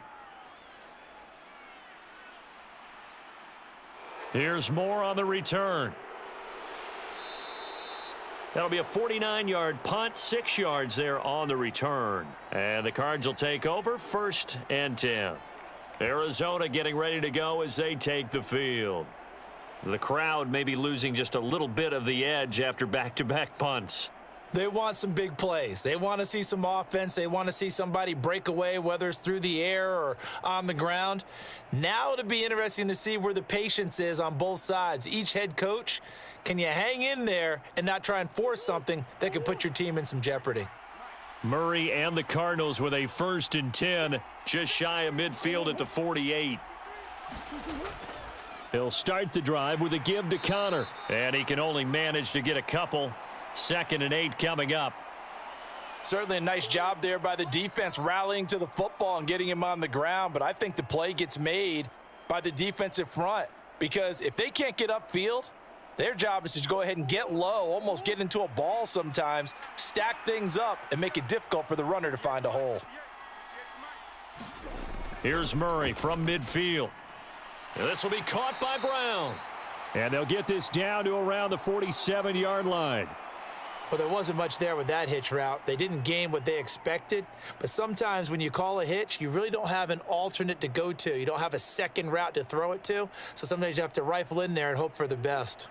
The Cardinals on third down, just 1 for 3 thus far. This will be 3rd and 6. To throw is Murray. They go screen. This is Ingram. And he's going to be taken down right at the 40-yard line. Let's give a little credit there. The offensive play caller sensed that the screen pass was available. Whenever you're getting a lot of heavy pressure towards your quarterback, that's when you're thinking about running the screen and using that pressure against the defense. And it worked very well there for a first down.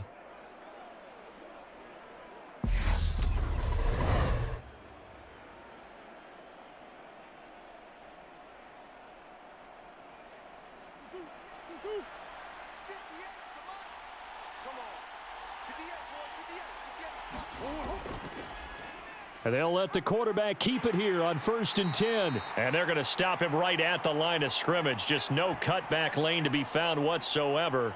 2nd and 10. Well, for that being an option play, there really weren't too many options available for him, were there? No, there weren't, and at least he was able to get back to the line of scrimmage, so they didn't lose anything, but you're exactly right. Nowhere to go. Here's 2nd and 10.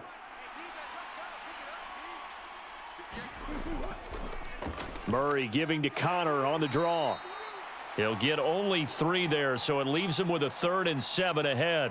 Just not a whole lot of room to operate there on that carry. No, not at all. They did a really nice job staying in their proper places and not allowing any lanes to open up. They'll need to get it to the 30 for a first. This is 3rd down.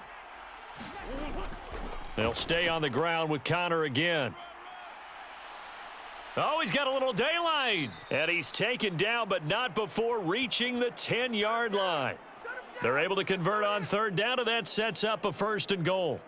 Well, partner, what do you think? Might have been 4-down territory if they didn't pick it up, but... Yeah, it's a moot point now. I was curious, so if they didn't get it there, would they have gone for it? I guess we'll never know. Yeah, we didn't have to make that call, but I have a feeling both of us would have said, go for it.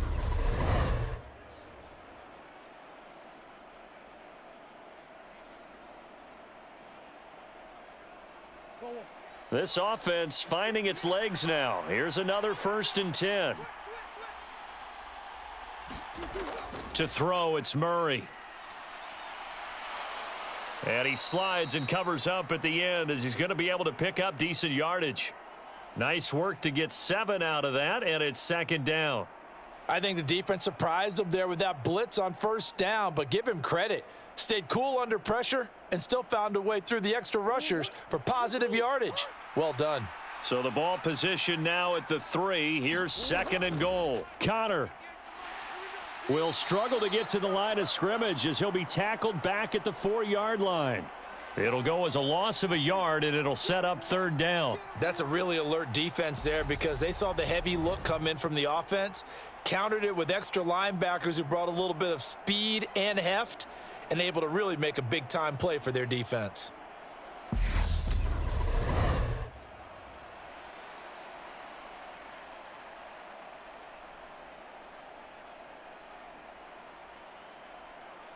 A big play forthcoming. Here's 3rd and goal. Here's Murray as he sets to throw it. Flush to his right. And he can't get rid of it. He's taken down. Multiple players combined for their team's first sack of the game. And this is a quarterback who's already had success on the ground in this first half, but this time they're able to hem him in. And it's always different when you rush a mobile quarterback as opposed to a guy you know will be right back in the pocket. In this case, you got to make sure the inside pressure and the outside pressure match, and maybe even a second wave to make sure if he squirts free, you've got someone to tackle him.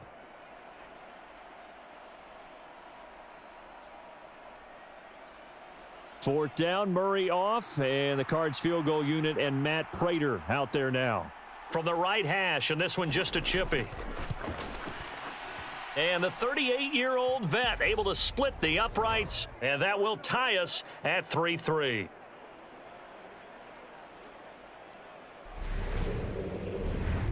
So that kick gives them their first points of the game, CD, and it comes on the third drive, but hopefully for them that's a spark that gets that offense going. Yeah, and I would say if you're the offensive play caller, as you look at your sheet, you're trying to find that part on there that unlocks bigger points. They've struggled with a few drives so far, finally got 3 out of it. How do you find the end zone? That's what he's searching for now.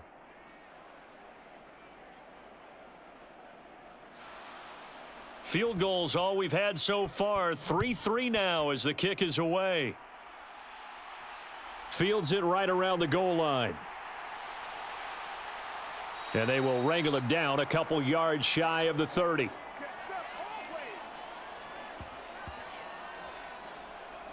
Here comes the Indianapolis offense now as they get set to take over. The defense got the better of them last series, forcing a punt. See if they make a few changes in the game plan here and try to get points out of this drive. 1st and 10.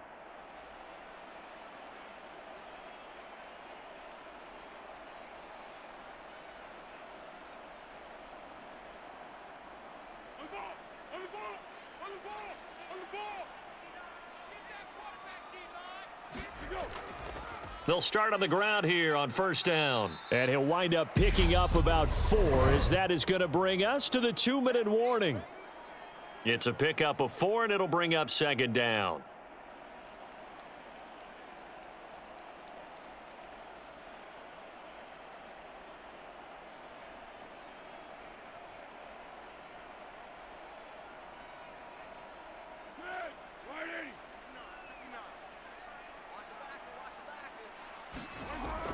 They'll look to throw here.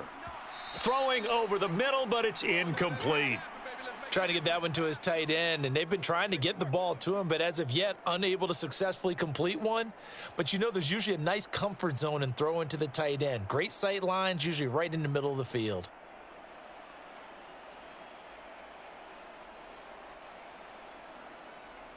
So after the 2nd down incompletion, they'll come up now against a 3rd and 6. They'll look to throw. And he'll find Pittman. And he is going to have a Colts 1st down as they're able to get the 3rd down conversion. All right, let's just go ahead and walk through this one pretty easily, right? Blast off the line of scrimmage, get downfield to a certain point, usually around 8 to 10 yards, turn around and make sure the quarterback sees your numbers and set yourself up for the pass. A well-executed curl route by Charles Davis. Foles' throw caught by Pierce. And he'll go down, but not before getting this inside the 30. A good pickup there, 26 yards. Well, that was a fun one to watch right there. A nice in-breaking route and plenty of room in the middle of the field. And he was able to get behind the linebackers and grab the completion for a really good pickup.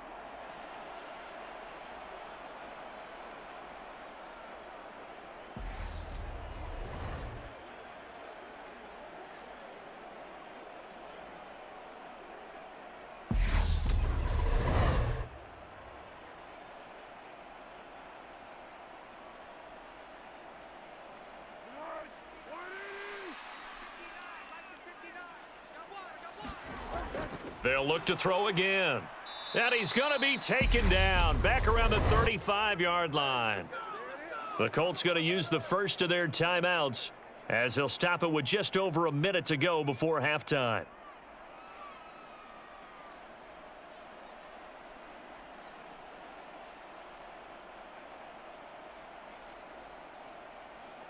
Sacks, a growing theme in this first half. This is 2nd and long. Another try after the first down sack. Foles. And he is out of bounds inside the 30. They get 7 there on the screen. It'll set up a 3rd down. I wonder what was going through his mind when he got the play call. He just got sacked on the previous play. He knows they're coming after him again. A little bit of guts to stand in there, take the hit, and successfully complete the screen pass. Really well done. Now play number 7 of this drive, but it's a tough 3rd and 9. He'll look to throw. Got an open man. That's Campbell. And he's out of bounds. Almost gets to the 10. He's got his first catch here before halftime, and it goes for a first down. Nothing flashy there. The slant to the slot. Oh, and the frustration for the defensive guys, because it's a quick play, and you know it's going to be a bang-bang play in terms of the throw and the catch, and then he's able to absorb the contact and complete it.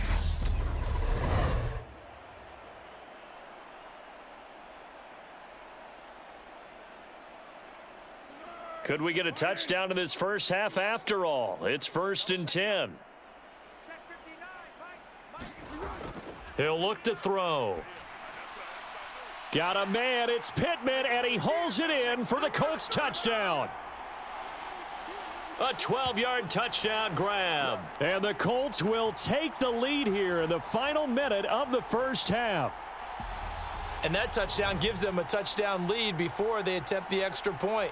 What a great way to end the half. Yeah, great job to put themselves in front. And now, see on the sideline, special teams defense scrambling, saying we want to preserve this for the final moments of this second quarter. Chase McLaughlin on for the extra point.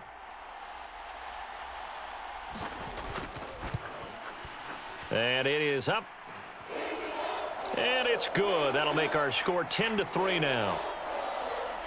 So that drive in total 8 plays. And it was capped off on the touchdown catch by Michael Pittman.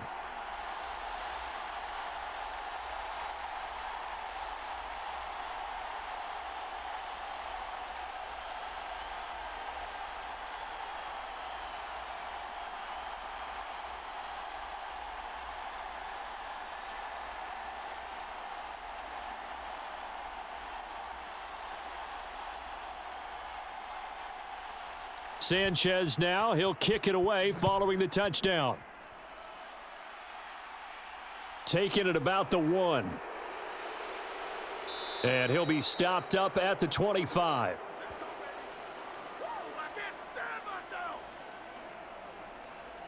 Well, the Cardinal offense going to take over late in this first half.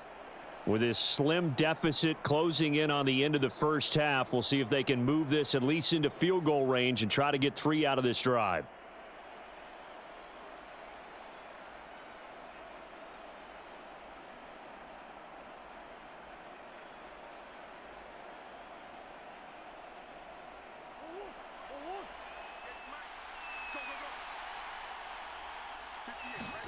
Throwing on first down is Murray. Screen pass to Connor. And he's upended after a gain of 2 out to the 27.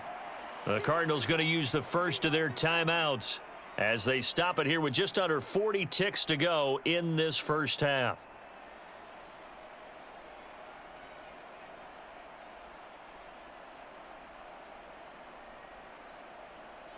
They'll break the huddle, come up on 2nd and 8 at the 27-yard line.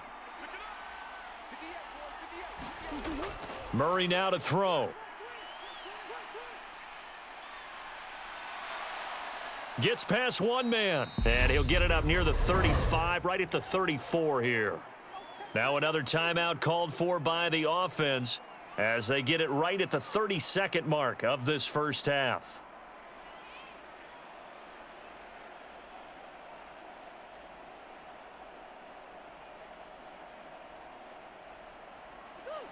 Oh, it's a nickel set here defensively on 3rd and inches. Still want to be prepared for a pass.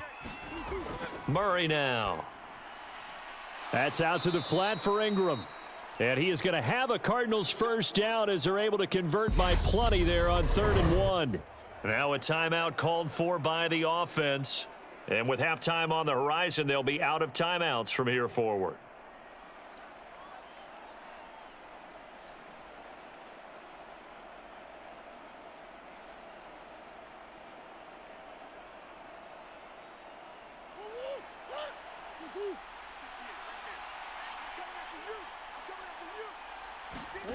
On 1st and 10, here's Murray. Looking left side, and he's got a man. That's Connor. And they're able to work this across midfield to the 48. A good pickup, but it will come on what should be the final play in this first half.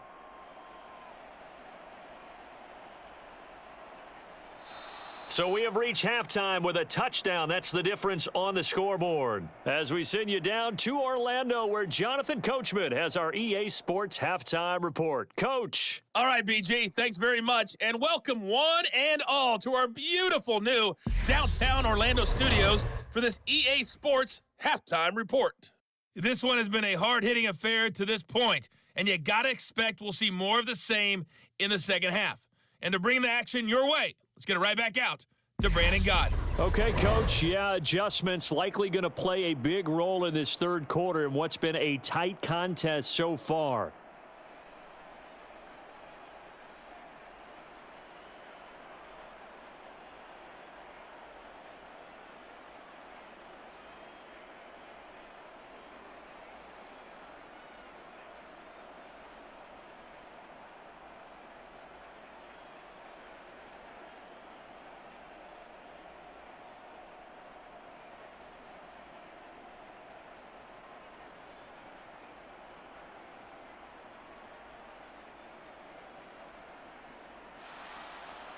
Second half ready to get underway. The Colts with a lead, and they will receive the football.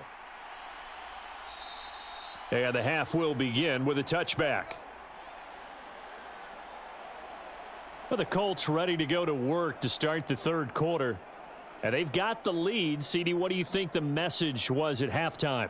I don't think the message was too drastic, I think, at the half, or that they need to change things too much.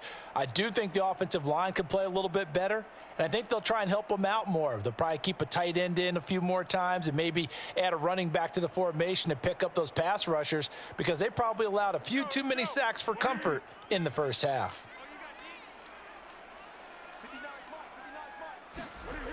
They go play action here on first down. Hits his target, the tight end, Mo Alley-Cox. And he'll get this up past the 25 before he's out of bounds. Call it a gain of 3 on the play, and it'll be second down. Now that tight end position, it just seems to continue to evolve every year in the NFL. Yeah, you're getting really terrific athletes. A lot of them maybe were wide receivers at one point that continue to give you speed, great hands, and big bodies, which make them excellent targets for quarterbacks. On second down, it's Taylor. A short gain here, maybe a yard to the 29. In the first half, he was held in check on the ground, but despite that lack of production, they still have the lead. Yeah, and they've got to feel fortunate about that. If they could actually get production from their lead horse, that would help open up this offense and widen this margin too.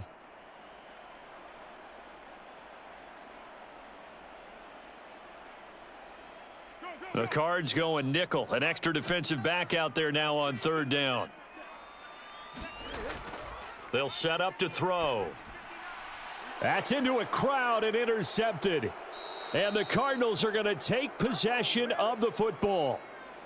That is just what this defense was hoping for, an interception on the opening possession of this third quarter. Obviously didn't want to surrender a touchdown and fall even farther behind, and we've gotten to know this team a little bit, haven't we?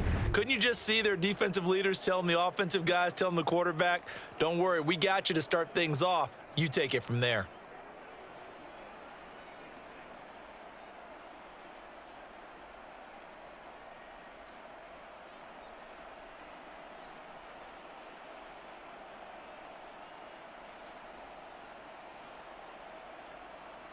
Line of scrimmage, the 31 now on 1st and 10.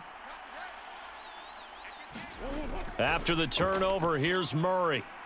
He finds his man, complete. That's Brown.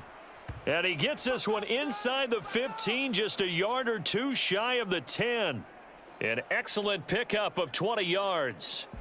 Right after the turnover, they come out throwing. And that means it's a sudden change situation. We used to practice it on defense. Sudden change, get out there, stop the offense. But you typically run out there a little bit unsettled. I think that's why he came right out throwing the football, hoping to catch him off balance. And he did. From down at the 12, it's 1st and 10.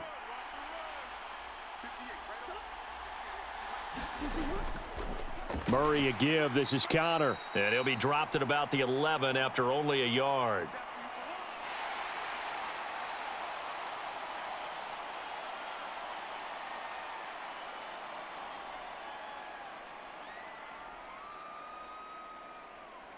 The run only got a yard. Here's 2nd and 9.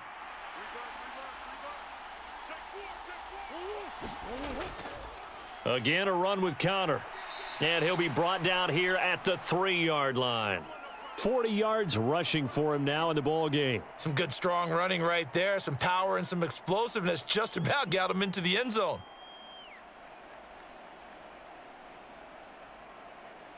They'll come out in the pistol.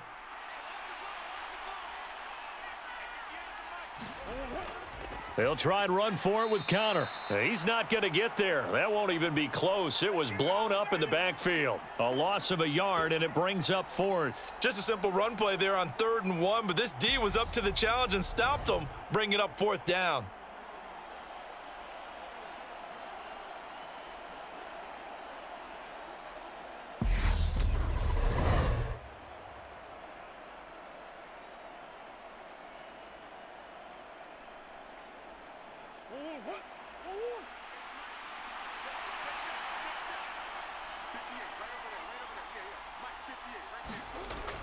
Giving to the big tight end on 4th.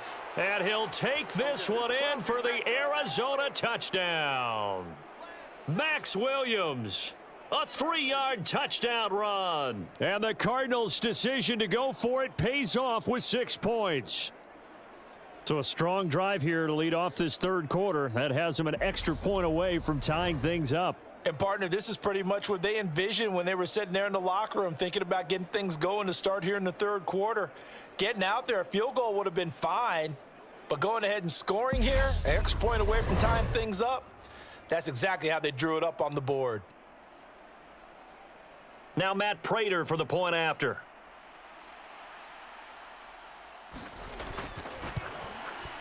And he'll put it through, and that evens us up at 10 apiece. The drive summary that time, 5 plays. And it ends with a 3-yard scoring run.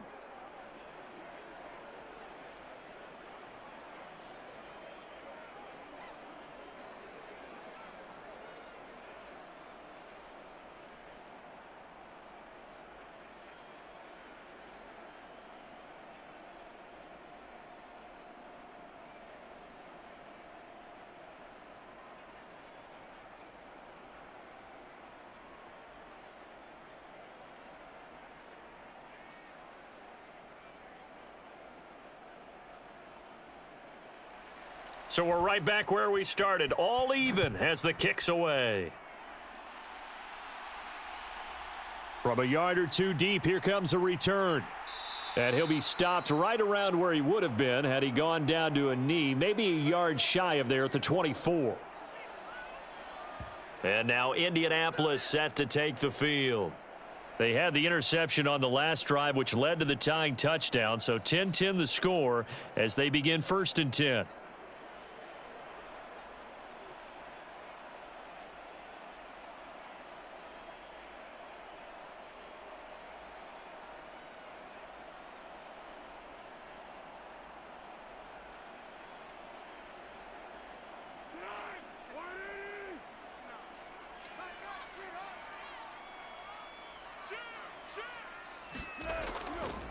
They'll start this drive out on the ground. And it's been like this all night long. Nowhere to run as they stop him behind the line.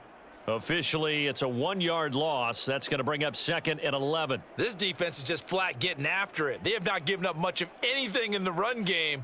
Case in point right there.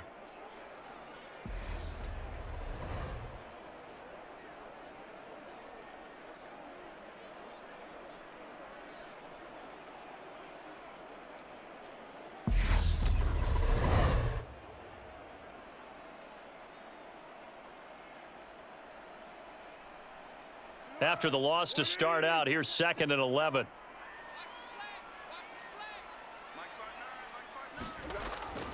They go to the ground again with Taylor.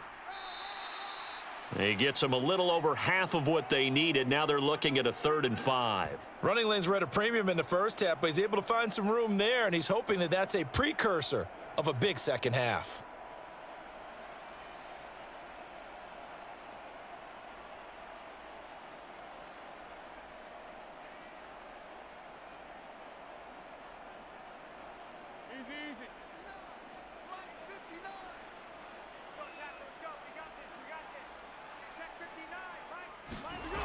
Off the play fake, he'll look to throw. Forced out to it, and he can't find anywhere to go with it, and he goes down. J.J. Watt that time able to do what he does best, and that's sack the quarterback. Well, partner, I would say just avoid play action, but that's not just been the problem. This defense, they've been getting pressure on all types of pass plays and really piling up the sacks in this contest.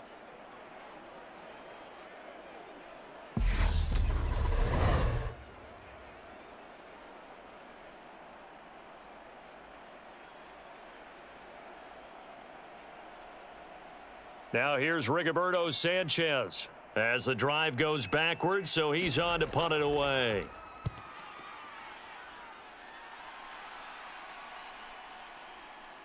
A little juke. And one more time. Nice punt, but good work on the return to get back 11 yards. And it will be 1st and 10 as they take over. Here's the Arizona offense now as they get set to take over. Now this game, it has obviously been all about the defense on both sides of the football. Which offense is going to break through here? We'll see if they can do it on this drive.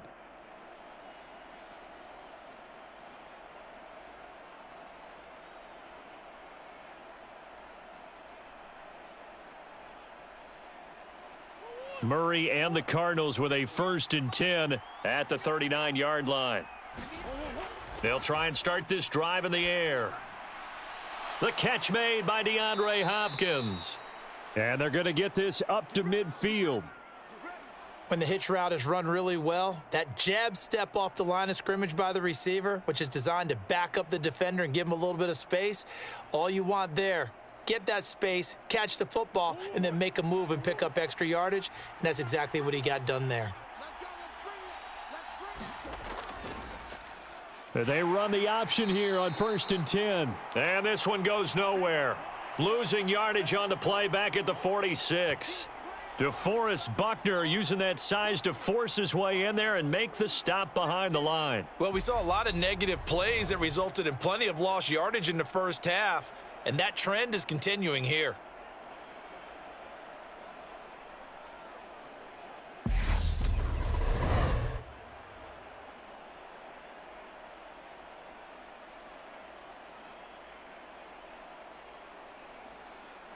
So a step in the wrong direction. Now they'll look to make amends on 2nd and 14. Here's Murray. Caught left side, Hopkins. And they'll get this down to the 42-yard line.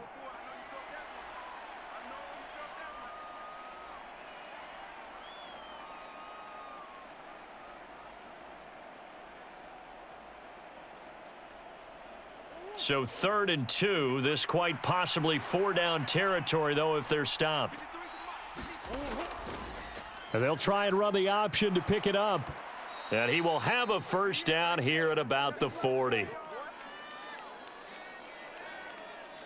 So that was all you're looking for on a play like that. Get the 1st down and keep the drive moving. Yeah, it just looked to me like he just said to himself, I've got this. I'll take it. I'll pick it up, and let's keep moving. Get the 1st down, get a new set, and let's start over.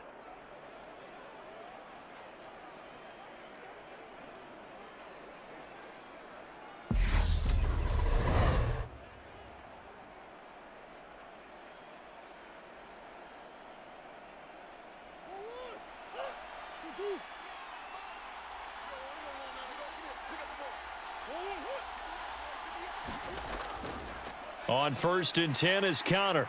And give him 6 yards here as he stopped near the 35 at the 34. I really like the vision he displayed on that play because he saw there wasn't a lane to completely break off a huge gain. So he found where there was the most space and got what he could. A nice dirty run that's a positive play for the offense. 6 yards on that last play. Here's 2nd and 4.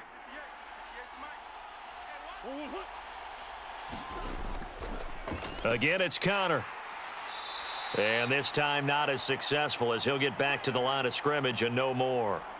No gain on the play that time, and they'll look to convert on what will be a 3rd and 4. You don't see that a ton, do you? Or the cornerback coming over to the middle of the field to make a run tackle. That's someone with a ton of confidence to feel like nothing is pressuring him on his side of the field. sees that the ball's moved to the middle, and just sprints over there to help out. He ends up getting the tackle. Well played. Here's the 7th play of this drive. This is 3rd and 4. Throwing now is Murray. He'll get that one complete to Connor.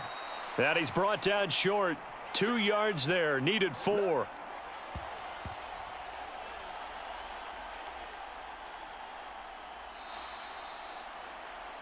One quarter remains here in this Thursday night matchup. This is the National Football League on EA Sports.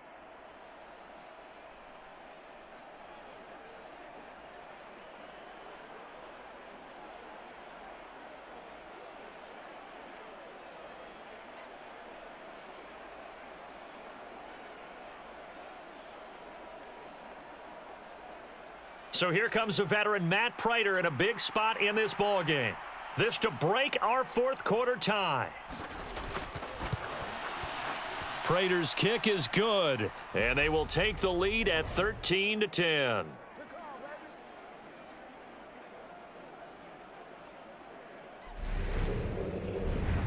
So the drive here ends with a field goal. It does give them the lead, but this one's still certainly a long ways from over. It definitely puts a lot of pressure on your defense to hold the lead, right? They're happy to have it and happy to be out there trying to do so.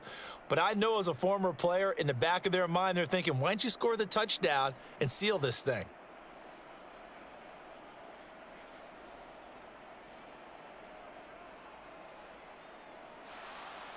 Prater now will send it away following the made field goal. And he'll elect not to return this one, so they'll bring it out to the 25 on the touchback. Here comes the Indianapolis offense now as they get set to take over. And now they find themselves trailing following the field goal. Still a good amount of time in this 4th quarter, but this drive very well could determine the outcome of this ball game.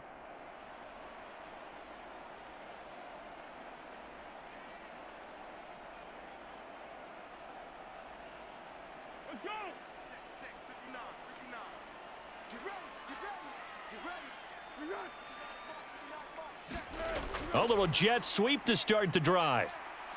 And from the 25, they work this to the 29, a gain of 4. A nice play design there with the touch pass. Looked good at the start, but bottom line, the defense was ready. And they did a nice job scouting, didn't they? Not just scouting, but now executing once they saw the play for real after having worked on it all week in practice. They drilled on the play, then they drilled him. 2nd and 6, just inside the 30. Running straight ahead, Taylor. And give him 6 yards here as he stopped near the 35 at the 34. Not a ton of room available on that one, but he made use of what space was available and gained decent yardage.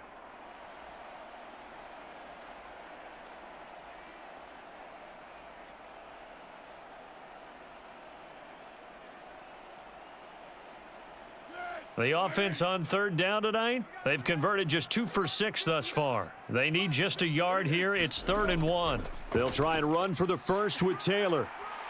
And he'll be brought down shy of the 40 at the 38-yard line. They're able to convert with a gain of 4. I think I saw a lot of shoulders just drop there. And what I mean by that is they finally were able to relax a little bit because that was an important play call. They needed to pick up that first down at this stage of the game. Yeah, couldn't afford another quick drive and out.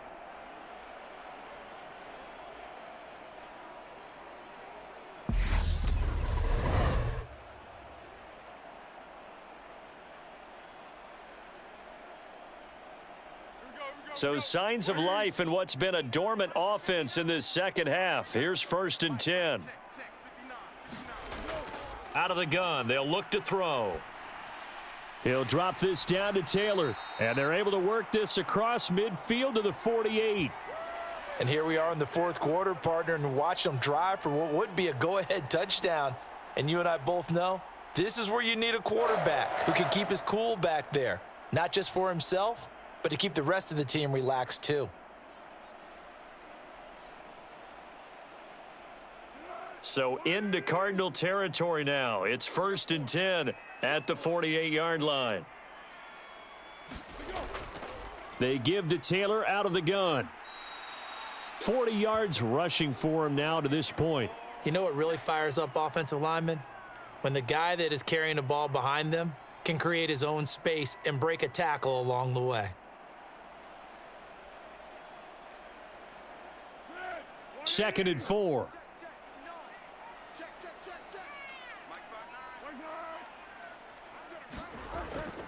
They run once more with Taylor. And not able to break away this time as they're going to stop him right around the line of scrimmage. Call that a loss of a yard, and things get a little more difficult here. 3rd and 5. There's no question that coming into this game, this defense was pretty vocal about its desire to take this running back out of his game. And all that pregame woofing has turned into results.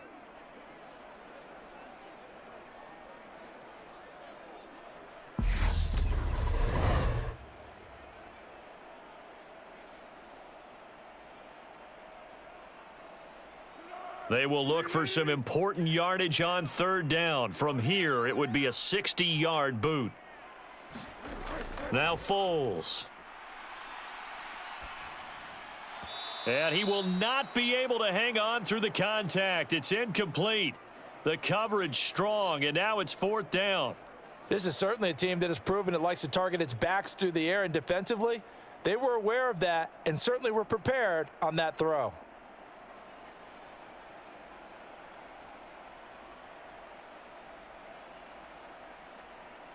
So on 4th down, out trots the kicker in a big spot here. They spot it on the midfield stripe, so it is a 60-yard attempt here. And this kick is not gonna get there. It's short and no good. And instead of tying it up, they'll remain down by 3.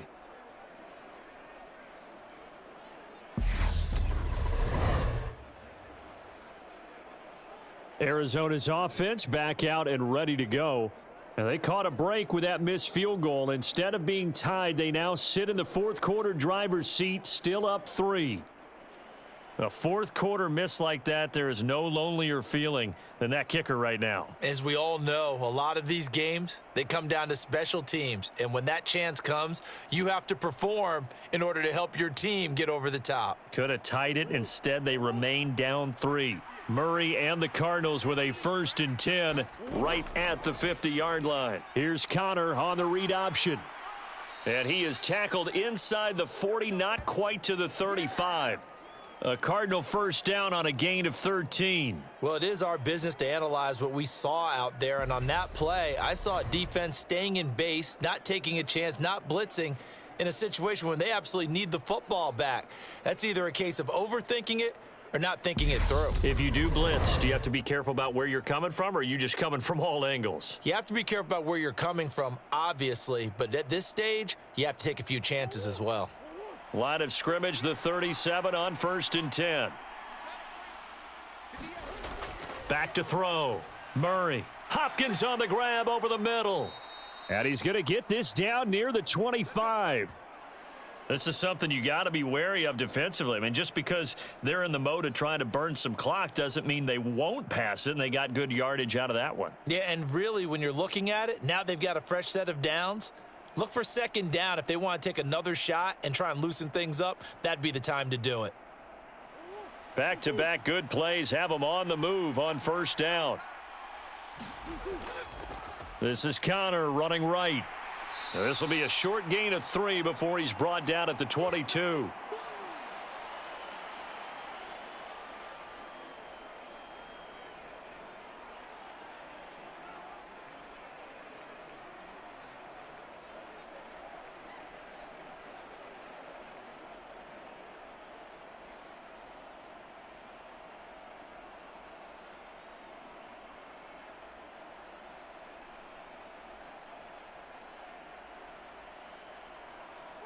Clock continuing to run. They'll probably wind this all the way before snapping it on 2nd down.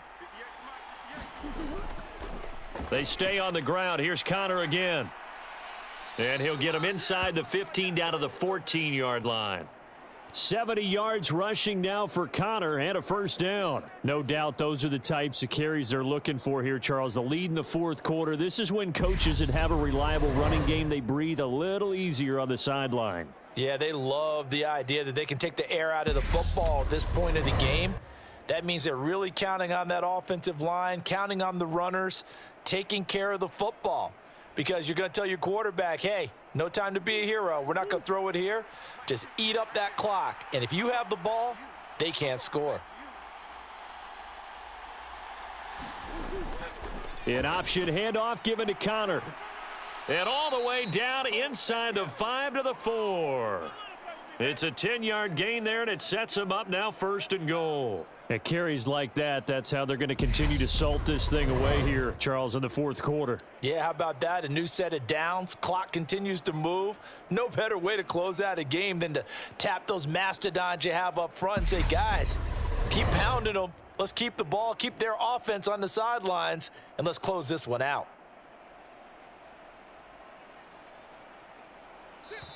3 points separating these two sides with 2 minutes left to go in the 4th. So the Cardinals, they've got the football here as we get you reset. They've got it 1st and goal as they search for what could be a game-sealing touchdown. So 1st and goal, 6 points here would go a long way toward wrapping this one up. They'll run here with Connor, and he is in for 6. Touchdown, Cardinals. James Conner taking it in from 4 yards out. And the Cardinals are able to build on to their 4th quarter lead. Some good running there at the end of the drive. He had the burst that set up the 1st and goal, and then one play later, he's in the end zone. Brandon, what I liked about that sequence is I'm not sure who made the play call, but they understood the situation, understood the momentum. A nice hard-charging run, give it right back to him, and let him cap things off. Now Prater to add the PAT.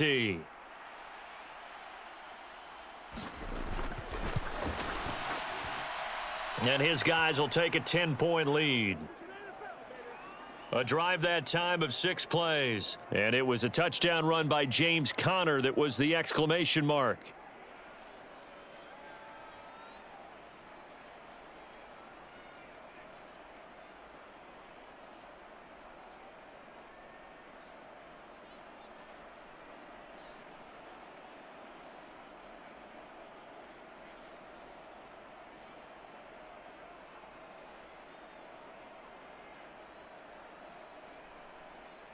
After the touchdown, out is Prater to kick.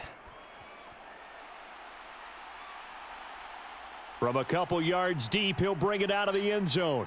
And he'll be stopped right around where he would have been had he gone down to a knee, maybe a yard shy of there at the 24. Foles ready to lead this offense. Down by 10, a minute 54 on the clock. Their offense has struggled all night, and now they need to find 2 scores late to try to pull this thing out.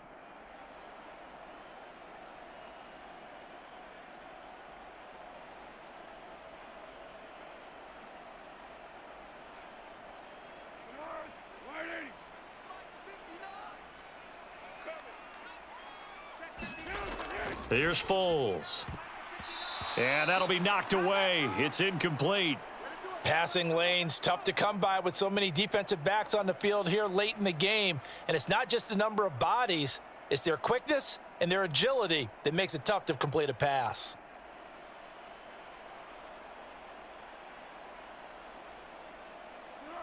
From the 24, they'll go again on 2nd and 10. Foles. The Cards get to him here. He's brought down for a sack. Marcus Golden in there to drop him as that clock continues to run. The Colts going to use the first of their timeouts as they'll talk it over here before what will be an important 3rd down.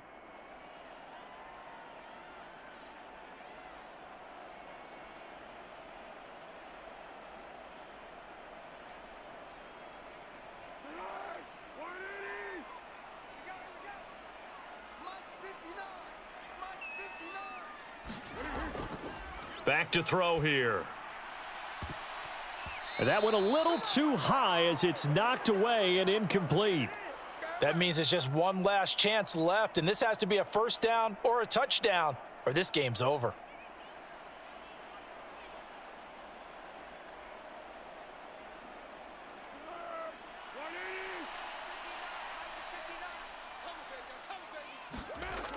Got to try it here. He's back to throw.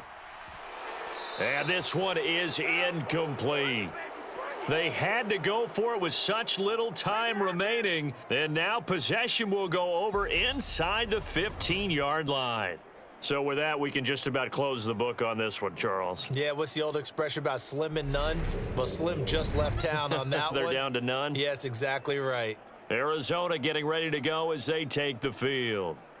And a few kneel downs should come very close to finishing this one off, depending on whether or not we see any defensive timeouts. They still have 2, but using them would just be prolonging what's really already been decided.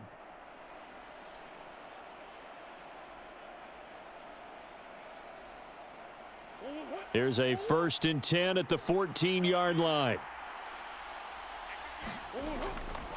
They run behind center with Connor. And stopped a few yards shy of the goal line at the 3. Now the Colts going to burn the second of their timeouts. And they'll be disappointed to have to burn one there after giving up the first down.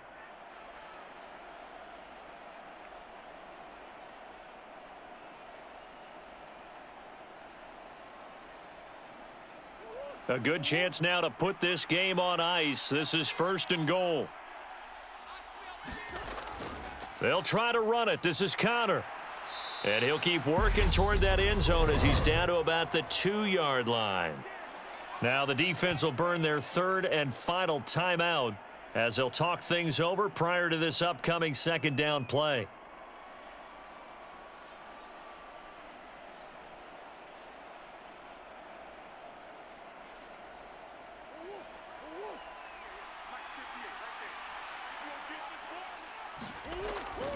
They'll look to run with Connor, and he is met quickly in the backfield. Down he goes, folded like a lawn chair.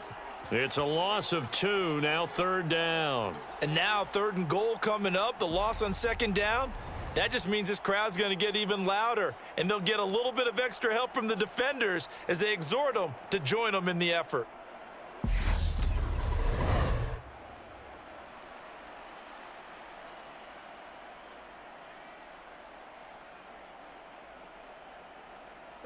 A lot of tired bodies on that field, but this is a big play, 3rd and goal.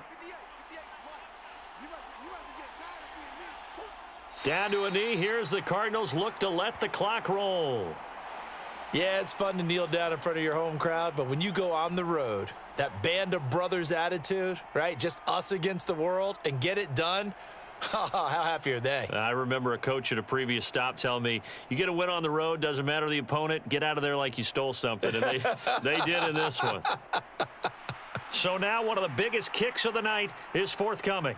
From the right hash here, should be an easy one. And the kick is good. So you wonder how this one might be remembered the next time these two teams meet. But until then, this game's over. Well, that second half, Charles, a little bit different from the first. Not only did we have the lead change after intermission, but they were able to pitch the shutout in the second half and get an impressive victory. And what's the old expression? That's not quite how I saw it playing out in my head. You know they didn't expect this at all. As you mentioned, went into the half with the lead. Losing the game is one thing. Getting shut out in the second half, that's a surprise.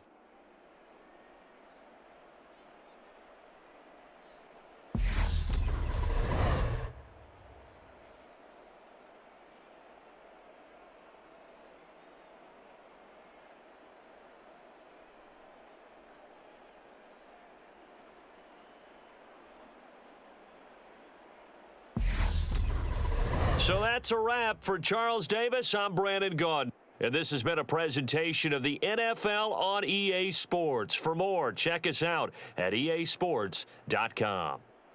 With that, we say good night, everybody.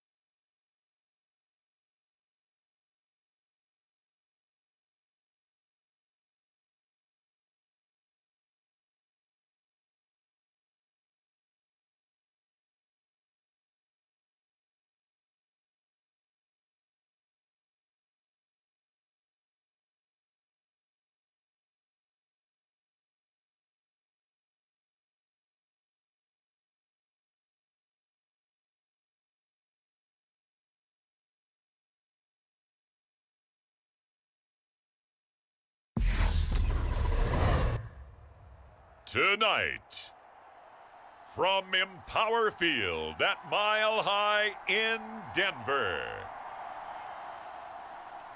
it's a special prime time edition of the NFL on EA Sports.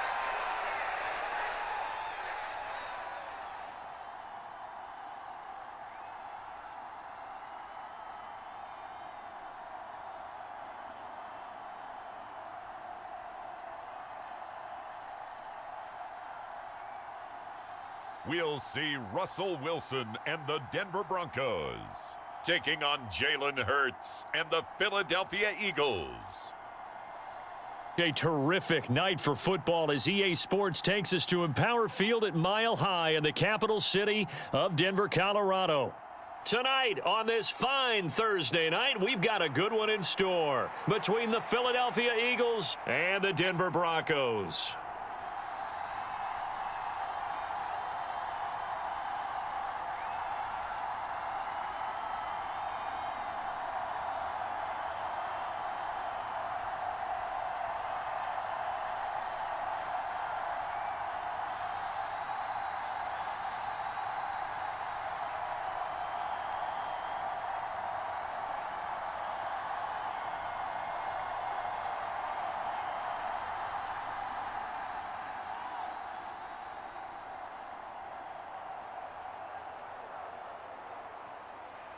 And off we go from Denver.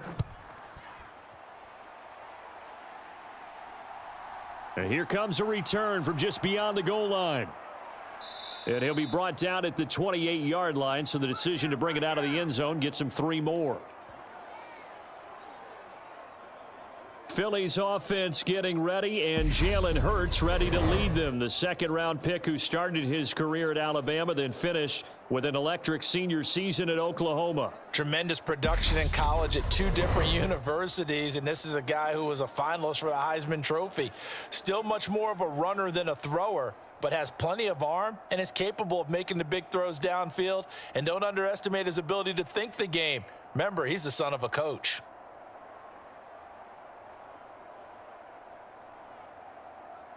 Set up. 60 Eagles. 60 Eagles. Pretty quiet, Eagle. Pretty quiet. Let's go. It'll be Sanders to begin the drive. He'll get a yard. That's all as they get him down at the 28. No doubt about it. A really nice job there by the defense, not allowing him to get to the perimeter. But that means your defensive ends, your outside linebackers, the guys that you pay big money to sack the quarterback, they also have to have interest in the running game as well. And they did a nice job there of holding the point of attack and not giving ground.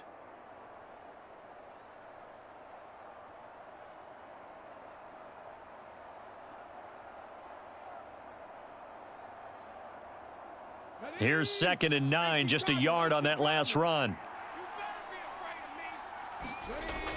Here comes Sanders on the toss right. And he will lose yardage here back at the 23-yard line. That's going to go down as a loss of 5, and it brings up 3rd down. Well, it's almost football 101 that you preach to your safeties. Don't let anyone get behind you. You're the last line of defense. But he didn't let the play come to him. He went to the play. How about that read and recognition and finishing off that one behind the line of scrimmage?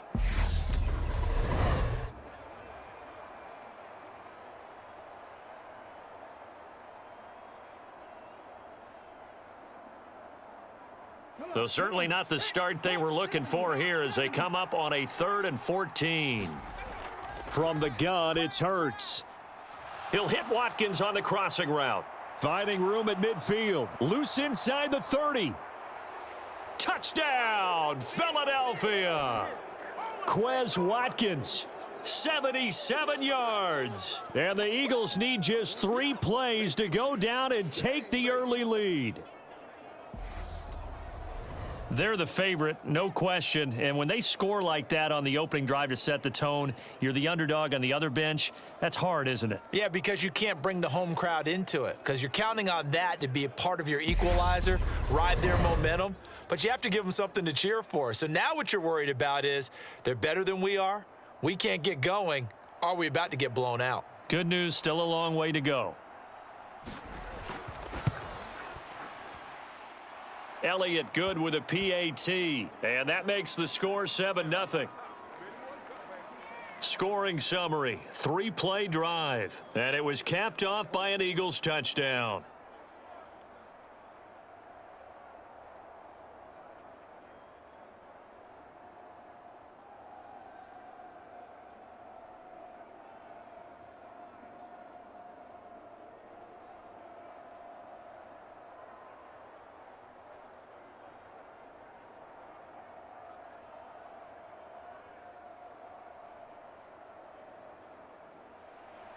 Now after the touchdown, here's Elliott on to kick it away. This fielded right at the goal line. And able to take it past the 25 and up to the 28-yard line. So here are the Broncos now for their opening drive. They'll be led out by the man who proclaims to be from a whole pack of Badgers. Came into the league back in 2012, Russell Wilson. And similar to his nickname, Russell Wilson has a dangerous mix of skills, the ability to throw from the pocket and extend plays and throw on the run. Not to mention an absolute winner. Usually has his team in the playoffs competing for Super Bowl opportunities.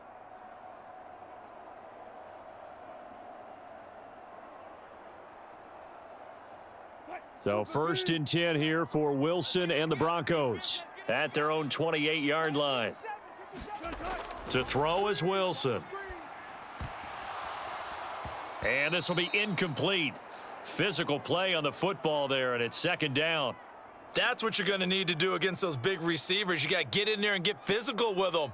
That time he got in close, got in tight, and knocked the ball away. So now they'll come up on 2nd and 10, once again from the 28. Now Wilson. Escaping the pressure right. Skirts by him at the 35. And they get him down, but not before he takes it across the 40-yard line. The rushing numbers for Wilson maybe down from earlier in his career, but he's still a threat to go, showing it there, picking up the 1st down. That's the first time he's called his own number, but he's got to be overjoyed with the results. He wasn't just going to settle for a modest gain. To me, he was determined to come through with a big message to a defense that slept on him in the pocket.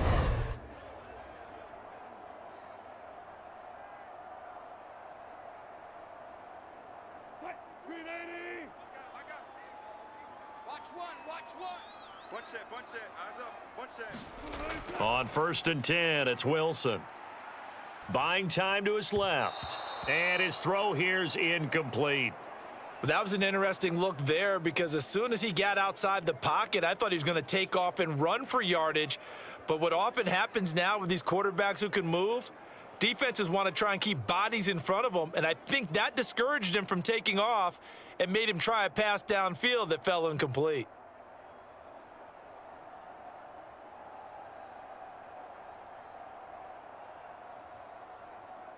An incomplete pass on 1st down. That leads to a 2nd and 10. Here's Wilson to throw. To the sideline, and it's caught, but boy, he's out of bounds. Now they tried to get him into space coming out of the backfield, but it'll be 3rd down. Certainly appeared to take away his first read, and by the time he tried to look elsewhere and find an open target, the coverage was too good. That one falls incomplete.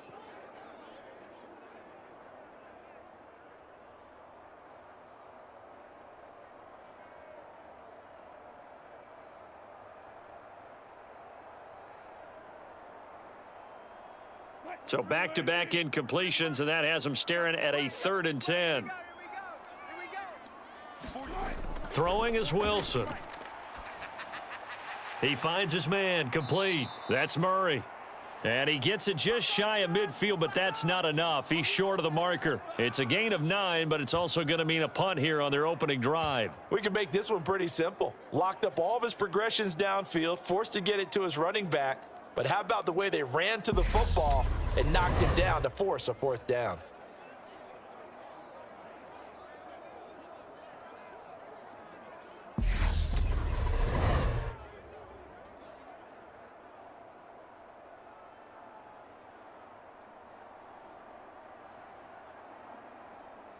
So on 4th down, the Broncos send Corliss Waitman out to punt. They'll send this away into the Rocky Mountain Night, and it's a good one. And the punt over the side in the air, and the spot will be inside the 35. So back onto the field here come the Eagles for their second drive. And they'll be looking to make this a 2-score advantage. Had the touchdown on their first drive, Charles. Hey, they can get up 2 scores here on the road. That's a heck of a start. And not only have they thought about it, I wonder if they visualized it. I remember playing, and they used to turn the lights out in our meeting room and run through a situation like this and say, just think about what it would be like to be up on the road and take the crowd out of it. Maybe they did some of that. Line of scrimmage, the 31 now on 1st and 10. Hurts sets up to throw it. It's incomplete. Took a shot, couldn't connect. Well, they've got man coverage on the outside, and my scouting report on these DBs tells me that they love to take matters in their own hands. They want man coverage, not zone. And there was good coverage there that forced the incompletion. Line of scrimmage, the 31 as they line up 2nd and 10. Hurts.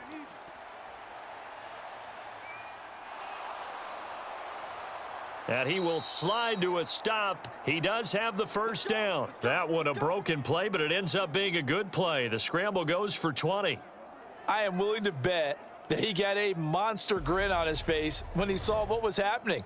Man coverage was so committed to denying a big throw that it pulled attention away from him, and he had an easy lane to hit, and hit it he did. Let's go now. Cougar 19.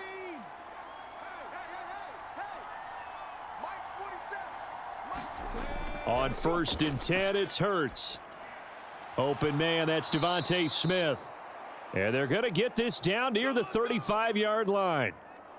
Someone sharp in this game. I mean, a touchdown pass on the first drive and comes right back, and he's flinging it around really well here. Really nice throw there to pick up the first down. You kind of just feel a laser focus and confidence about him, and I think we saw that this week, didn't we? Talking to him and the coaches, they felt good about his performance coming up. Yeah, I was really impressed with that last practice we saw when they went through 2-minute drill, when they went through all the different situations. Ball hardly hit the ground, and I thought, yeah, he might be locked in for this one.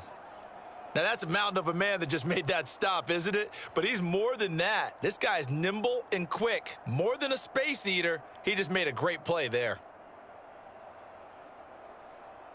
2nd and 9.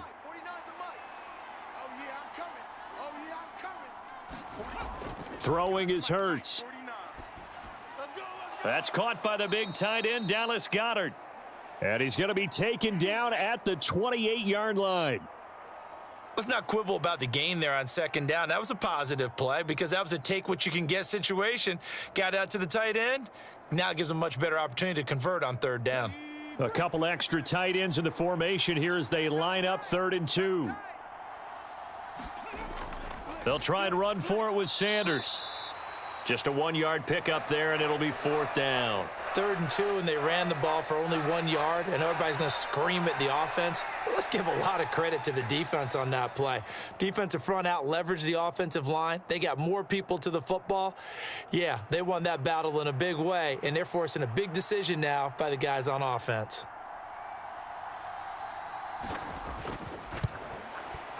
The kick by Elliott is good, and that will extend their lead even further.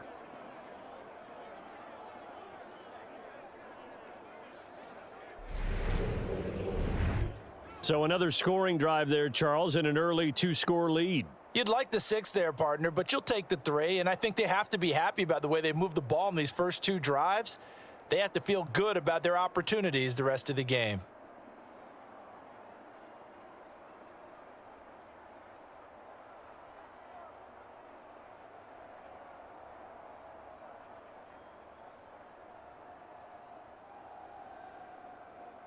So after the made field goal, 10-0 here early as the kick's away. This taken in at the goal line. And the tackle going to be made right there at the 25-yard line. So now the second drive offensively coming up for the Denver Broncos. They'll look to get something started. They need to, down 10-0 early as they've got it 1st and 10.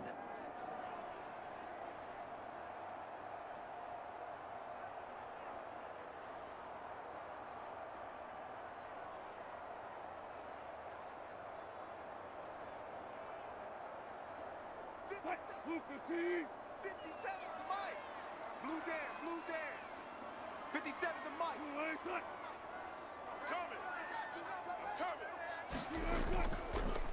They begin the drive with Williams.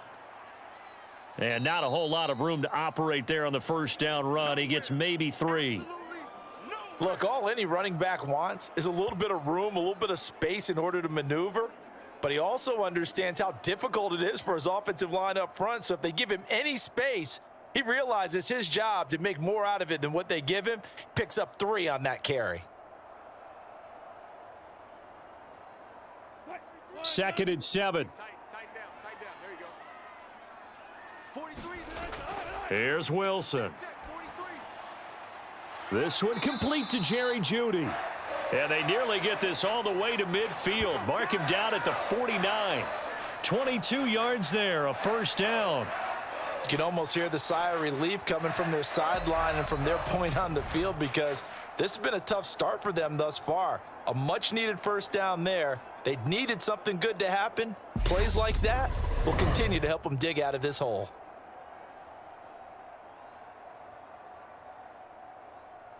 Come on, baby. Let's see what you got. Check. Crunch. Now a first down carry. It's Williams. And across the midfield stripe into Eagle territory. Give the tackle to Hassan Reddick.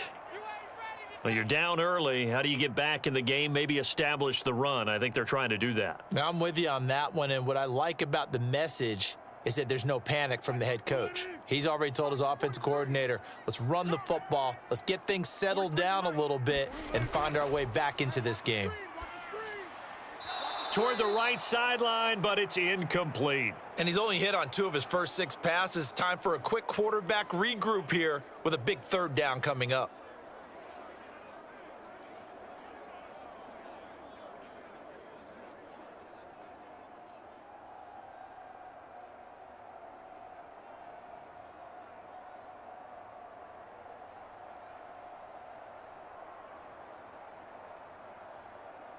They come up now 3rd and 5 following the incomplete pass. 43's the mic. Wilson. And that will be incomplete. I wonder, Brandon, I just wonder, you think maybe he was worried about where he was on the field? Was he far enough? Was he close enough to the first down sticks? Absolutely. He was right there by him, and I think he was thinking first down before he caught that football. Yeah, got to catch it first, because if you don't catch it, there's no chance of picking up a first down. 4th down, Corliss Waitman now on to punt. And they'll play keep away from the returner, as this one will be marked out of bounds at the 13-yard line. Pretty good spot. Here's the Philadelphia offensive unit now as they head out to take over possession. They're looking sharp, out early to a 10-zip lead and looking for more as they've got it 1st and 10.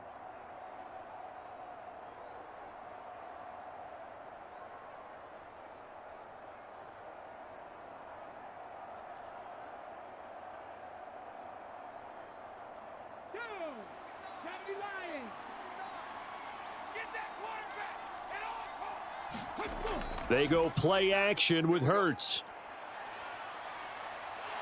And just not a ton of room to work with. He'll get it to the 15 for a gain of 2. Only a short game there, but that's okay if you're the offense. They brought a lot of pressure at him, and he uses athleticism to at least get back to the line and make 2nd down a lot shorter than it was looking for a moment.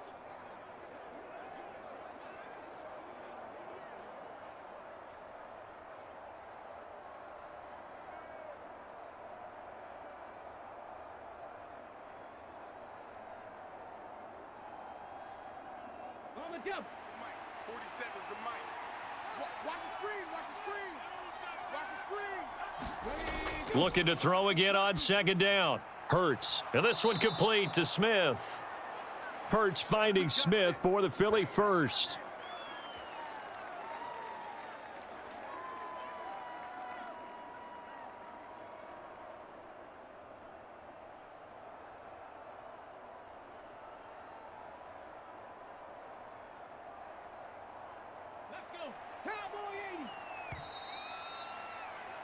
10-0 the score after one on EA Sports.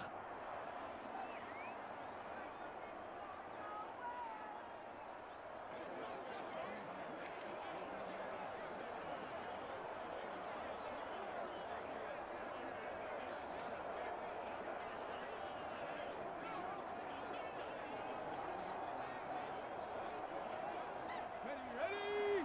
Panther 60, Panther 60. 49, guys. 49. And they'll let the quarterback keep it here on 1st and 10. And they're able to get this one across the 35. 14 yards that time, and a first down on the keeper. Well, he is certainly dangerous when he spots a lane, and he keeps it himself there. Worked out well. And how about the moving parts on a play like this? You know you have to practice it over and over because it's almost like a ballet that has to be choreographed. But how about once he made the decision to go, he committed to it and went. And let's face it, most teams are going to defend the running back much more than the quarterback on that type of a play. So here's a 1st and 10 at the 38. Here's Hurts to throw. And Sanders has got it complete. And this will be stopped at the 44. That one good for 7 yards.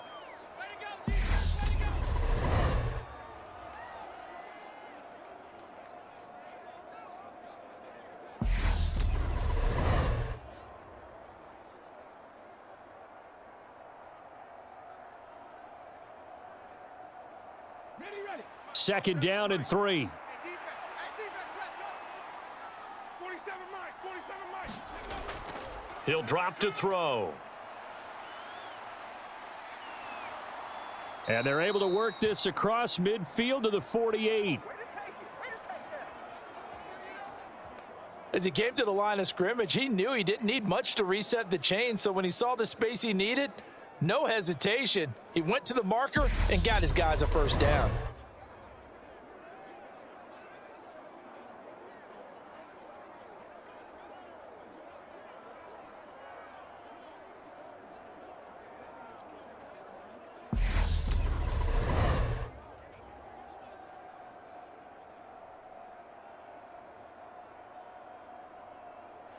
So a 1st and 10 now in Denver territory at the 48-yard line. They'll look to throw. And that is incomplete. Oh, the coverage a little too good there, and it's 2nd down. That's a tough spot for a running back coming out of the backfield because you know he's got to look for the football, knowing full well he's got a man coming his way full steam, and he broke that one up. So now 2nd and 10 after the incompletion on 1st down. Back to throw. Over the middle, he's got Watkins.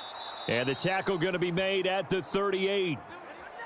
And a good quarterback facing zone coverage. If he has just a little bit of time to survey the scene, that's what's going to happen. No doubt about it. If there's no pressure, he's going to continue to pick them apart because he'll have all that time to find someone open downfield. You can only cover for so long. So maybe they want to go to a zone blitz scheme, get a little bit more pressure. Remember when Carolina did that against Denver? They lost the game ultimately. They dropped the defensive end out, and he ended up with an interception in that game in Super Bowl 50. Maybe some sort of scheme like that to try and get more pressure at the passer. Well, they're unable to convert that into much, but it's never a bad idea to try to get the ball into a tight end of his caliber's hands and see what kind of disruption he can cause.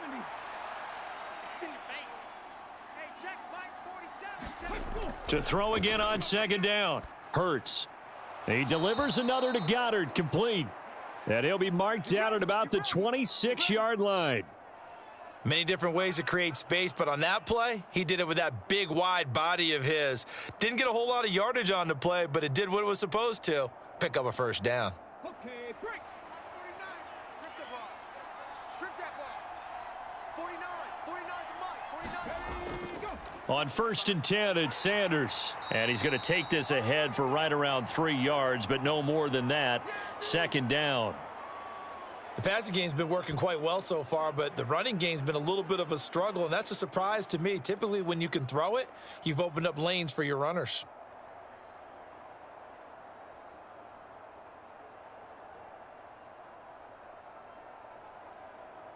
Here we go. 2nd and 6. No, scratch that. 2nd and 7. Mike's They'll look to throw here. It's caught by Sanders. And he will lose yardage and be backed up to the 24. Now they're staring at a 3rd and 8. That last play backwards a yard. Time to give a little credit here. That was an excellent read by the guys on the defensive side of the ball. Oh, you're crediting your defense. Got to credit them on that one because they tried to fool them, right? Tried to trick them, ran a screen, and they went to it and smothered it for a loss of yardage.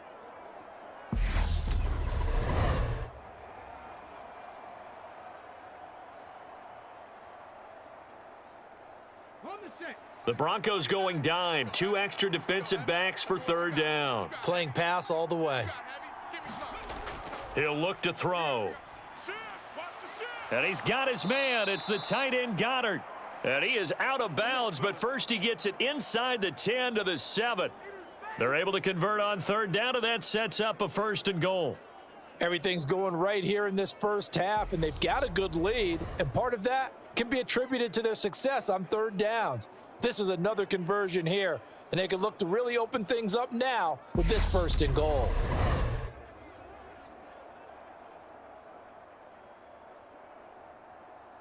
Here we go. Bronco 80. All right. Let's go, D. Let's go. Now let's get there. Let's go. 49, guys. Mike, 49. They'll run with Sanders. And he'll fight forward maybe to the line of scrimmage, but that's all. They'll say no gain on the play, and it'll be 2nd and goal. Definitely an important sequence here for this defense. They've had their share of struggles in this first half. They just cannot afford to give up another touchdown here. They'll try again here from the 7 on 2nd and goal. 49's the mic. Watch 49. Once again with Sanders. And he gets halfway there from the 6 to the 3 on a gain of 3. Defensively, they must have been expecting a pass. They were in the dime look out there. I think maybe they were deciding to go with speed on the field rather than bulk. I'm with you, a little bit surprising, but they wanted people getting to the ball as fast as possible. The lighter, shiftier defensive backs allow you that opportunity. They'll look to throw on 3rd and goal. And they're going to get to him, a sack. Sacked back at the 9-yard line. He loses a full 5 yards there on the sack, and it also brings up 4th down, 4th and goal. Well, we've seen how this quarterback can beat you with his legs. Saw it earlier on this drive, as a matter of fact, but that time they had him covered. They really gave him no place to escape because oftentimes they're able to find a crack, a sliver, anything that can get them upfield. On that occasion, nothing open at all, and they swarmed him. So Hurts is off, and on comes Jake Elliott for the Eagle field goal. We've hit the 2-minute mark of the first half, 10-0 our score.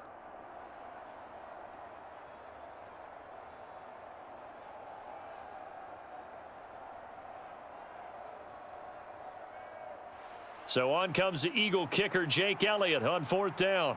From the right hash, and this one just a chippy. The kick by Elliott is good, and that will extend their lead even further.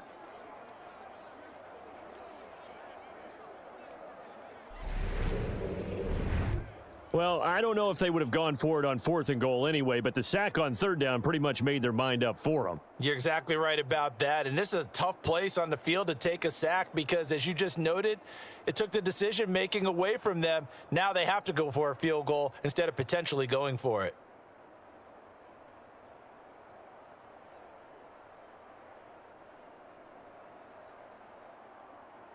After the field goal, here's Elliott to kick it away. Taken at the goal line. And they'll get him down inside the 30 at the 27.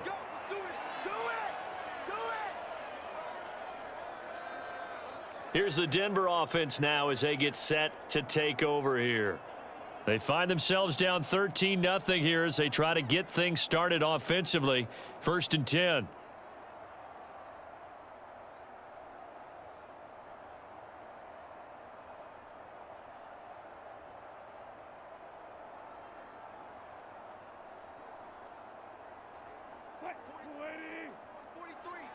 Check, 43. Hey, we got to get this stop here, D. Mike's 43. From the gun, it's Wilson. Man open, he's got it complete to Courtland Sutton. And they work this well upfield across the 45. Great way to start the drive. 20 big ones and a first down. Oh, that was a pretty route right there because it's all about finding a window on a route like that. He lined up on his left, ran the deep in route over the middle, and the ball was right where it needed to be. Really good trust between quarterback and receiver. Really good completion. A pass for Sutton is intercepted. Picked off by James Bradbury. And the Eagles are going to get this back to their own 34-yard line. Well, look, we're watching a quarterback here that's obviously been around for a long time. That's a throw he wishes he had back. He certainly does, but as you well know, this is a guy that's used to taking a few chances, used to fitting it into tight windows. These are throws that he's made before. Didn't happen to get it completed in this case.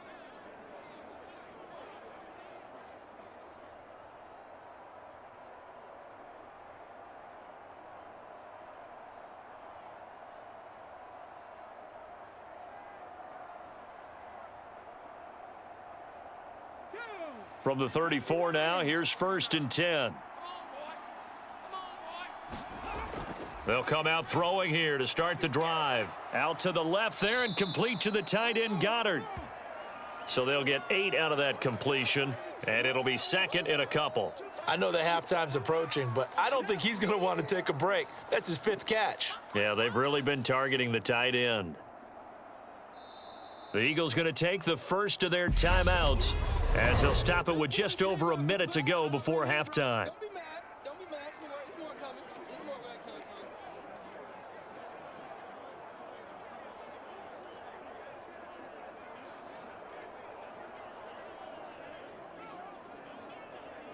Ready, set.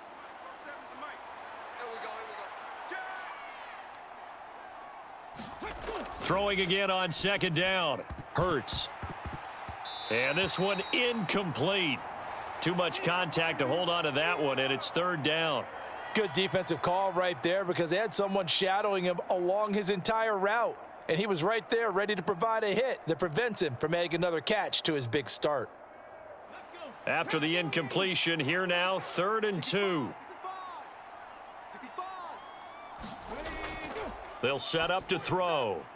Over the middle to Smith.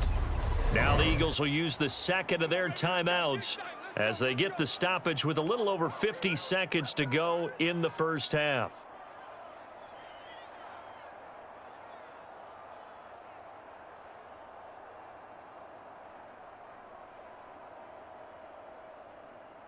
Ready.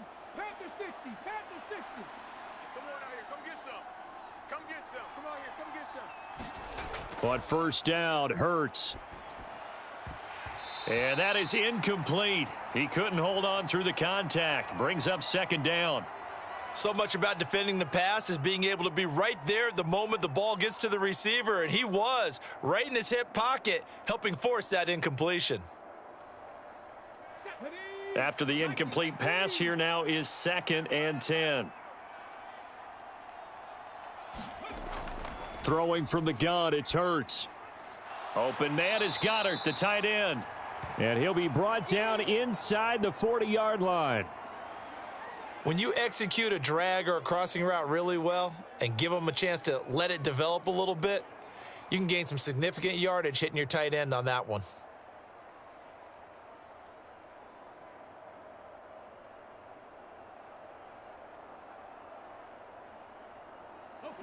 A nickel set defensively for the Broncos here on 3rd down. Back to throw again.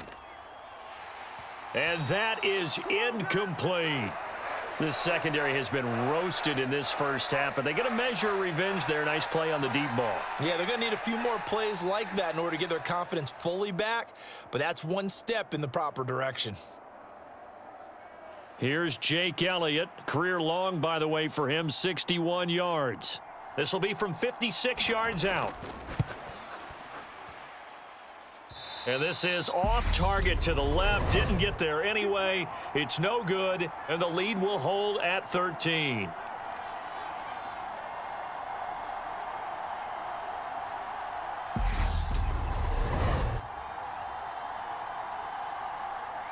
And anytime you see a kicker trot out to try one from 56 yards, you know everything's got to come off perfectly for it to have a chance.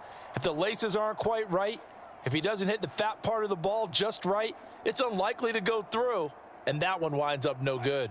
Denver offense at the line, ready to go.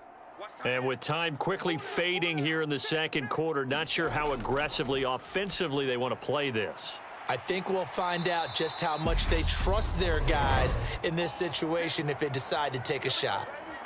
Now the Broncos are going to call the first of their timeouts as they stop it with 11 seconds remaining in this first half.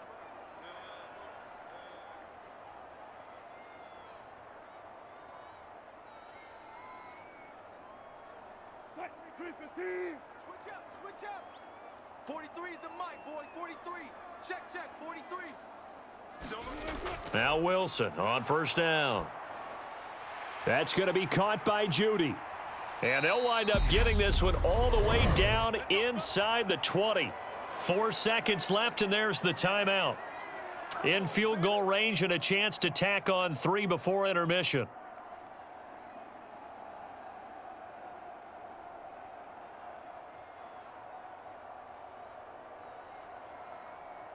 So with 4 seconds to go in the half, here's the field goal unit onto the field.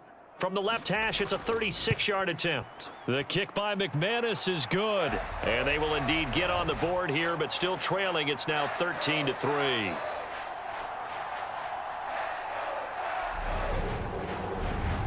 Now maybe a moral victory of sorts. They're on the board here late in the first half, but this offense just hasn't looked that sharp. Yeah, but at least they got the 3 points, right? At least they have something to, quote-unquote, hang their hats on and maybe feel a little bit better about themselves as they head to the half.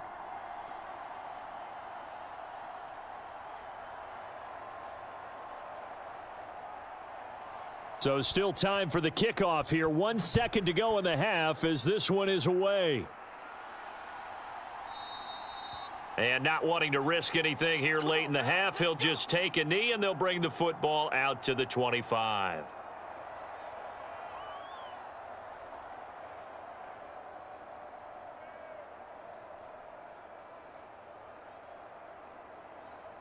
Set. 60 Bison. 60 Bison. Watch the curl. Watch the curl. Watch the curl. Set. And with time running down, they go down to a knee.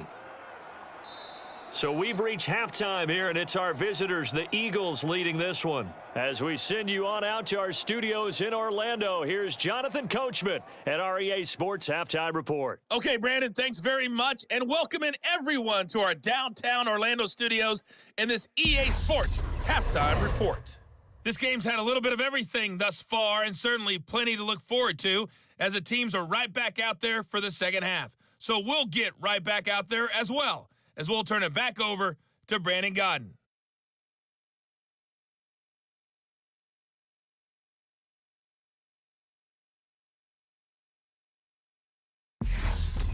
All right, Coach, thank you, and we welcome everyone back for quarter number 3.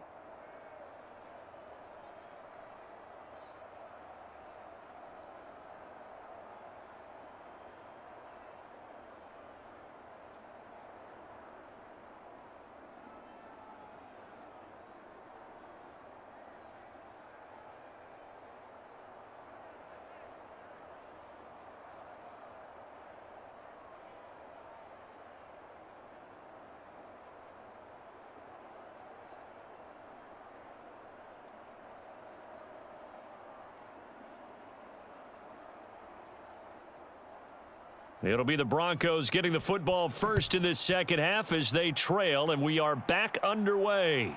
This fielded right at the goal line. And this return will net positive as he gets past the 25 and up to the 27-yard line. And the Bronco offense ready to begin this third quarter of play. Well, the first half, they struggled a little bit to keep pace offensively, CD, down 2 scores here. So how do they make some changes coming out of the locker room? Well, they've studied what they did in the first half. They've seen what the defense has thrown at them. Now they want to have a plan of attack against it. So you come out, you're not going to get all the points back on one drive, but get started on it. Start chopping into that lead, and maybe it'll inspire your defense to help out as well. 43 is the mic. 43 is the mic. They run it for the first time with a backup Murray. And nothing much materializing there on the first down run. He'll get a couple, and that's it. Well, any lane that might have been open there was closed pretty quickly, and that was because the defensive front, they won that battle at the point of attack at the line of scrimmage. They used great leverage, held their spot, and stacked him up.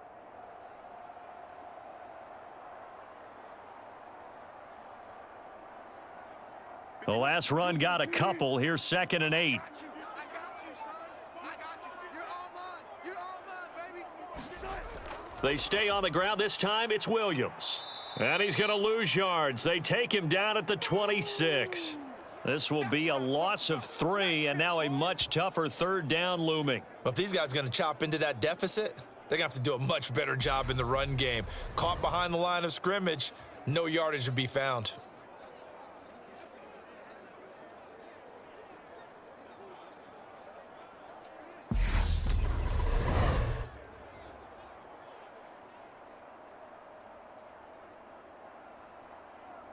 For 3rd down now. Those last 2 plays indicative of how things have gone for them. Just nowhere to go on the ground and struggling to put up points. Wilson. And that is incomplete. Oh, he had a defender right there with him to force that to the ground. And 4th down now coming up. Good clean play. No flags coming out of the pocket of the officials. Turns into an incompletion, and that should get them off the field with a 3 and out. The Broncos send out their punter now as he'll come on to kick this one away. He gets this away. It's a good one, drawing toward the sidelines. And this is going to be ruled out, I think, just inside the 20. Yes, it will. Side judge calls it at the 19-yard line. So here are the Eagles now as they get set for their first possession of the 2nd half. We have not seen much on offense here from either side these last few drives. We've hit a wall, so to speak. And have hit it hard, haven't we? Because the defenses right now, they seem to be a step ahead, don't they? Beating them to the point of attack, beating them to the punch. These offensive guys, they're tinkering like crazy. What's it going to take to get back on track? Yeah, both sides searching for adjustments. Hurts fumbles it. It's picked up by the Broncos. And his guys are going to take over at the 21-yard line. So potentially a turning point here in the 3rd quarter as that swings the door back open just a bit. Yeah, they're still down 2 scores, but I do think we're at that point in the game where you're going to reach for the football whenever possible. You're going to hear the coaches scream from the sidelines, tackle him, 2nd guy in, tackle the ball.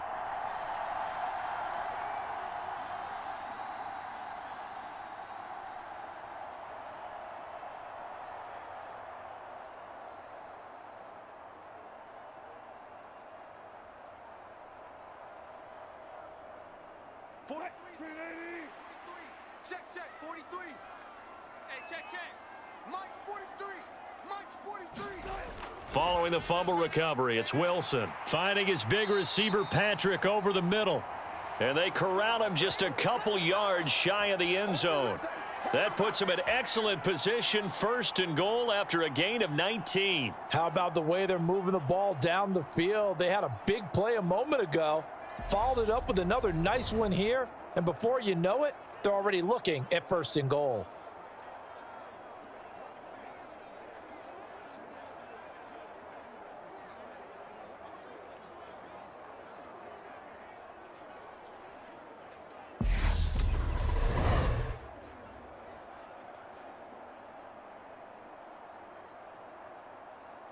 First and goal, and they got to be thinking a chance to get right back into this football game.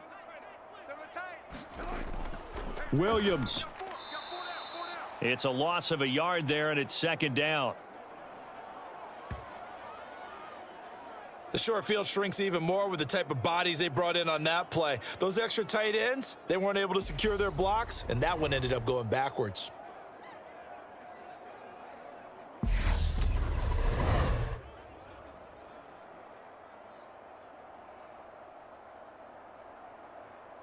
Back at the 2 now. Here's 2nd and goal.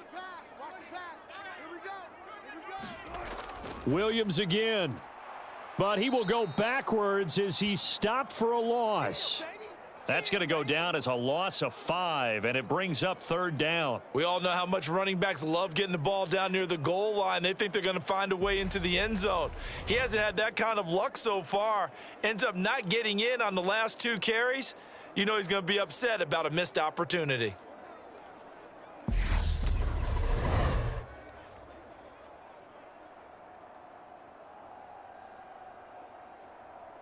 Now, they'd really like to make the short field pay off. We'll see if they can, but this is 3rd and goal. Now it's Wilson. Being chased out left. And he is into the end zone for a Denver touchdown. Russell Wilson taking it in from 7 yards away. And the Broncos use the short field to get in for 6. They were looking to pass the ball there, but they forgot to account for the man with the football. Yeah, I can hear people right now saying, well, why don't you have a spy in your defense, someone who will dance with him and go where he goes? Well, oftentimes if you utilize a spy, you've taken away someone in coverage as well. And oftentimes, the spy, not as athletic as the guy he's trying to keep up with, so he gets defeated anyway. And he turns 3rd and goal into a touchdown. On here, Brandon McManus for the point after.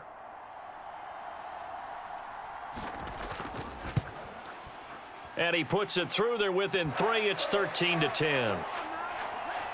So that drive, 4 plays. And it was Russell Wilson finishing things off with a touchdown run.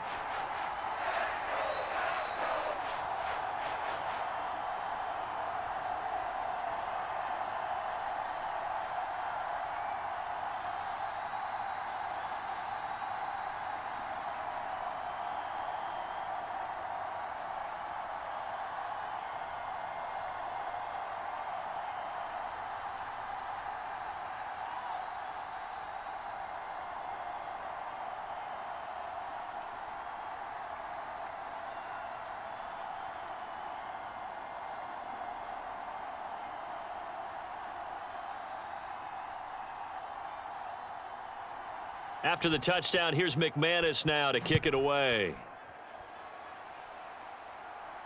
Fields it right around the goal line. And he'll be tackled just shy of the 25.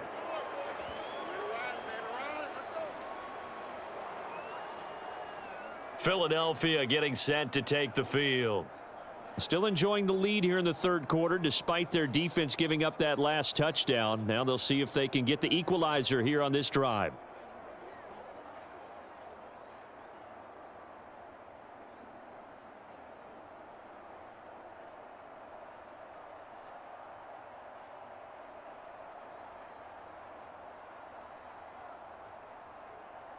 Hurts and the Eagles come up here 1st and 10 at their own 24.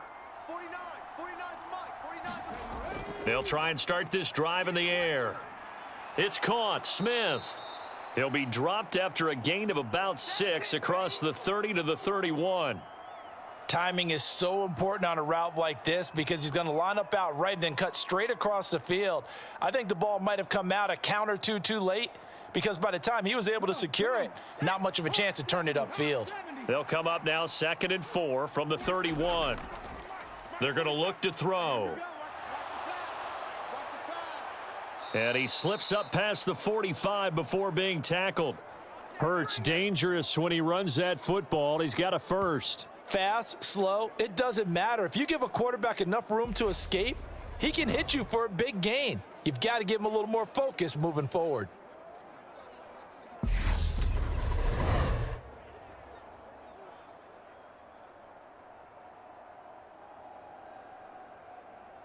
Here we go, shot. 19 Tiger, 19 Tiger. It's going to be a long day. It's going to be a long day. They'll throw on 1st down with Hurts. Looking middle, and it's incomplete. From the snap, he certainly looked like he knew where he wanted to go with the ball, but surprise, that guy was covered. So that took his attention elsewhere to no avail.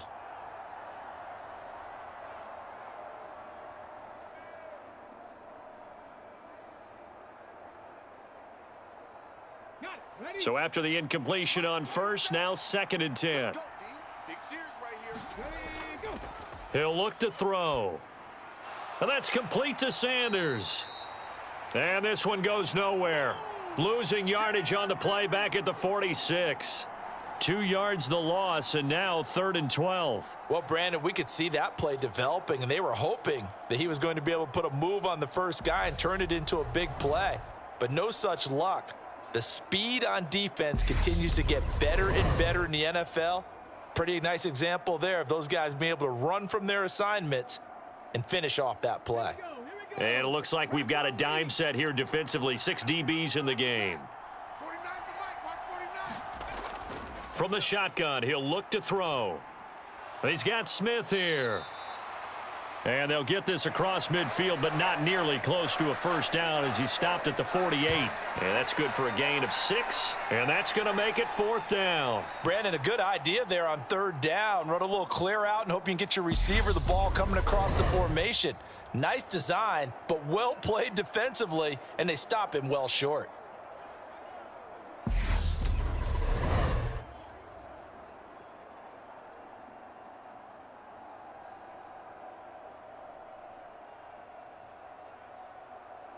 The Eagles send out their punter now, as he should be able to pin him back deep here with his first punt.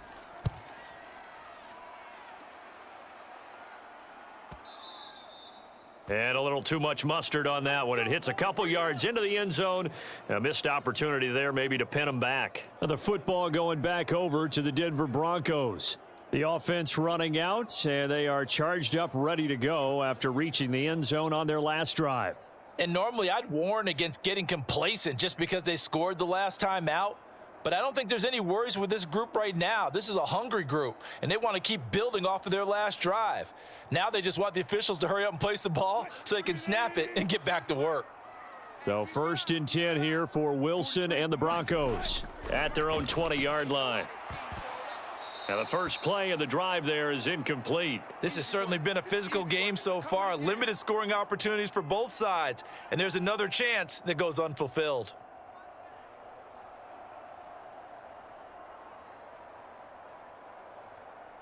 A good action to this point in the 3rd quarter. Just a 3-point game. 2nd and 10. Stop right there. Hey. Here's Wilson. And he wisely will throw that one away. Well, they approached this drive with a lot of confidence after their last one ended up as a touchdown. But incompletions on their first 2 throws has them huddling up and trying to figure out a big play here on 3rd down to get their momentum going again. Now they face a 3rd and 10 after back-to-back incompletions. You must be dreaming. Mike's 43. Now Wilson. Come on, Into double coverage, and it's intercepted. Darius Slay with a pick. And they'll start out with great field position at the 47-yard line in enemy territory. Certainly not his best throw that time, and not a good time to make it, Charles, when they were a nickel with 5 defensive backs on the field. And that's exactly why you have those 5 DBs out there. You want extra speed on the field, guys who have ball skills and understand what the passing game can do, and gives them a chance to react and make a play on the football, and they take one of those away.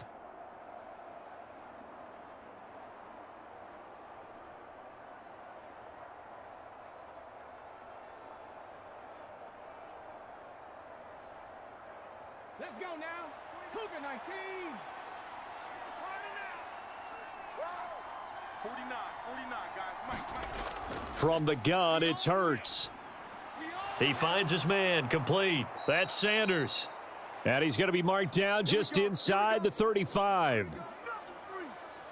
Well, they certainly had success throughout this contest, getting him the ball in the passing game, and there he picks up another first down. Whatever they saw going into this one, they've been able to capitalize on it, and no adjustment has been made to take it away. From the 34 now, here's 1st and 10. Watch the slant. 49's the mic. Watch 49. Hurts a handoff to Sanders. Knifes his way forward here, but just 3 yards on the play. 2nd down. I'd say they've got to find a way to get him going. He's such a big part of their offense. I wonder if they might throw it a little and come back to the run. Anything, because you're right, he's pretty much been completely neutralized. 3 yards on that last carry. Here's 2nd and 7.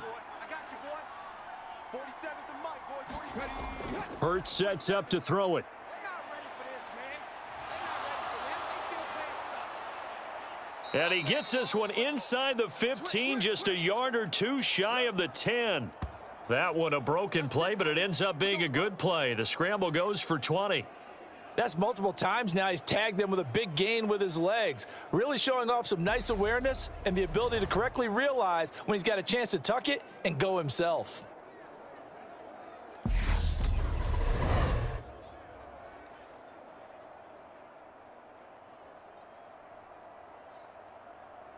Now a 1st and 10 at the 11.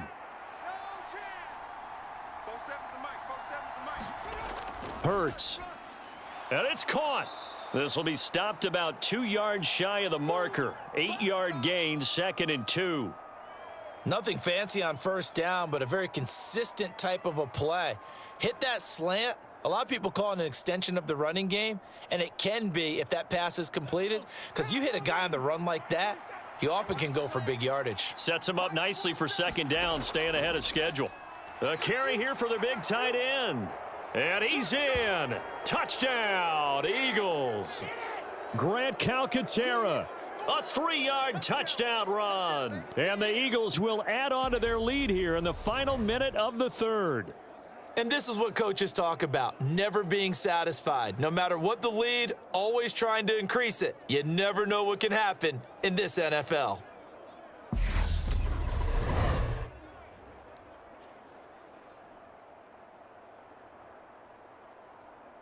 Elliott on for the extra point.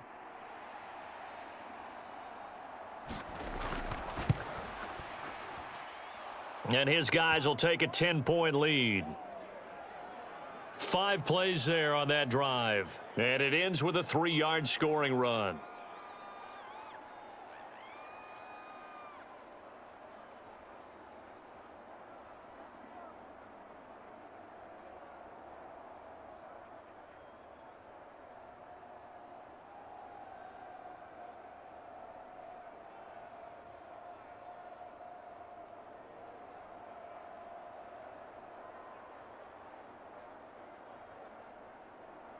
Now after the touchdown, here's Elliott on to kick it away.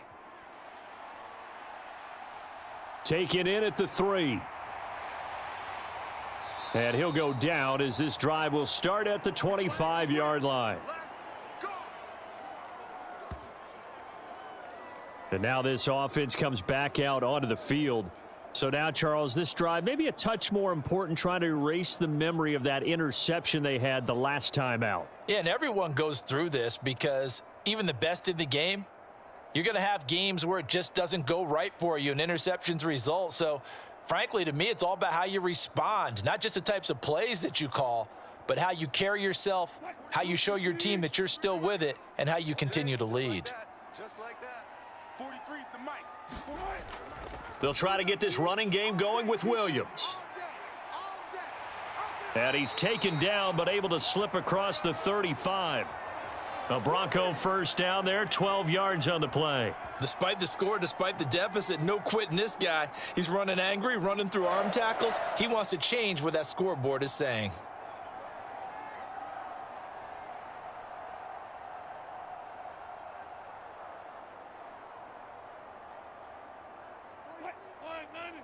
Watch the run. Watch the run. It's soft, baby. That's baby soft. They keep it on the ground, but this time it's Murray. And he'll go down, and that will do it for the 3rd quarter of action. 1 quarter remains here in this Thursday night matchup. We'll return with more after this. This is the NFL, and it's on EA Sports.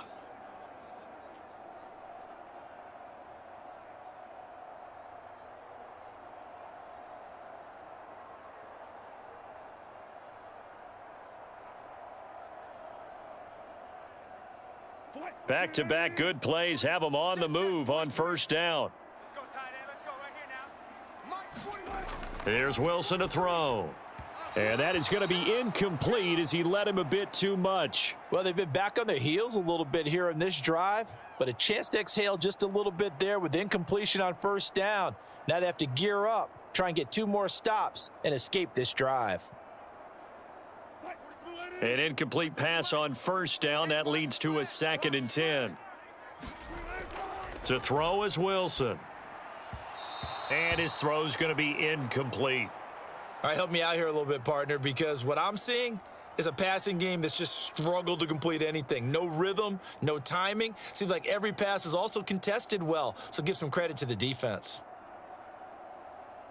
The Broncos on 3rd down. Just 1 for 5 to this point. This is 3rd and 10. From the shotgun, Wilson. Eagle pressure, too much this time. Down he goes.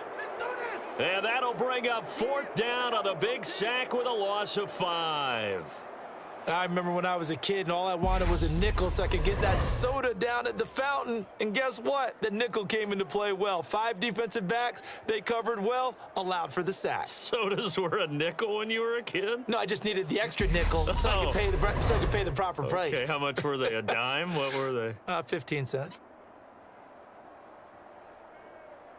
The Broncos send out their punter now as he's on to punt for the 4th time tonight.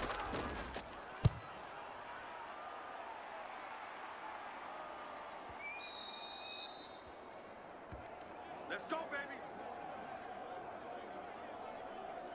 Now this offense back out and set to go for their next drive. Now there are 2 scores on the plus side. Still time here in this 4th quarter, but maybe you start thinking about playing keep away? Yeah, I think here's the situation. You're not thinking touchdowns anymore. You're just thinking first downs. To keep up with your theme there, playing keep away, first downs, they can't touch the ball.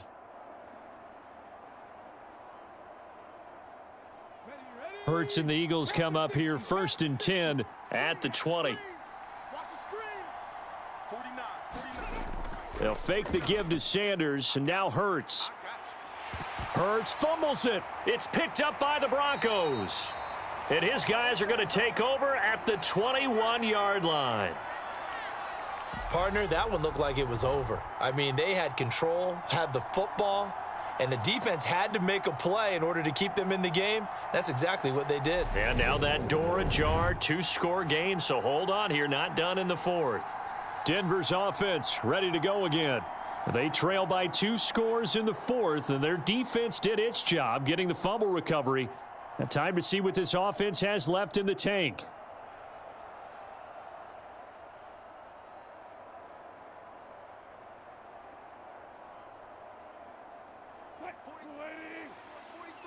Check, 43. Let's pick it up. Following the fumble recovery, Wilson. Let's get off the field. And Sutton hauls it in over the middle. And they've got it inside the 10 at the 8. The pickup goes for 13 and sets them up 1st and goal. Well, every drive from here out is definitely crucial and critical. They know that they need to get at least 3 here to get it back to a 1-score game. But I can't imagine that in their huddle that they're thinking at all about getting a field goal. They want to get into the end zone and then try and get the ball back again. Throwing is Wilson. Steps away to his left. And he'll take it into the end zone for a Denver score. Russell Wilson, his 2nd touchdown of the night. And the Broncos have made it a 1-score game again here in the 4th. Nice execution there. Good job by the O-line getting him in for the 2nd time. And you always have to start with credit there when you're having a big game. I mean, you don't get there by yourself. That's rare. But how about the ability to see the proper holes, pick the proper place to go, and find his way into the end zone? Extra point from McManus is good. And now things get a bit more interesting here in this 4th quarter.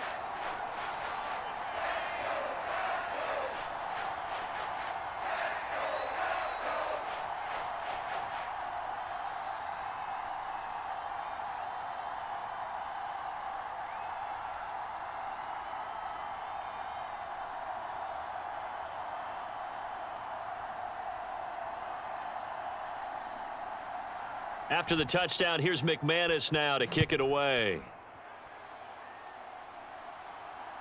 And this taken in at the goal line.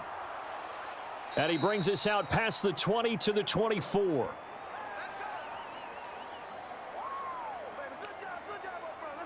And Philadelphia's offense ready to go again. Now, Charles, of course, you got to remember, last possession they fumbled. It led to a touchdown. One-score game here. Got to be careful. And this is where coaching and training really comes into play, doesn't it? What does everyone say after an error? Next play, move on, next drive. That mantra has to come to the front. They've got to take care of business right here and act like the last series just didn't happen. Hurts and the Eagles come up here 1st and 10 at their own 24. He'll start with a handoff to Sanders. It's Kareem Jackson making the play defensively. All right, that's a decent game there, but it hasn't been his best game overall. So I wonder what the mindset is of his team. Do they want him to handle the football and try and close this game out? Or are they going to make an alternative plan and maybe go in a different direction? I think they need him, and this is his time to shine. From the 29, Hurts. And this is caught by Watkins. 7 yards there and a first down. And defensively, they were in zone coverage there. Do you have to be a little careful? You're losing playing against a good quarterback like he is to not play too much zone? Yeah, you have to be careful about how much time you're giving up. I think it's a good point you just brought up. So maybe if you still want to play zone, you go to a zone blitz scheme. And you can drop anyone out of your defensive front, defensive end, defensive tackle. It doesn't matter. You just exchange someone to bring more pressure towards the quarterback and still try and cover downfield. 5 yards on the carry. Good pickup on first down. Good gain there on first down. It keeps them in a running situation probably. They did everything right on that play, didn't they? They got the leverage up front, good blocking. Nice hole for him. He ends up picking up nice yardage, stays in bounds to keep the clock rolling. They are in charge of this scenario right now. They want to stay that way. And not in any rush offensively. 6 yards the pickup, and that's a first down. And sometimes things come together exactly like you want. It's not just been the volume of carries he's had in this contest. It's been the production as well. A couple of first downs on the drive already as they'll go from the 47 now on first down. They'll go again with Sanders. And he's out of bounds as he gets this down to the 45. 8 yards on the pickup, and now they'll have some options on second and short. As we get late in this one, is altitude a factor for a visiting team in Denver? Is that something that's overplayed? No, it's real, and I know a lot of the visiting teams like to downplay it because they don't want to get into the heads of their players, but you can't avoid it. As soon as you get to the locker room, you get to the stadium, they always post it in there. Welcome to Denver. Altitude 5,280 feet. The air is rare. And he'll be brought down just shy of the 40. He's already proven to be a factor in the running game on this drive. Now he gets involved in the passing game. I think what we're seeing here is the modern version of workhorse in the NFL, being able to run it and catch it with equal proficiency. 49, guys. Mike, 49. They'll run with Sanders up the middle. And he'll get what he can up the middle, 3 yards. That'll bring up second down. Well, praise has to go to the guys on the offensive line because they've had a very nice, productive day running the football. How about that poor defensive line? They've been knocked around the entire game, and while they slowed them down on that run, can they continue to do so? Because they haven't had much success throughout this ball game. From the 38, Hurts. Oh, nice move. He'll be hit down at the 33, 5 yards on the play. Kudos for the defense from me on that one because they were prepared the whole way for him to try to escape and hit them for more yardage running it. I like the way they stayed zeroed in on him and kept him contained when he pulled the ball down. I think he was fortunate to get what he did on that run. I can't believe they let you play. I can't believe it. On third down, they'll run it with Sanders. And he is going to have the first down, and that is going to suck the life right out of this crowd. Just 4 yards on the pickup, but that's good enough to extend the drive. Hasn't had his best game running the football here tonight, but hey, that's a critical spot right there to convert on third down, and he did it. And the lights are shining just a little bit brighter right now, aren't they? You remember the beginning of the game? If he gets this first down, everybody's happy. That's cool. But here, that was critical, and it really energizes them.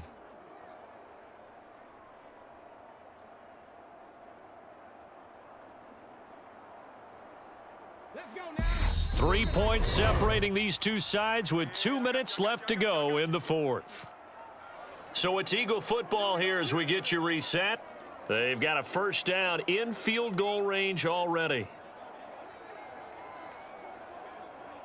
And not totally home free yet, but it's looking good as they come up 1st and 10. Another run with Sanders. And inside the 20 before he's brought down. And quickly we're going to get another stop here with 1:54 left as they call the timeout defensively.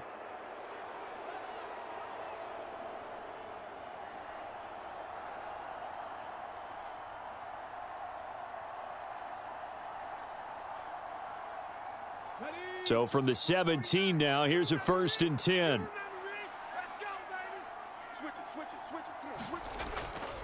Up the middle they go with Sanders. And he'll get 7 yards from the 17 to the 10 before he's taken down. Now the Broncos going to use the second of their timeouts.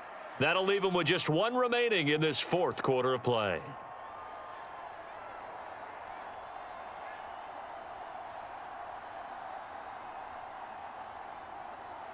So they come up on 2nd down. If they can get another run like we just saw, it would likely put an end to this thing.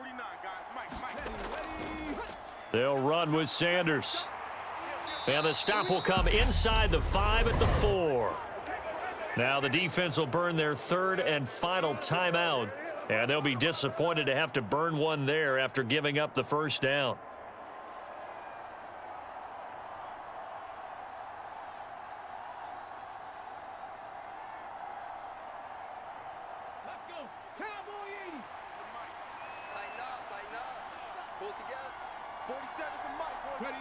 And they will take a knee here.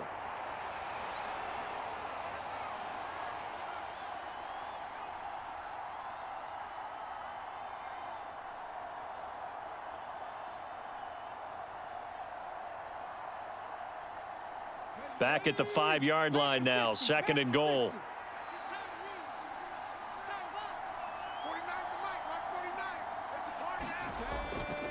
A give running left. It's Sanders. It'll be a gain of 5, and it's going to set up a 3rd and goal. It's not a huge breakaway run, but if your starting running back finishes the game with averages of 5 or 6 yards per touch, you'll take that every single time.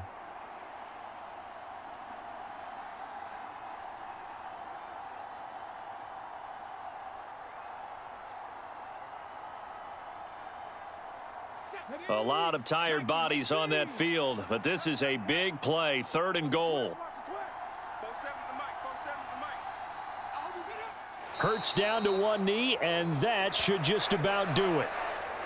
Yeah, it's fun to kneel down in front of your home crowd, but when you go on the road, that band of brothers attitude, right? Just us against the world and get it done.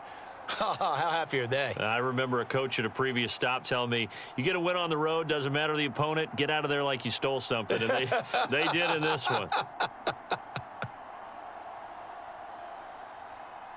So a big kick coming now for Jake Elliott. This to swell the lead to 6. So it's a victory here for the Philadelphia Eagles, and they say it's never easy to come into Denver to win because of the altitude. They looked pretty comfortable in the altitude. They certainly did. I'm not quite sure how they got prepared, and it's always been a big debate about what to do. I lived out there at one point. I lived in Colorado Springs, and I remember saying to someone after my 2nd or 3rd day there, like, this altitude thing, this is no big deal. And day 4, it hit. And it hit hard, and it took me a while to get ready and get acclimated. So some teams, they like to come in early, try and get on a schedule and feel good with it. Other teams say, forget it. Let's not let the effects jump on us. They come in as late as possible, as close to kickoff, and play. Whatever way they did it, it worked in this one.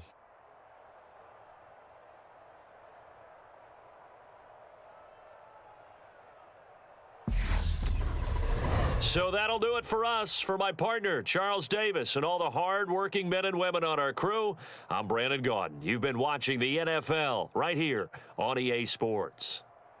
From Denver, good night, everybody.